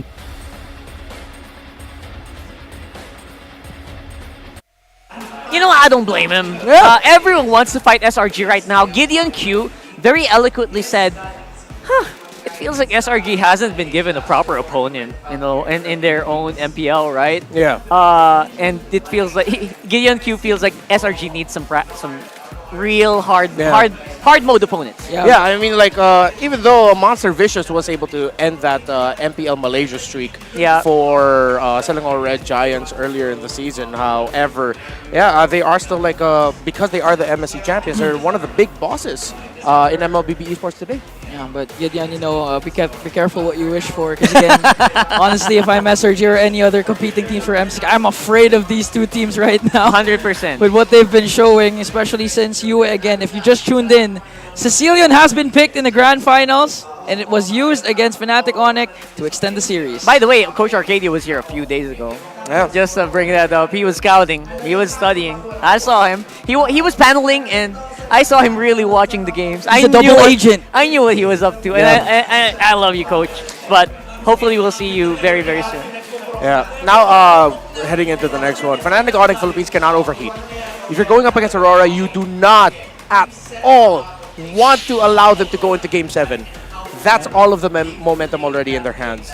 For FNOP, they had that in their hands, but then they got greedy. They tried to end it. Kirk went behind enemy lines, didn't respect the glue, got taken out. And that became the theme. Them not respecting the reach of and the damage that the Sicilian already had, which is surprising to me because they played the Sicilian. Shouldn't they have been a little bit more familiar with facing off against that? They know how to play this hero. Super Prince was the first guy who brought it up in Season 14. Yeah, and right now, Aurora has selected the blue side, but I'm actually curious because so far it seems like blue side's not looking good. Yeah. What's actually the win rate for today? I believe blue side has lost 3 times. It's quite mixed. It's mixed. I think it's 50-50 coming into game. You're right. Yeah. Interesting. All right. So that's something that Aurora has to overcome to bring it to a free to a Game 7. It's starting to become more difficult. But then again, Aurora has already made a very difficult game work out for them. So I guess you can't really put anything past the Auroras right now. And the last game especially was like a signal from Aurora, like, okay, we can get outdrafted. We can absolutely get gob-stomped, lose the early game, make it look like we're going to lose this grand finals. But if you don't respect one or two of our picks, then you're really going to get messed up here. Yeah. This has to be a signal from Fnatic Onic Philippines. Guys, you're not champions yet. Yeah. You have to cool down and Reel still it back respect in. the reach. Reel it back in. Because despite Aurora being a new organization, Falcons AP Bren in their interview yesterday after losing to them said, at the end of the day, they're still so experienced. You have World Championship playing experience there, World Championship winning experience, MSC Championship winning experience. So this is a veteran team that you're going up against and you really need to respect. You cannot overheat anymore for Fnatic Onic Philippines. At the end of the day, Edwards, four trips to M Series. Yeah. Yeah, soon to be 4 trips to M Series proves his veterancy, his excellence, and again, Aurora just keep on showing. We just can't say Fnatic Onic, is being a bit too over-aggressive, too overconfident. It's also Aurora's, championship DNA, their willingness to do whatever they want. So we have to commend a lot of them. And of course, UA once again with the Sicilian pick. And I think Renmar, it's really going to go to Game 7. You really think so? Yeah. I mean, we really have to check the draft first, okay? But no, you're right. You're calling it. Or else? Or else Fnatic's going to win the championship. Yeah. Good. That's exactly how you should more with do your it. head shaving. That's how you do it. Crazy ideas of what to do. You're learning. I like the character Very development good. you've showed these playoffs, Ingan. All right, It's called veterancy experience from you guys. But you're not off the hook yet. Okay. So we're going to get into the match draft very, very soon. And I want to know also what you guys think should be the big ticket bans. Show me the bans. Let's change it up a little bit. You guys watching, comment your top bans. What should be banned here? If you are first side Aurora or blue side Aurora, since you have more freedom to ban out, right? Compared to, obviously, red side, you have to ban Chip and sometimes Louis as well. Suyu. Right? I think for blue side bans, they can go Fanny, Edith. They have to take away no, it's going to be RORA or FNOP taking out the Matilda. All right. I'm looking at Edith and Fanny as bans. Going over to the graph for game number 6 here, which again, a lot of us didn't really expect would come here. We could see a bit of a change up. Again, I keep hearing Suyu over and over again, especially here in the arena. Whoa. You see it. You see it. This Right is a there. Gatot. Okay, Edith. Gatot Kacha. Harith for Aurora. Suyo got the Kacha for Fnatic Onic Look, Philippines. Louis, Fanny. Eve. Oh, yeah. Almost there you go. got your whole free picks. Yeah, almost got it. Like, Ian was the one who called the Louis, called the Fanny and the Eve. I thought it'd be an Edith, but hey. Yeah, Edith would have been a great one, Yeah, but they pick it up. Of course, FNOP would take away the Matilda. Now, FNOP, Suyo, Gatot, Vexana. Okay. So Aurora actually gave the Suyo to Fnatic Onic Philippines. Edith, Harith, Alpha. Dang. That's a darn good first 3 picks, Aurora. I think they have a very solid control, especially in early to mid. Gatot Kacha, you can't really destroy. Suyu's gonna go crazy, and of course this Vexana is gonna stop any big death ball compositions from going wild as well. You know, the thing I like about what Fnatic Onic did, because literally the Gatot Kacha is their flex pick, because so far all throughout this series alone, both Brusco and Kirk has used the Gatot Kacha. So in terms of winning the XP lane matchup, they can actually adjust to whatever Kirk prefers going up against an Edith, considering the fact that Kirk knows how to play the Edith. This is one of his best hero, if not the best. So let's see how Fnatic Onic swerves this kind of lineup. Because a while ago, if you recall, when they picked this Gatot Kacha, their last pick was actually a Phoveus that they swerved into. That Aurora definitely didn't expect. That's why they were able to take. I forgot what game was that. Was it game 3 or 4? Game 3. Yeah, game 3. Well, it could have been 4. Yeah, 4. That's right. And we are getting into the second ban phase here. Beatrix is going to get banned out by Aurora. Rafaela and Faramis are banned out by FNOP. So that should be something. Yay! That should be something, right? I've missed this. I missed this. Rome for... Oh, What? Oh, wow, they're hammering down on the Keldra picks. Wow. Yeah, could be tough to Lunox here of your Keldra. Alice? Still got the Claude, but you don't see enough picks right now. You can pick your Roamer now. EXP laner. I really think this is going to go into the hands of Brusco. Right, we got Hylos open. We got Moskov locked in for Kelra. We're going to leave their roamer / XP laner for last year for Fnatic Onic. So Aurora, oh wow, okay. I'm quite sure this Edith is an Edward pick. So right now for Aurora, the Tig, Mid-Tig, Rome Tig and, Tig still open. Tigger Cho. Tig Cho. And then Aurora. Aurora. You call it. I'm with thinking Filipino Renegade band Tig as well. here. Yeah. I'm calling it Renegade Tig. 2 options for each. Tig Cho, Aurora, Zask. I love the Zask throw there. That actually does feel like it can kind of. Oh! Renicho. Oh, you called it!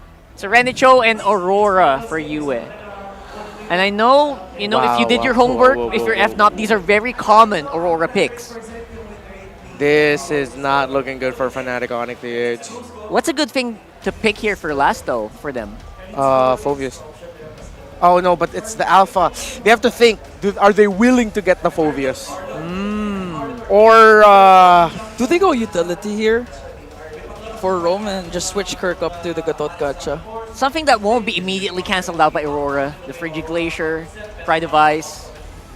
What if they just end up going Tig? Oh no, but there'll be Purifies there. And big ticket ultimates against lineups that have like a second life, like an Aurora, shouldn't be. Yeah, you're gonna get punished, right? Ruby. Yeah.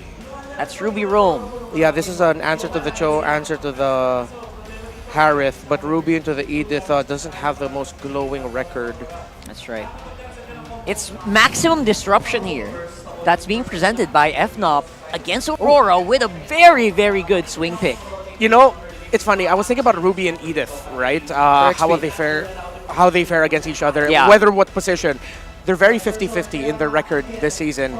Similar to this game, it's a tough call. 50-50 for me. For me, Game 7. You think? You Yeah. really think we have a Game 7? I mean, it's not far. Again, toss a coin, maybe throw it over, and we'll see. Leo and Naisu give us game number 6 here in the Land of Dawn. Defiant to the end, the light refuses to die. One game at a time. No other team has pushed the league's top seed like this. Welcome to Mobile Legends. Taking them through the ringer. That's what RORA has done, and it looked like it was almost done business the previous game. Looked like a man, 4-1. Looked like it at that point, but hey, that's not the case because now we're here in Game 6, and you got to give it up to RORA for what they did. They dug down, made it work, and now with this lineup, Leo, I like both of them, and I have to agree with Renmar. At this point, I'd say 50-50 because both of them have their strengths in the early game, and both of them have their strengths as the game scales up. Look at this, too. I mean, even in essence, this is Renegade picking up the Cho, which he loves to use. Should be able to get out. Kirk charging up the Unbreakable, but won't find anyone. I'll tell you now, even before that whole skirmish, I'm actually feeling RORA's draft. Especially in that last pick, where it looks like Brusco and Coach Wynot discussed a little too long exactly what the roamer was going to do. Yeah. So, Coach, there's a Cho over there. There's an Aurora. What do I do? What do I do? Do I take like no, BJ, you got a Ruby. And I think it's a solid compromise until we see it pay off. So right now, I'm feeling more Aurora, and maybe we do go to game number 7. 30 seconds until the turtle spawns, lower quarter of the map. So far, yeah. Is it just me, or is it because of the back and forth nature of this bout that we've witnessed? But neither team crossing the river too much. Like neither swarming the opposing jungler. It's a little more like in check, you know, well, except for that. Edward flickering on in. They want to lock him down. They're going to go for Brusco first. Fight still breaking out. Keeping him. That's the Soul Sever we've seen before. This time from King Kong. Looking for more after that double. He's going to start up the turtle here. Renegade just given the vision. I don't think they can do anything about it. Takes a shot from the Queller. Going to get zoned out from Super Prince, and that's the objective secured for FNOP. Nah, you let King Kong eat. He wants the turtle. He gets the turtle. And Renegade just confirmed the inevitable. Demon Kite now in recovery mode. Just going for his own orange. And then for sure, what happened there, what elapsed in the first turtle, that fight will dictate the pace of the next one. So Fnatic Onic ahead now for sure. Looking at the gold, a good chunk of it on King Kong. He's now at 600, 700 up. And Brusco, he's just happy to serve. He's just happy to help. The problem with that, too, there's the pull in. Renegade going to flicker in. Way the Dragon right on Mark, right on Brusco. Flickers in. Relying on the Eternal Guard to peel for him. And Brusco will live. Going back to it, too, again with King Kong. Hold on, there's the jump. Looking for more. Edwards in trouble. King Kong picking up another kill. This is what I was saying. He only had a Fury Hammer, dude. But because the Soul Sever does so much damage, even without items, you get a little extra penetration through. It doesn't matter if you're an Edith. His kit is what makes up for it. And look at that. Demon Kite can't even mirror the invade. And already Kirk is wailing away at the energy shield. 1,000 gold up. Fnatic Onic, just the hero itself. Some would argue that the Alpha is the perfect foil to these high damage bursty heroes. Yeah. But when King Kong gets into a flow like this, oh man! Domel, just like that. Look at the damage. That's big damn. You can't stop that. That is the image of big damn. You look at big damn in the dictionary. It looks like that. Here's more. Looking for more, and Renegade feels it too. What's going on here for Aurora? That's Exhibit B. That's Exhibit B. And the turtle hasn't even spawned, so this definitely sets up Fnatic Onic for more wins on the map. They're at 2,500 gold up already. 4 minutes in. Demon Kite just built his War Axe. Edwards in trouble. AOG! AOG running the mark. Spear of Alfred to answer. Again with the Soul Sever. He's going to jump in under the turret. Kirk finally goes down. They're going to battle it out. They lock down King Kong. Won't get away from the Hitman. Looking to turn the tide here, Aurora. They take a little bit of poke damage. Brusco and Super Prince here, but they might be able to take this turtle. Huge bounty. Huge bounty on King Kong. And now suddenly Aurora in control. Second turtle going over the Northern Lights. Renegade just doing work. Keeping him at bay. Might be looking for more. Again with the kick. They go in. Demon Kite. Who's he going to be able to get? Again, he gets pulled this time by Brusco. Could be in trouble. The Soul Sever going to be used. And Demon Kite left to the whims. And Renegade tries to help out. King Kong still alive. They lock down Kirk. Kirk looking for more. but they'll disengage. This is now a battle in Game 6. It's a fight. Aurora may have overstayed their welcome, maybe 5 seconds too long, a few feet too deep into Fnatic Onic jungle. And what did that get him?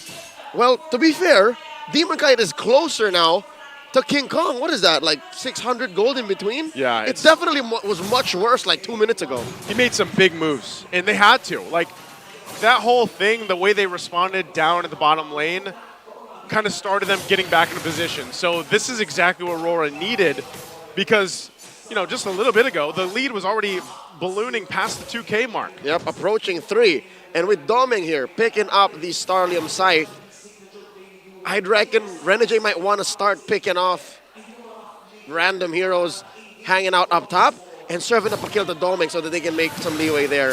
King Kong coming out of the bush. I'm not so sure if Fnatic Onic knows that there's 4 members of FNOP on the upper quarter of the map. They make a concealed play. Is this wise to try and kill Kirk? He's a chunky boy. They might try to trade around here. Kirk just going to AOG on out. The turret, though, is going to be taken. Meanwhile, up top, Doming was forced out of lane, so it's going to be a trade across the map for the tier 1s. All right. Bottom goes over to Fnatic. Top lane to Aurora. And now they set up for the final turtle. Upper quarter. Brusco and King Kong holding this bush. Renegade slowed down. I think Renegade has to start protecting himself and keeping that kick for when it actually matters. I think he played the early portion really well. And now we'll see if he adjusts. He's looking to set up here in the mid lane again for the turtle. Edward goes down. There's the kick right on the mark. King Kong could be in trouble. Into the frigid glacier as well.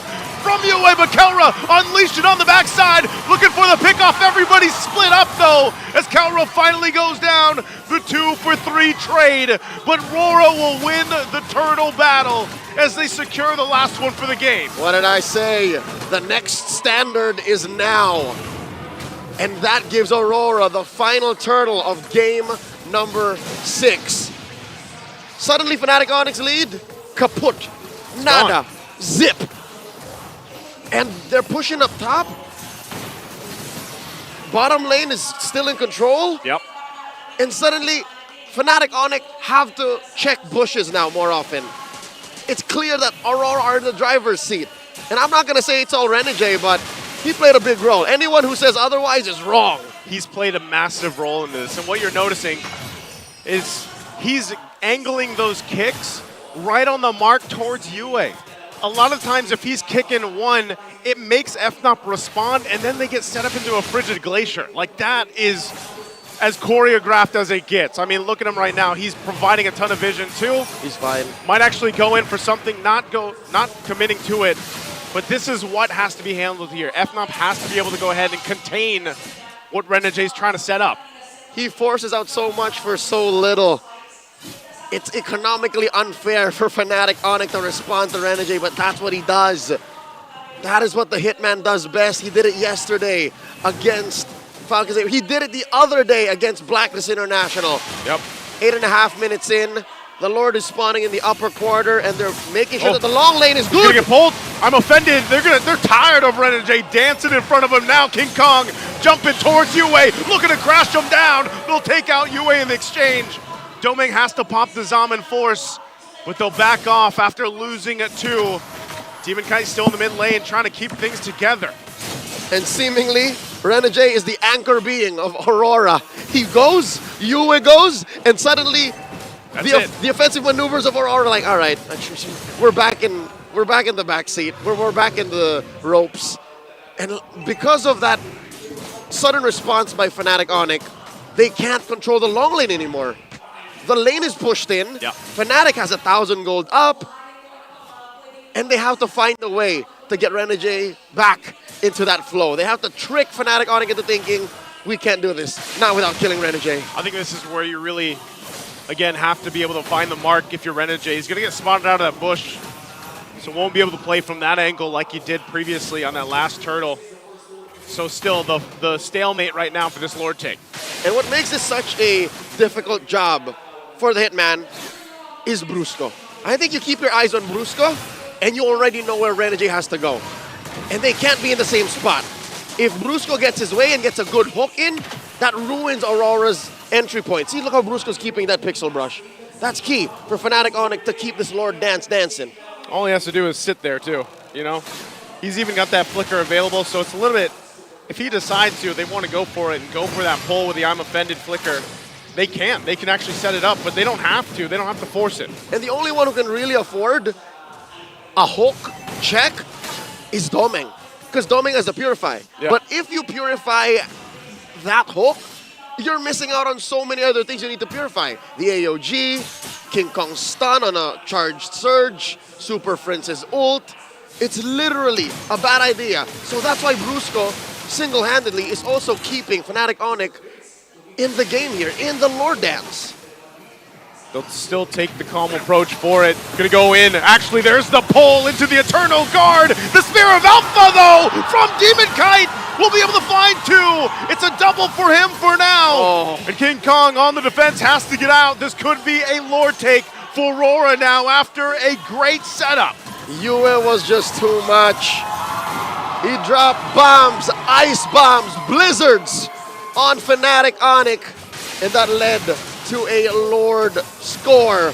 Couple of kills too. And I thought it was a good engage. I could have sworn Brusco was going to change the tide of battle. I thought Super Prince was going to drop a good ult. Yeah. This was, again, a showcase of the patience that RORA has to play around with.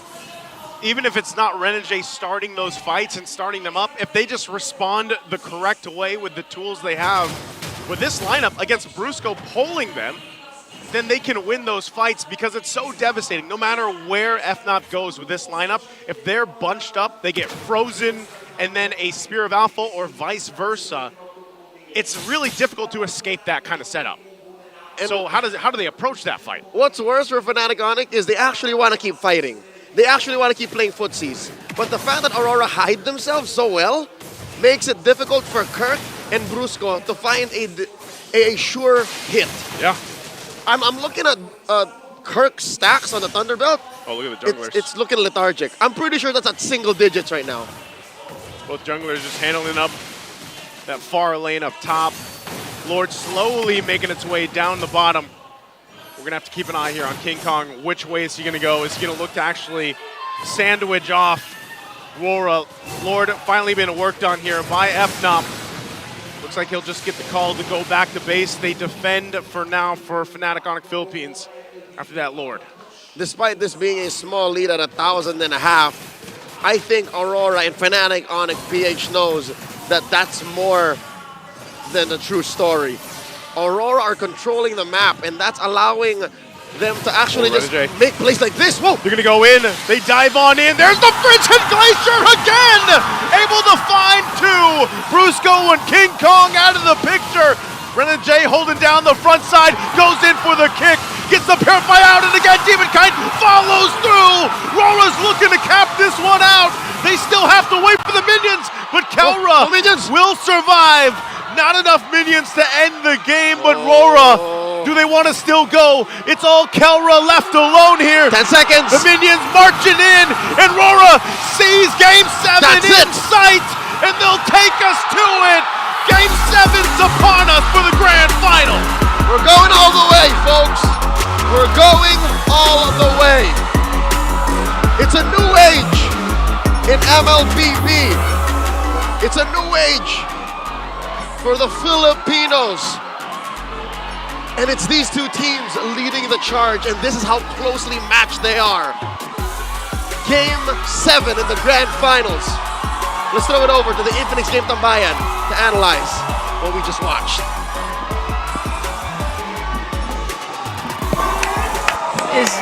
Let's go! Is there like any way we can just not analyze it, just look at the screen like I told you, Game 7.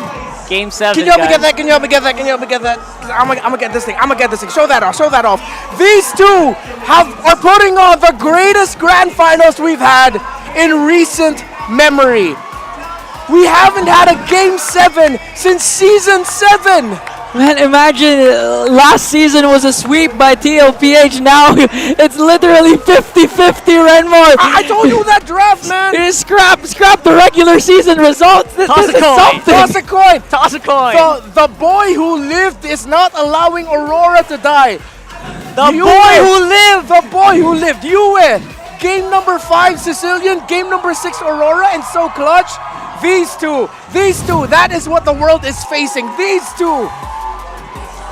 The boy who lived, of course, compounded by the smiling demon right there on your screens. One of the most consistent alpha games we've seen all playoffs long. And this man had a wide smile on his face because every time Kirk and Brusco entered, Demon Kite was watching out. Melt the frontliners of FNOP and they have nothing left. And it was easy for Demon Kite to do this because he was reserving the Spear of Alpha for... Wait. Look at that man. Look at that. Exactly. It was easy for Demon Kite, to save the Spear of Alpha for those crucial initiations wherein Kirk and Brusco was going in because of the aggression of Renegade and, of course, Yue. We've seen the Jeet do not even the Way of the Dragon, just paired up with the Frigid Glacier. Like, those moments...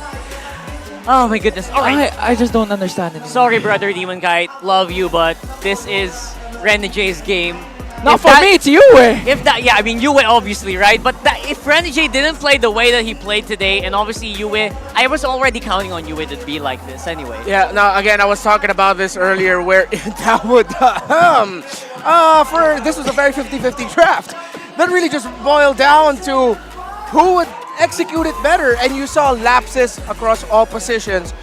You saw lapses. You saw the nerves coming in from everyone. The shakiness. The shakiness of everyone. But again, the experience of Aurora this time around, the experience of Demon Kite, Yue in this high-stakes scenarios, Renegade and Edward, they're setting things up for Domeng much clearer. While for Fnatic Onic Philippines, I feel like they're feeling it. They're feeling the, guys, we had this, but now it's down to a best of one. The light is shining upon the, what do we call the fans of Aurora? Auroras. Yeah. Roras.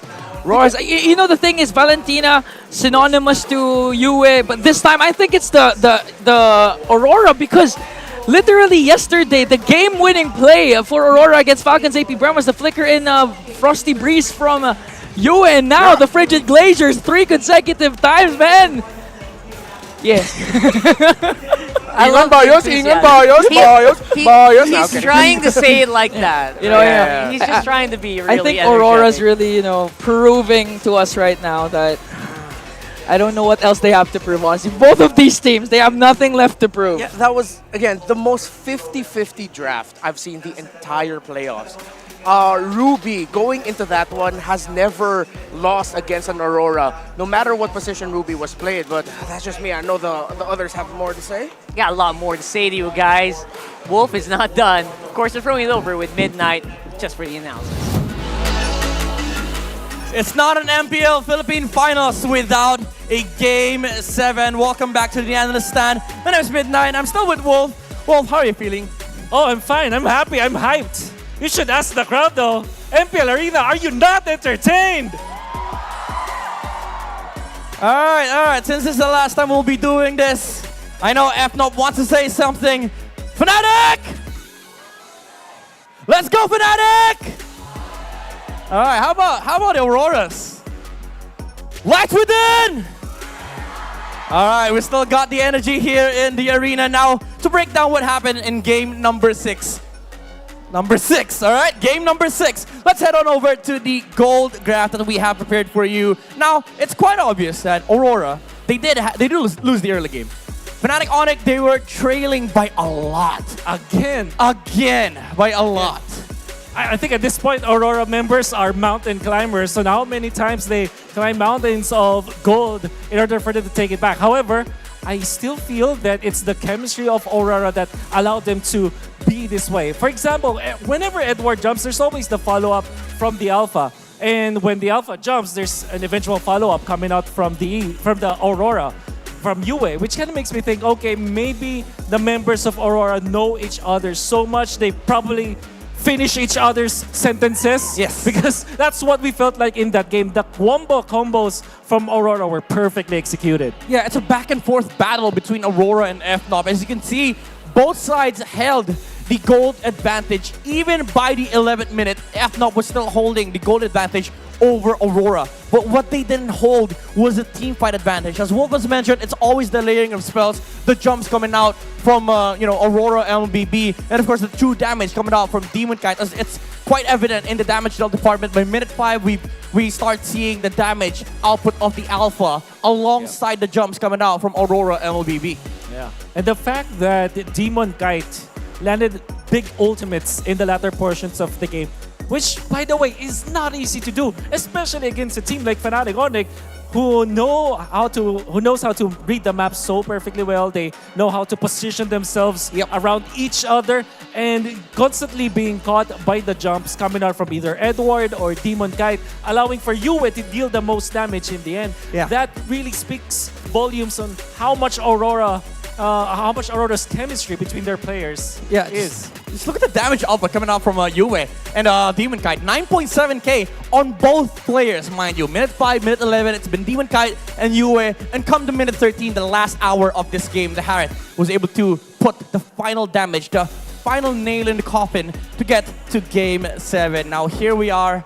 I know at this point, we throw every stats, every prediction out of the window. What matters here is who wins the final game, who will be crowned the champions of MPL Philippines Season 14. It's been nice having you, Wolf, here in the analyst stand. But for the last game, and for the last time, we will be heading over to the panel for the last game of the season.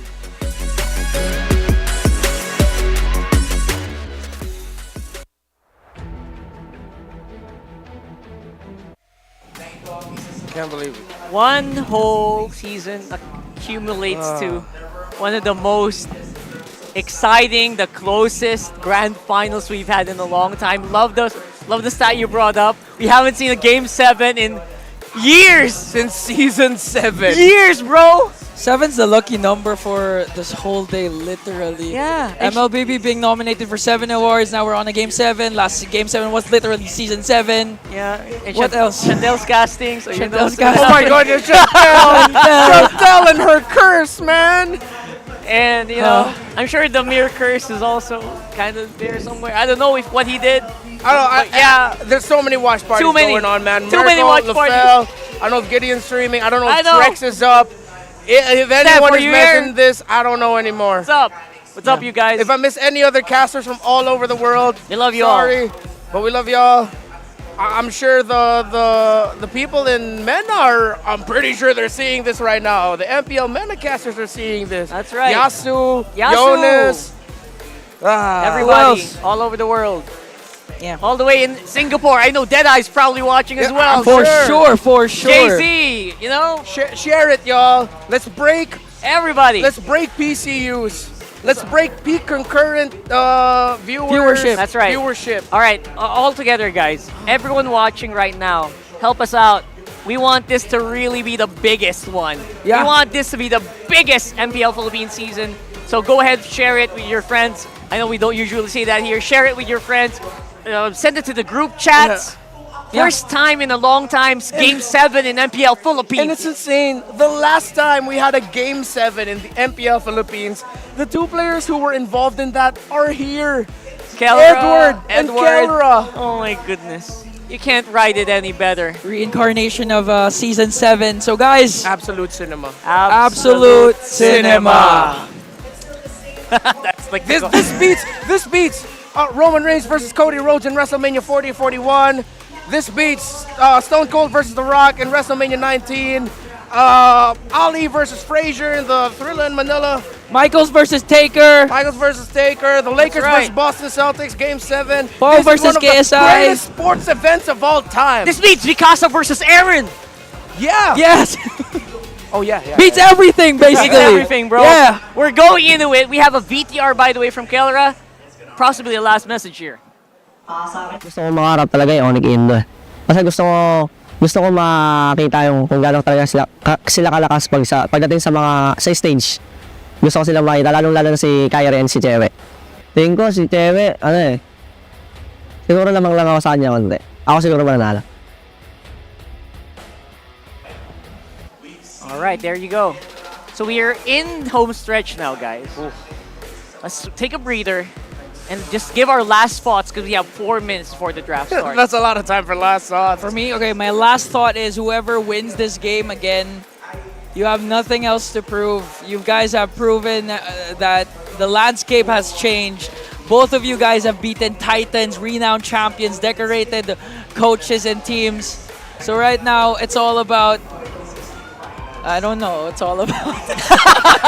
Dude, you were in a good role. I know, but at this point, again, you guys, RORA, Fnatic, whoever wins, the fans won, everyone won Game 7 in a lot of years.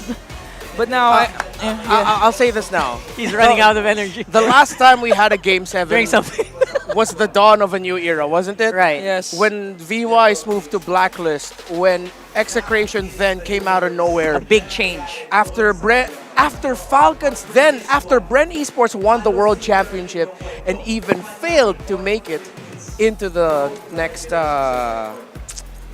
Essentially, it was from the start of the Philippine era. Yeah. Yes. Right, that time, the last time this happened. Yeah, and this dawn of a new era, it's welcomed like, guys, it's been a long time since we've had a Game 7. 7 seasons and running.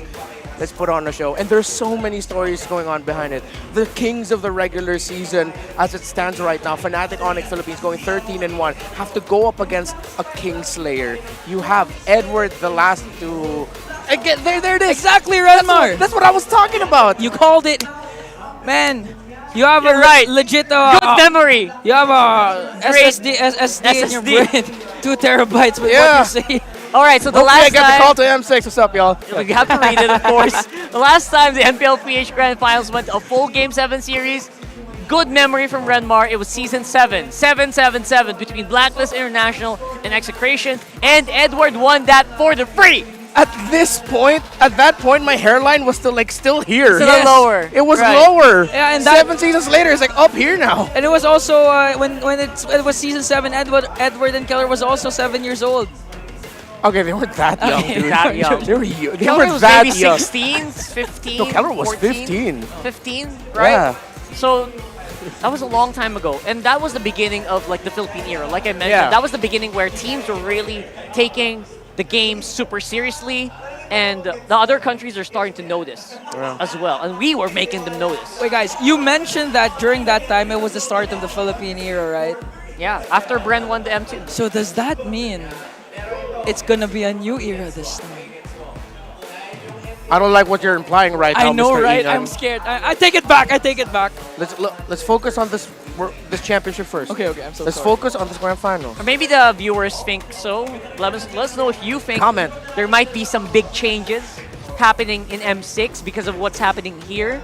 Because right now it does feel like it's equalized, right? Onic Philippines and Aurora are on equal footing. One whole game of MLBB to decide who's the strongest possibly in the world.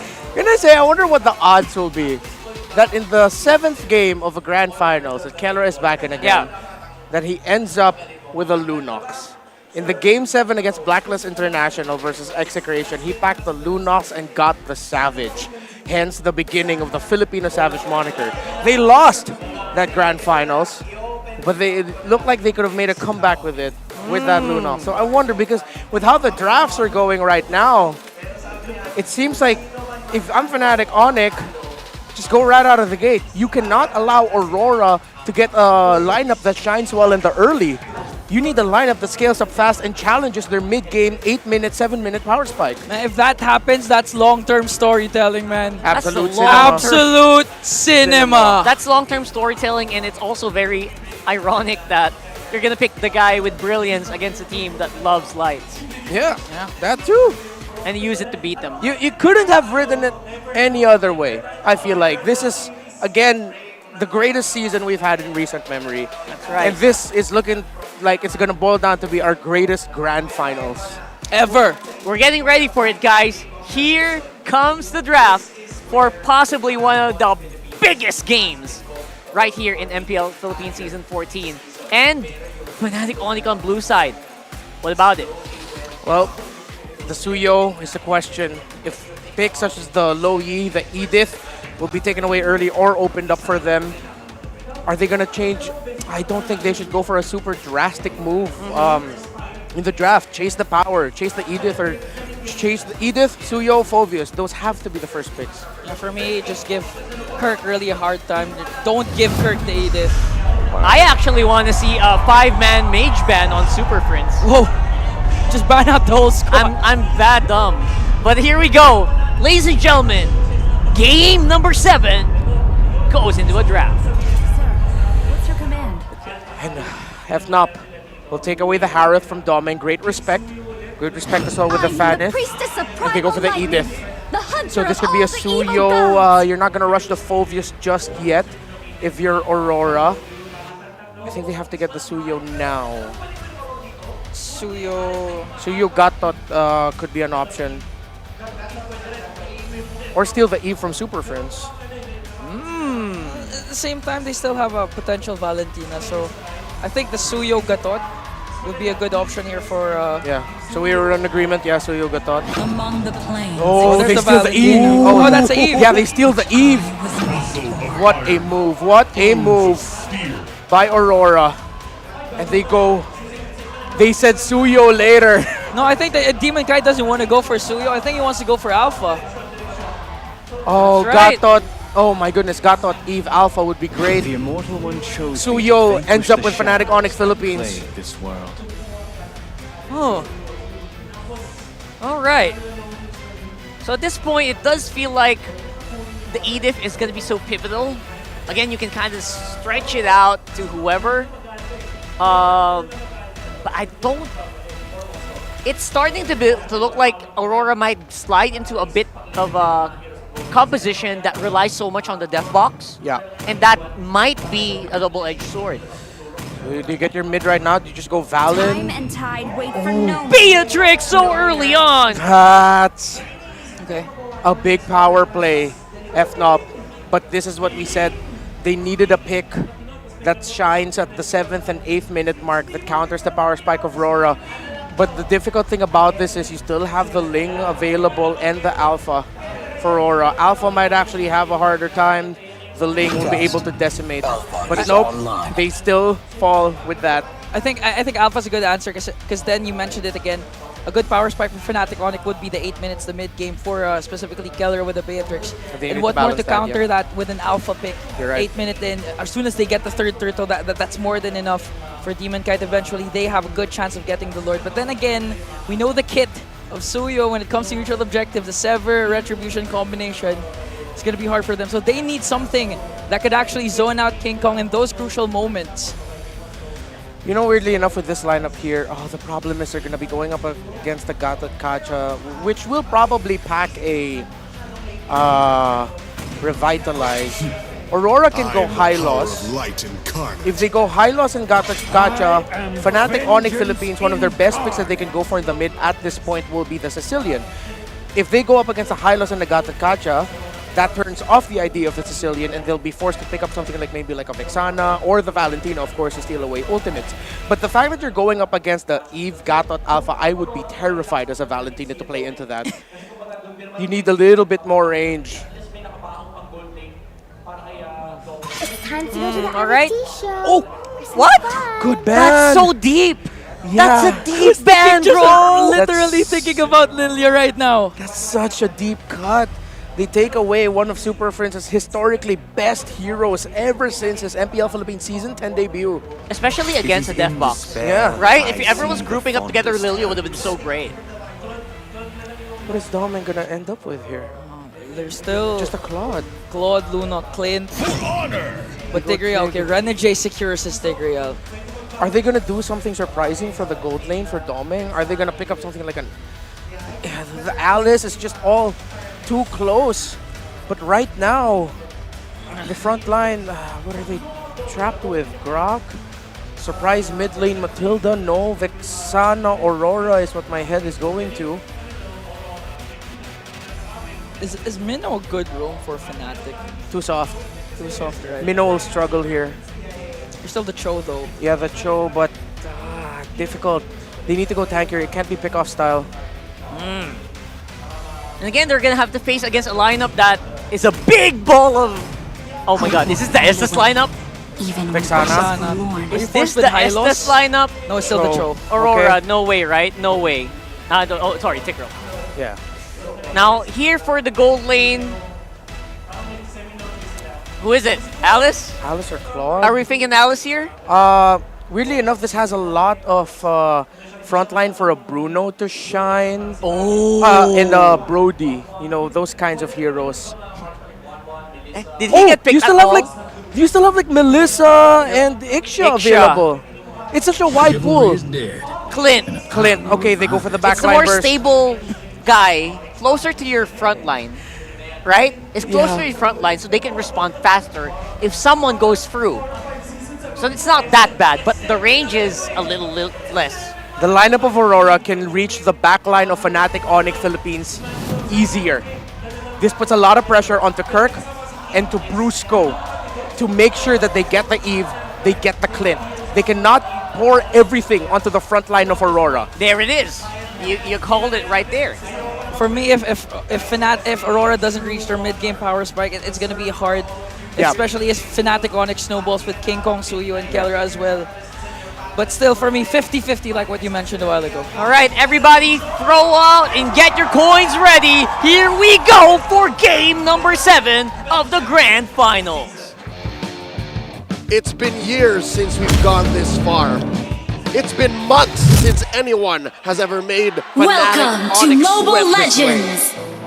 Aurora have made mortals of gods unless they're both gods, one game away from winning the championship. Welcome to Game 7. It's go. Fnatic Onic Philippines versus Aurora MLBB. Oh man, I had just realized that I have not been part of a 7-game series just yet since I started casting back in Season 8. And I'm so happy that we finally have it here with two amazing teams that have been defying odds all season. Welcome to your first, Joseph, and this could also be the first for many here in this bout. Many athletes putting everything on the line. Brusco flickers away. Again, look at that. Just how locked in both the teams are that even if you have to defensively flicker, Kirk was right there.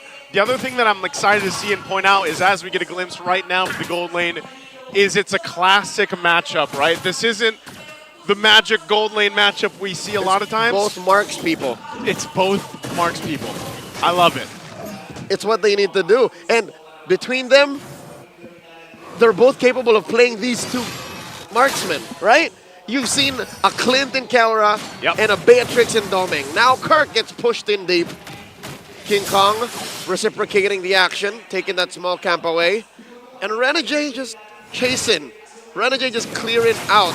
Brusco living in Demon Kite's face. I wonder how this feels too for Renegade, you know, just he got his hands finally on the Tigreal here, but Brusco is playing his signature hero on the other side. And you know that with that Tigreal, you have a couple options. Either you respond to when Brusco sets things up, or you can also be the guy on Tigreal and be a little aggressive.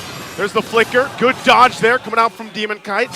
First turtle for the taking here. They're going to start it up. AOG! Getting in position. There's a jump. Not connecting, but Demon Kite will get the turtle. King Kong goes down first. And now looking for more. They're on the hunt. Brusco should be able to get away, but RORA comes out with a win in that one. 2 minutes in, first turtle down. Brusco protecting King Kong's orange buff. It's very rare that you see King Kong cornered like this. It's been a while since we've seen King Kong get deprived of his resources this early on. And Demon Kite commits Grand Theft Orange. 1,000 gold ahead now is Aurora. Joseph, I hate to say it, but is Fnatic Onic running out of tank in the gas right now? I think it's more so this, Leo. They haven't been tested like this. Like you said in your intro and in the game, when was the last time Fnatic Onic went through this kind of testament through a series, especially this long? That's where it really comes down to even the mental endurance of the players here. Then this might be their true test. Look at King Kong, slow rolling his theft of the orange, taking a small camp along the way. Edward catches him. Still a little baby there, RWM. Gonna be able to get out. Knock up through Kirk. Oh no, he's in trouble! King Kong gets punished again! And Demon Kite says, get out of of my jungle. They've cornered the beast and slain him twice now. Edward canceling the AOG, getting inside Fnatic Onic head. And now Demon Kite's gonna clean up house. They're about 2,000 gold up now, and the second turtle hasn't even spawned. This is pretty crazy because for a player that is so integral and part of the success of FNOP. That's the regular season MVP. That's the regular season MVP. He is now falling behind in terms of trying to keep up with the pacing being set. And Demon Kite has adjusted throughout the series, got his hands on this alpha, and is just proving to be a nuisance. Sometimes he doesn't even get caught because he defensively uses the Spear of Alpha. And then re-engages. Turtles up, and just as quickly taken down. Aurora, 100% turtle take rate, 4 minutes in. Oh, this is trouble right here for Fnatic Onic. They're gonna have to go ahead and just kind of buckle up at this point. We know the statistic, 2 turtles back-to-back for a team, what they can do for the early game into the mid-game here. So they might try to, scrap up what they can. You can see the placements here for King Kong, where he's going. Even though we got punished last time, he doesn't care. He's still going to be in the jungle of DK. And that's what led him to be such a successful jungler in the regular season. Continue playing the map. Continue finding resources until you can get there. And in this series alone, in this 7-game series, we've seen him do this with a Nolan. Yep. Now, with a Suyo, that's a whole nother story. Looking at the item game, about 1,500 between Kelra and Doming. Dear God. Whoa. Doming is on a gold mine. Where did he get all that money? Where is it from? Because everywhere else it's equal down the middle. Aurora have successfully funneled everything to Doming. That was nearly just the farming and all that turret gold. The shielding, and I guess he was double laning. That's a I don't know, man. That's a smart cowboy right there. That's a rich cowboy. That's a rich cowboy right now, because they're going to have to deal with that. He's also now on the top side, so they're just going to leave him alone, let him do his thing. Doming farming up. Fnatic will push that bottom turret themselves. They can't get it fully just yet because they can't overextend, and that's another turret now in the hands here for Aurora. Clean for Aurora. So far, top lane tier 1 taken down, bottom lane tier 1 taken down. The map is shrinking he got it. For Kelra. And King Kong just struggling to keep anything and everything in his own jungle. Luckily, his retribution's still on point, but that means all turtles, they're conceding over to Aurora. Yeah, this is going to be the 3 for 3. I'd be surprised to see FNOP try to fight this, but they don't even get a chance. It's so quick to go down here. This is looking really good for Aurora right now. Nice, comfortable lead at 2.6, almost 3K up. Under the 7-minute mark, all 3 objectives in your favor, and they can play around the map now as they set their eyes on the tier 2 here in the top. You mentioned earlier how Renegade's Tigreal can actually play both offensively and defensively. I don't see him playing defensively or reactively at all. If anything, his mere presence is sending shivers down Brusco's spine. Brusco can't even cross the river right now. That's not what you want to see in a show. It's not what you want to see, man. And maybe, this is now up to King Kong to just play the map. He's going to have to do the best he can, but I'm even worried for him because if he's pushing somewhere else, there's so many tools to go ahead and try to catch him, and that's exactly what they're looking to do now. Renegade is still going to be used. King Kong will spawn him out with the Queller, but now, again, tier 2s are being pressured. We saw Fnatic Onic do this even the previous game this early on. Mid lane, toss up from Kirk. Primal Wrath going to be used. Demon Kite won't land the Spear of Alpha. They still want to fight. Eternal Guard going to be dropped down too. They're going to try to fight. There's the kick coming out from Brusco. And Renegade goes in, finds the lockdown, and Demon Kite's taken out by Kelra. They're still hunting for more. Kelra. Doming falls. Kelra trying to buy time. UA and Edward chasing him down. Kelra, will he be able to get the space he needs? RORA loses 2. The gold standard gets away with murder. Fnatic Onic's first win in this 8-minute game. 2 kills, 1 on DK, another on Doming.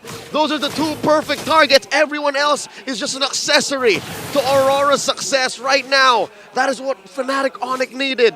How did they set that up? An amazing play. It started with Kirk playing footsies. Faking it, Primal Wrath. All right, they engage. Pop in the rule of emulation. Next thing you know, Keller was in the back blasting him.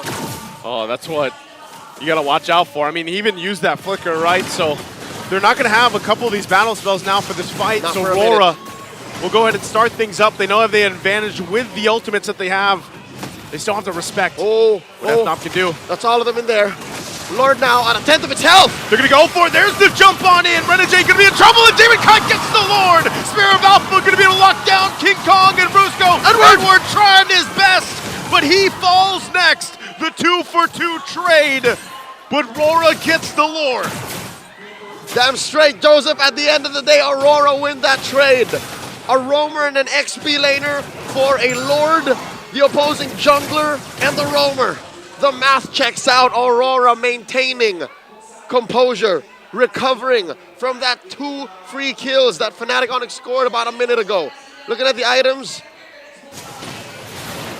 Luckily, Kellera has been farming up. He didn't die in that exchange, so he's now just down about just under 1,000. Yeah, he's still got some catching up to do. I think there's a future here. I think if some way, somehow, the Sonics just pour everything on the gold standard, on the Filipino Savage, he can get over his trauma from losing to Edward. 3 years ago. He can get over his trauma losing to Demon Kite 2 years ago. It's got to come here, now, culminating in this moment. They're all going to have to lock in here on the defense. Even if it's this first Lord here, they should be able to work through it. Another turret going down. Fnatic Onic holding on to what they can. Holy Shield still actually up here on the top side as they clear out the minions and keep the shields alive for now. Even in mid. Key use of the magic flare. King Kong in no man's land. He's in the pixel brush. Oh, he gets spotted. UA spots him out. Luckily, tricks. A quick tap of the surge will get him out of there. But if it was any other position, if it was in the big river brush, they could have flickered in and caught him. I guess King Kong is in a, in a way, if he's got to take a little bit of a risk, make some plays and move around the map, he's going to do it. He's going to have to act as a threat magnet. If he's not in the base and he's not where Aurora can see him, that means he's up to shenanigans. So Aurora have to clamp down on that. How much they give to stop that depends on Aurora, how much they're willing to. Because right now, that's all King Kong can do. He can't join fights. He can't front. He can deal some level of damage, but he's not as big a threat as Demon Kite. Demon Kite is a wall. Demon Kite is a house compared to King Kong. I would say if they can dodge, like one of the biggest things obviously is the Avatar of the Guardian from Edward, but even the Spear of Alpha, man. The Spear of Alpha, if it catches multiple members from Fnatic Onic, they're in trouble. And that's why they have to almost utilize, like even the Eternal Guard, if it's dropped down at the right mark to kind of help peel if they need to or initiate, that's what's gonna help them win the fights. Oh wow, slow push up top. Couple of rogue minions left over by Fnatic Onic. Popping that Holy Shield too. There is some hope. Sonics all around the world watching. Fans in the Philippines, fans in Indonesia, fans all around the globe. Watch closely. This Lord Dance might be the last. Purple getting secured here by King Kong first. Lord, you're down to 10. Are they going to get there in time? Brusco jumping in the back. Demon Kite will get the Lord in the exchange. They're trying to run for it. They cover down the fire. Brusco flickers on out. No one goes down, but Demon Kite finally a Domeng flickers forward and gets Kellera. The 1-for-1, but the objective here for Aurora. It's the same situation. Deja vu. One might argue a 1-for-1, but Aurora walks away with a big one. The Lord, the enhanced Lord, marching through mid. No holy shields, and they have to defend the hard way. They're going to be able to clear this out. Kellera will be back up in time. What does RORA still want to look for? Or is that all they're going to get? Brusco. Check Brusco. Might try to make a play, goes in. Not going to be able to find the connection. Brusco's in trouble. UA again, turning things around. And now without Brusco, they might lose the base turrets next. It was too risky an angle. Not enough of a distance to come in and catch a good side. And now Aurora sending a wave down bottom. Fnatic Onic defending for their life. They need to hold out They need to extend this 4, 5 more minutes into the next Lord. They keep it together. Base turrets still up. A little bit of a desperation trying to set things up. It didn't work out that time, Leo. Brusco believes that you miss 100% of the shots you don't take, and he took his shot. And he is not throwing away his shot. He's young, he's scrappy, and just like everyone else in his team, he's hungry for this victory. Grand Theft Purple by Demon Kite. Slowly but surely ballooning this lead up to 1,000, approaching 1,500, 14 minutes in. About a minute until the next Lord spawns, lower quarter. Luckily for Fnatic Onic, that is the long lane for them, wherein it's the softer side of the inhibitor. So, you know what? Maybe Brusco should save those big ticket kicks for the Lord fight. I agree, you know, and I think that last attempt, knowing that they could have just gone for it, maybe something happened, but if we saw a preview of the Lord fights like the last one, what do they have to change here? Because it didn't go that well for them. Start it before the Lord begins. I think Fnatic Onic have been relying on the turn a little too much, and Aurora have smarted up to it. Aurora said, enough is enough. You've turned on too many people in the regular season already. They just press the gas. They just press the gas, they lean into it. And Aurora are so good at the turn. They're so good at welcoming Fnatic Onic into their own pit, into their own ring. And that's what this lineup was made to do. The Tigreal, the Eve, the Gatot, the Alpha. Dude, all Dominic needs to do is clean up all these criminals. Yeah. all these rogues. All these rogues. It's about to be high noon. Actually, it's past the high noon at this point. Game 7. Past 15 minutes. This Lord going to be crucial for either team. It's a half health. Brusco and Kirk. Now a third. Going down the front. Kelra not going to find the Renner shot. Eternal Guard going to be dropped down. They get that out. There's the implosion coming out from Brusco! Renegade. Brusco could be in trouble. They're trying to get the zone, but King Kong's out of the picture. Again, what? Super Prince gets the Lord.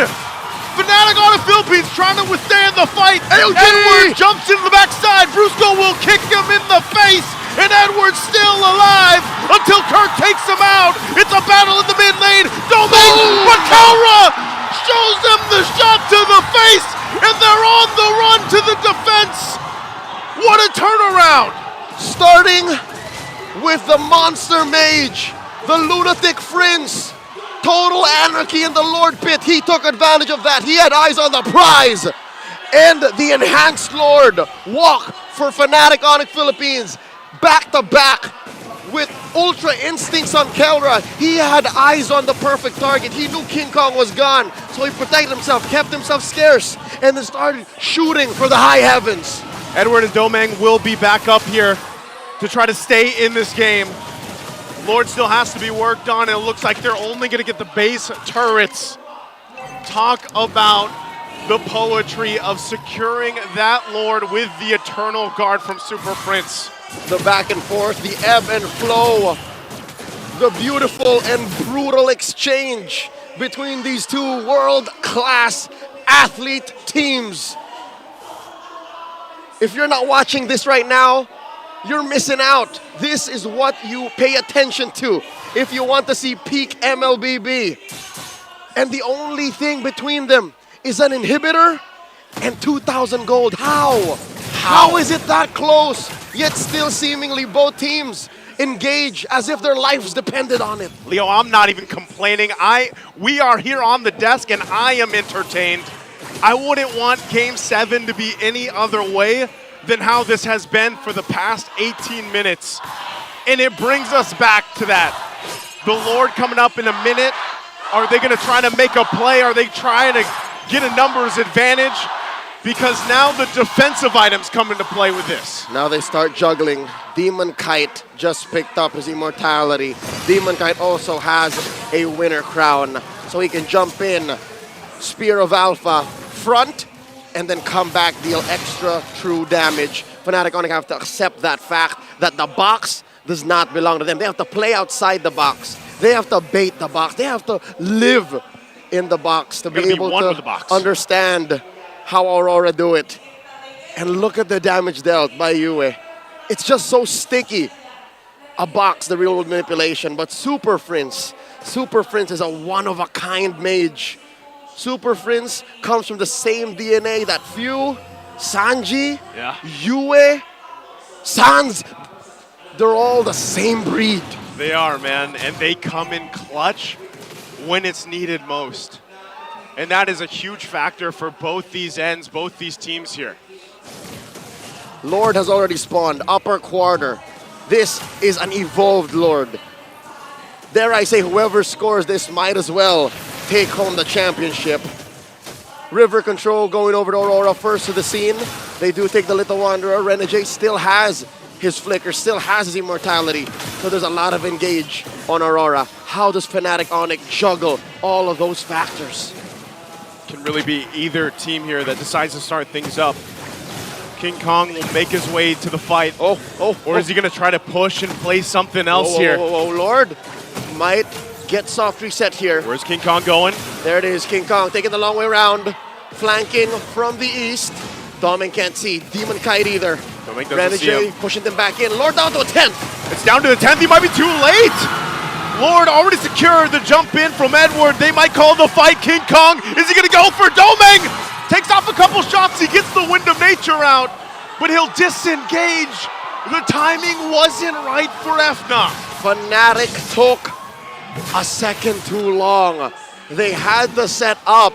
King Kong couldn't get there safely and fast enough to be able to get the pincer. Aurora scoring the Lord. No casualties either side. Not even a flicker spent by Aurora. There was one on Kirk in trying to jockey for position. Looking at the items, both marksmen refuse to go barefoot. Both marksmen understand that rotations are the name of the game. It's the map. And what's King Kong doing? What is this? Joseph, is he back? Is he going for the back door? He looks like he might be. He's actually just going to handle that wave. He was using retry. He sees it. They see it. He has to go home. He has to go home. He's going to go home. They got to defend here. Lord's going to be worked on. Eternal Guard already dropped down. There's the box once again. The AOG is going to be used. They're clearing out the minions. Edward trying to get out, and Spear of Alpha coming out from Demon Kite. Kirk gets the killing spree, and Edward goes down too. And the explosion comes through, and they turn it around. 4 members of RORA are down, and Domeng will try to go to base, but FNOP, after a decisive team fight victory, will prep up to march in, and Domeng, he can't even get back to base in time. It's all on him. It's all on him. From a dominating regular season to a hard-fought grand finals, the Sonics will not be dimmed by the lights of Aurora. They stand unbreakable. And new MPL Philippines champions, Fnatic Onic Philippines. I said it before and I will say it again, Leo. They are too damn good. They are a force of nature, seemingly unstoppable since the season started. Here tonight they were made human, but they were also made immortal. Tonight, they claim their kingdom. Kelra is now crowned. Kelra finally got the coveted championship he's been after for so long. Golden. Super Prince. Golden. Kirk. Golden. Brusco. Golden. King Kong. Golden. And let's not forget Kelra. The Filipino savage, the gold standard. Through the leadership of Coach Hayes and Coach Why Not. Spider Miles ever the supportive teammate. And their management led to this moment. What a run, what a season. What a grand finals we had here, man. So good, so competitive. Even on the other side, you gotta see it, you gotta love it. They are the heralds of the new age of MLBB. They are the new standard bearers of the Philippine play style. These two took us to Game 7. Aurora MLBB, a threat on the world stage. No one can take that away from them.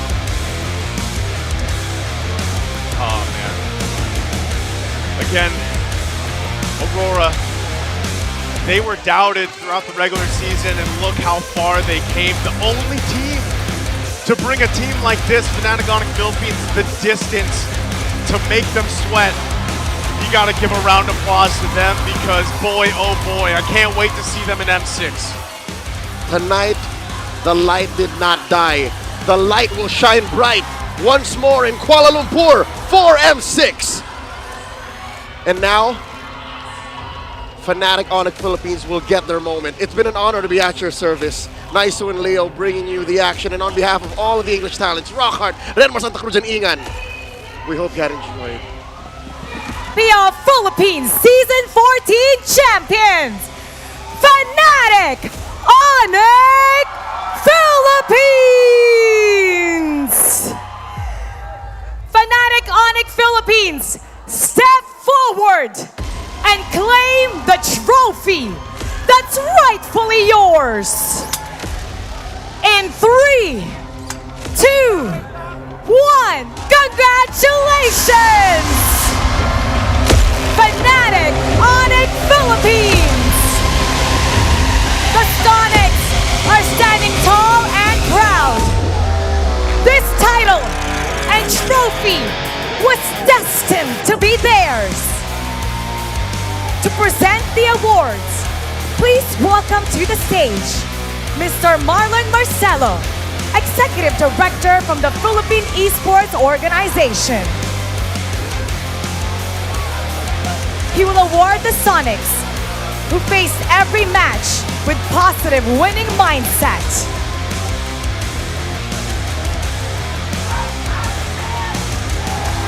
They have dominated everyone who stood in their way.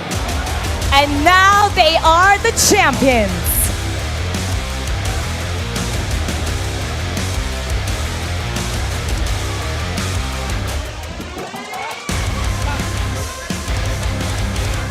They will now be awarded with their medals. Calra,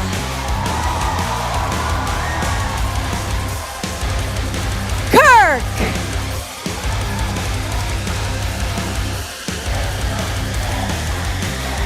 King Kong,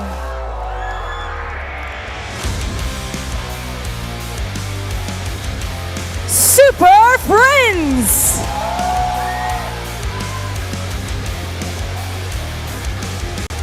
Brusco,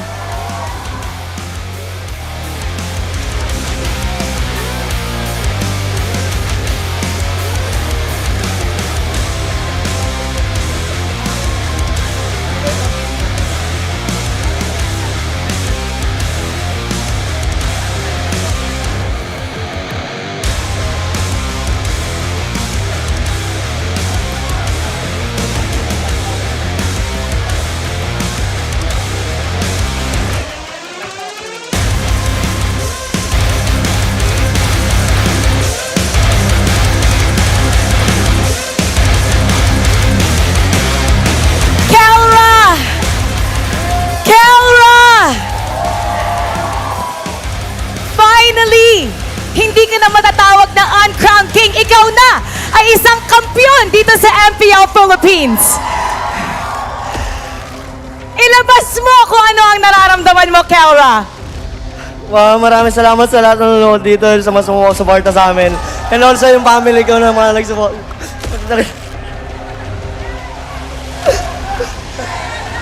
And now, it's time to announce our finals MVP. Our finals MVP is the one who made great execution in their decision-making and leadership. To award this, it'll be presented by Mr. John Carlo Felix, Sports and Games Inspector from the Games and Amusement Board. The finals MVP is the player who was critical to their team's victory. And your finals MVP is... Kelra! Kelra! Once again, not only are you the representative ng Pilipinas para sa M6,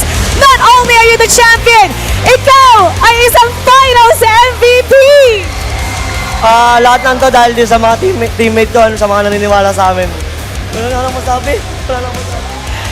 You are the champions!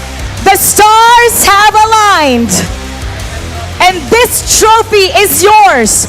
Once again, Fnatic Onic Philippines, step forward and claim what's yours! Lift your trophy so high and show them how champions celebrate! In 3, 2, 1, Fnatic Onic Philippines!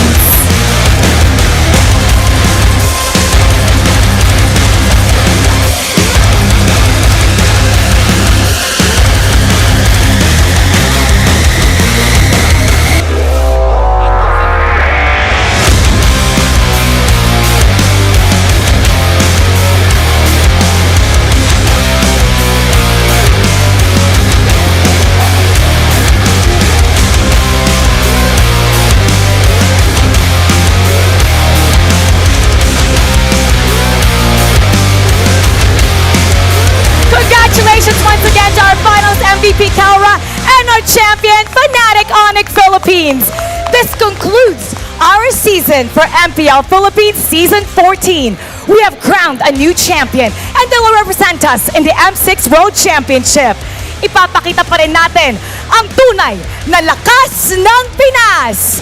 Keep it good vibes everybody and see you in M6.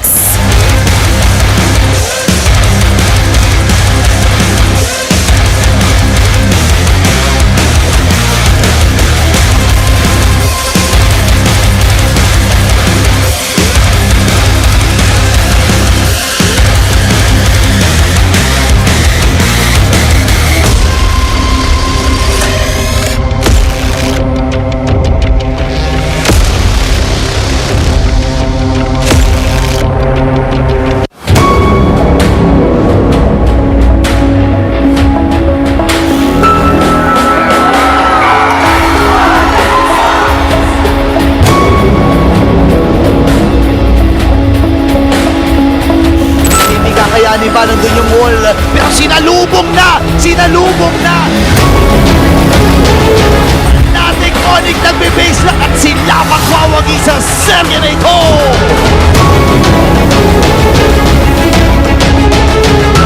Gusto na kagad tapusin ng Fnatic Onic Philippines. Nag-aantay na lang sila ng minions at ang mga Ricos ay nandun din. Super Prince nagpapatay na lang, talaga ng literal. At ang unang laro na ito ay mapupunta sa Super Cup.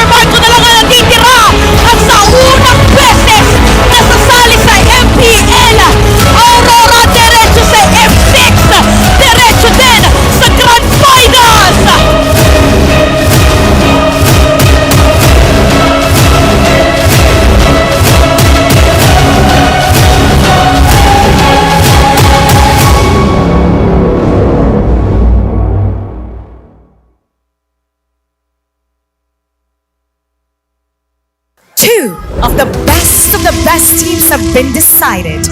They fought with passion and determination, game after game. minute after minute, eliminating their opponents to stand here today as your MPL Philippines Season 14 Grand Finalists. Oras na para itanghal natin ang pinakamalakas sa Pinas!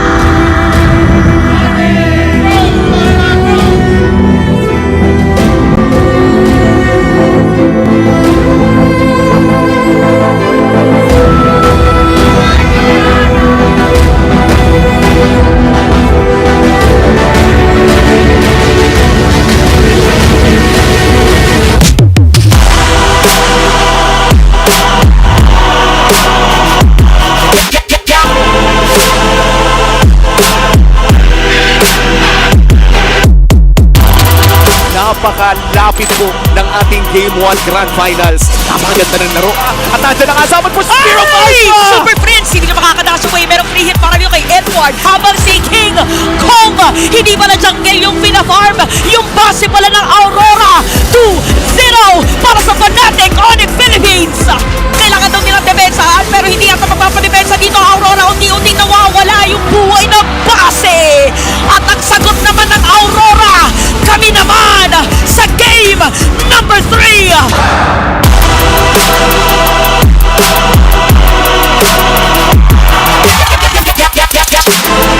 Unti-unti na lang inuho sa mga players dito ng Aurora. At kitang-kita natin ngayon na si Dominic na lang ang natitira. Meron pa silang making wave na inaantay, pero si Brusco ay patay na rin. Pero patay na si Dominic. It's gonna be a wipeout for Fnatic Onic Philippines. And a match point!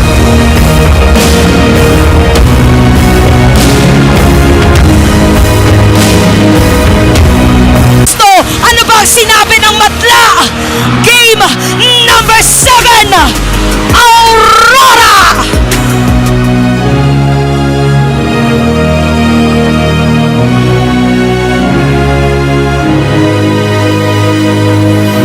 Ito na ang pinaka-inaantay nila. Ang pinaka-inaantay nila. Ito na ang pagsisimula ng pag-usbong, ng bagong siglo. Ito na ang pagmamayagpag ng mga bagong hari ng FPL. Fnatic Onic Philippines!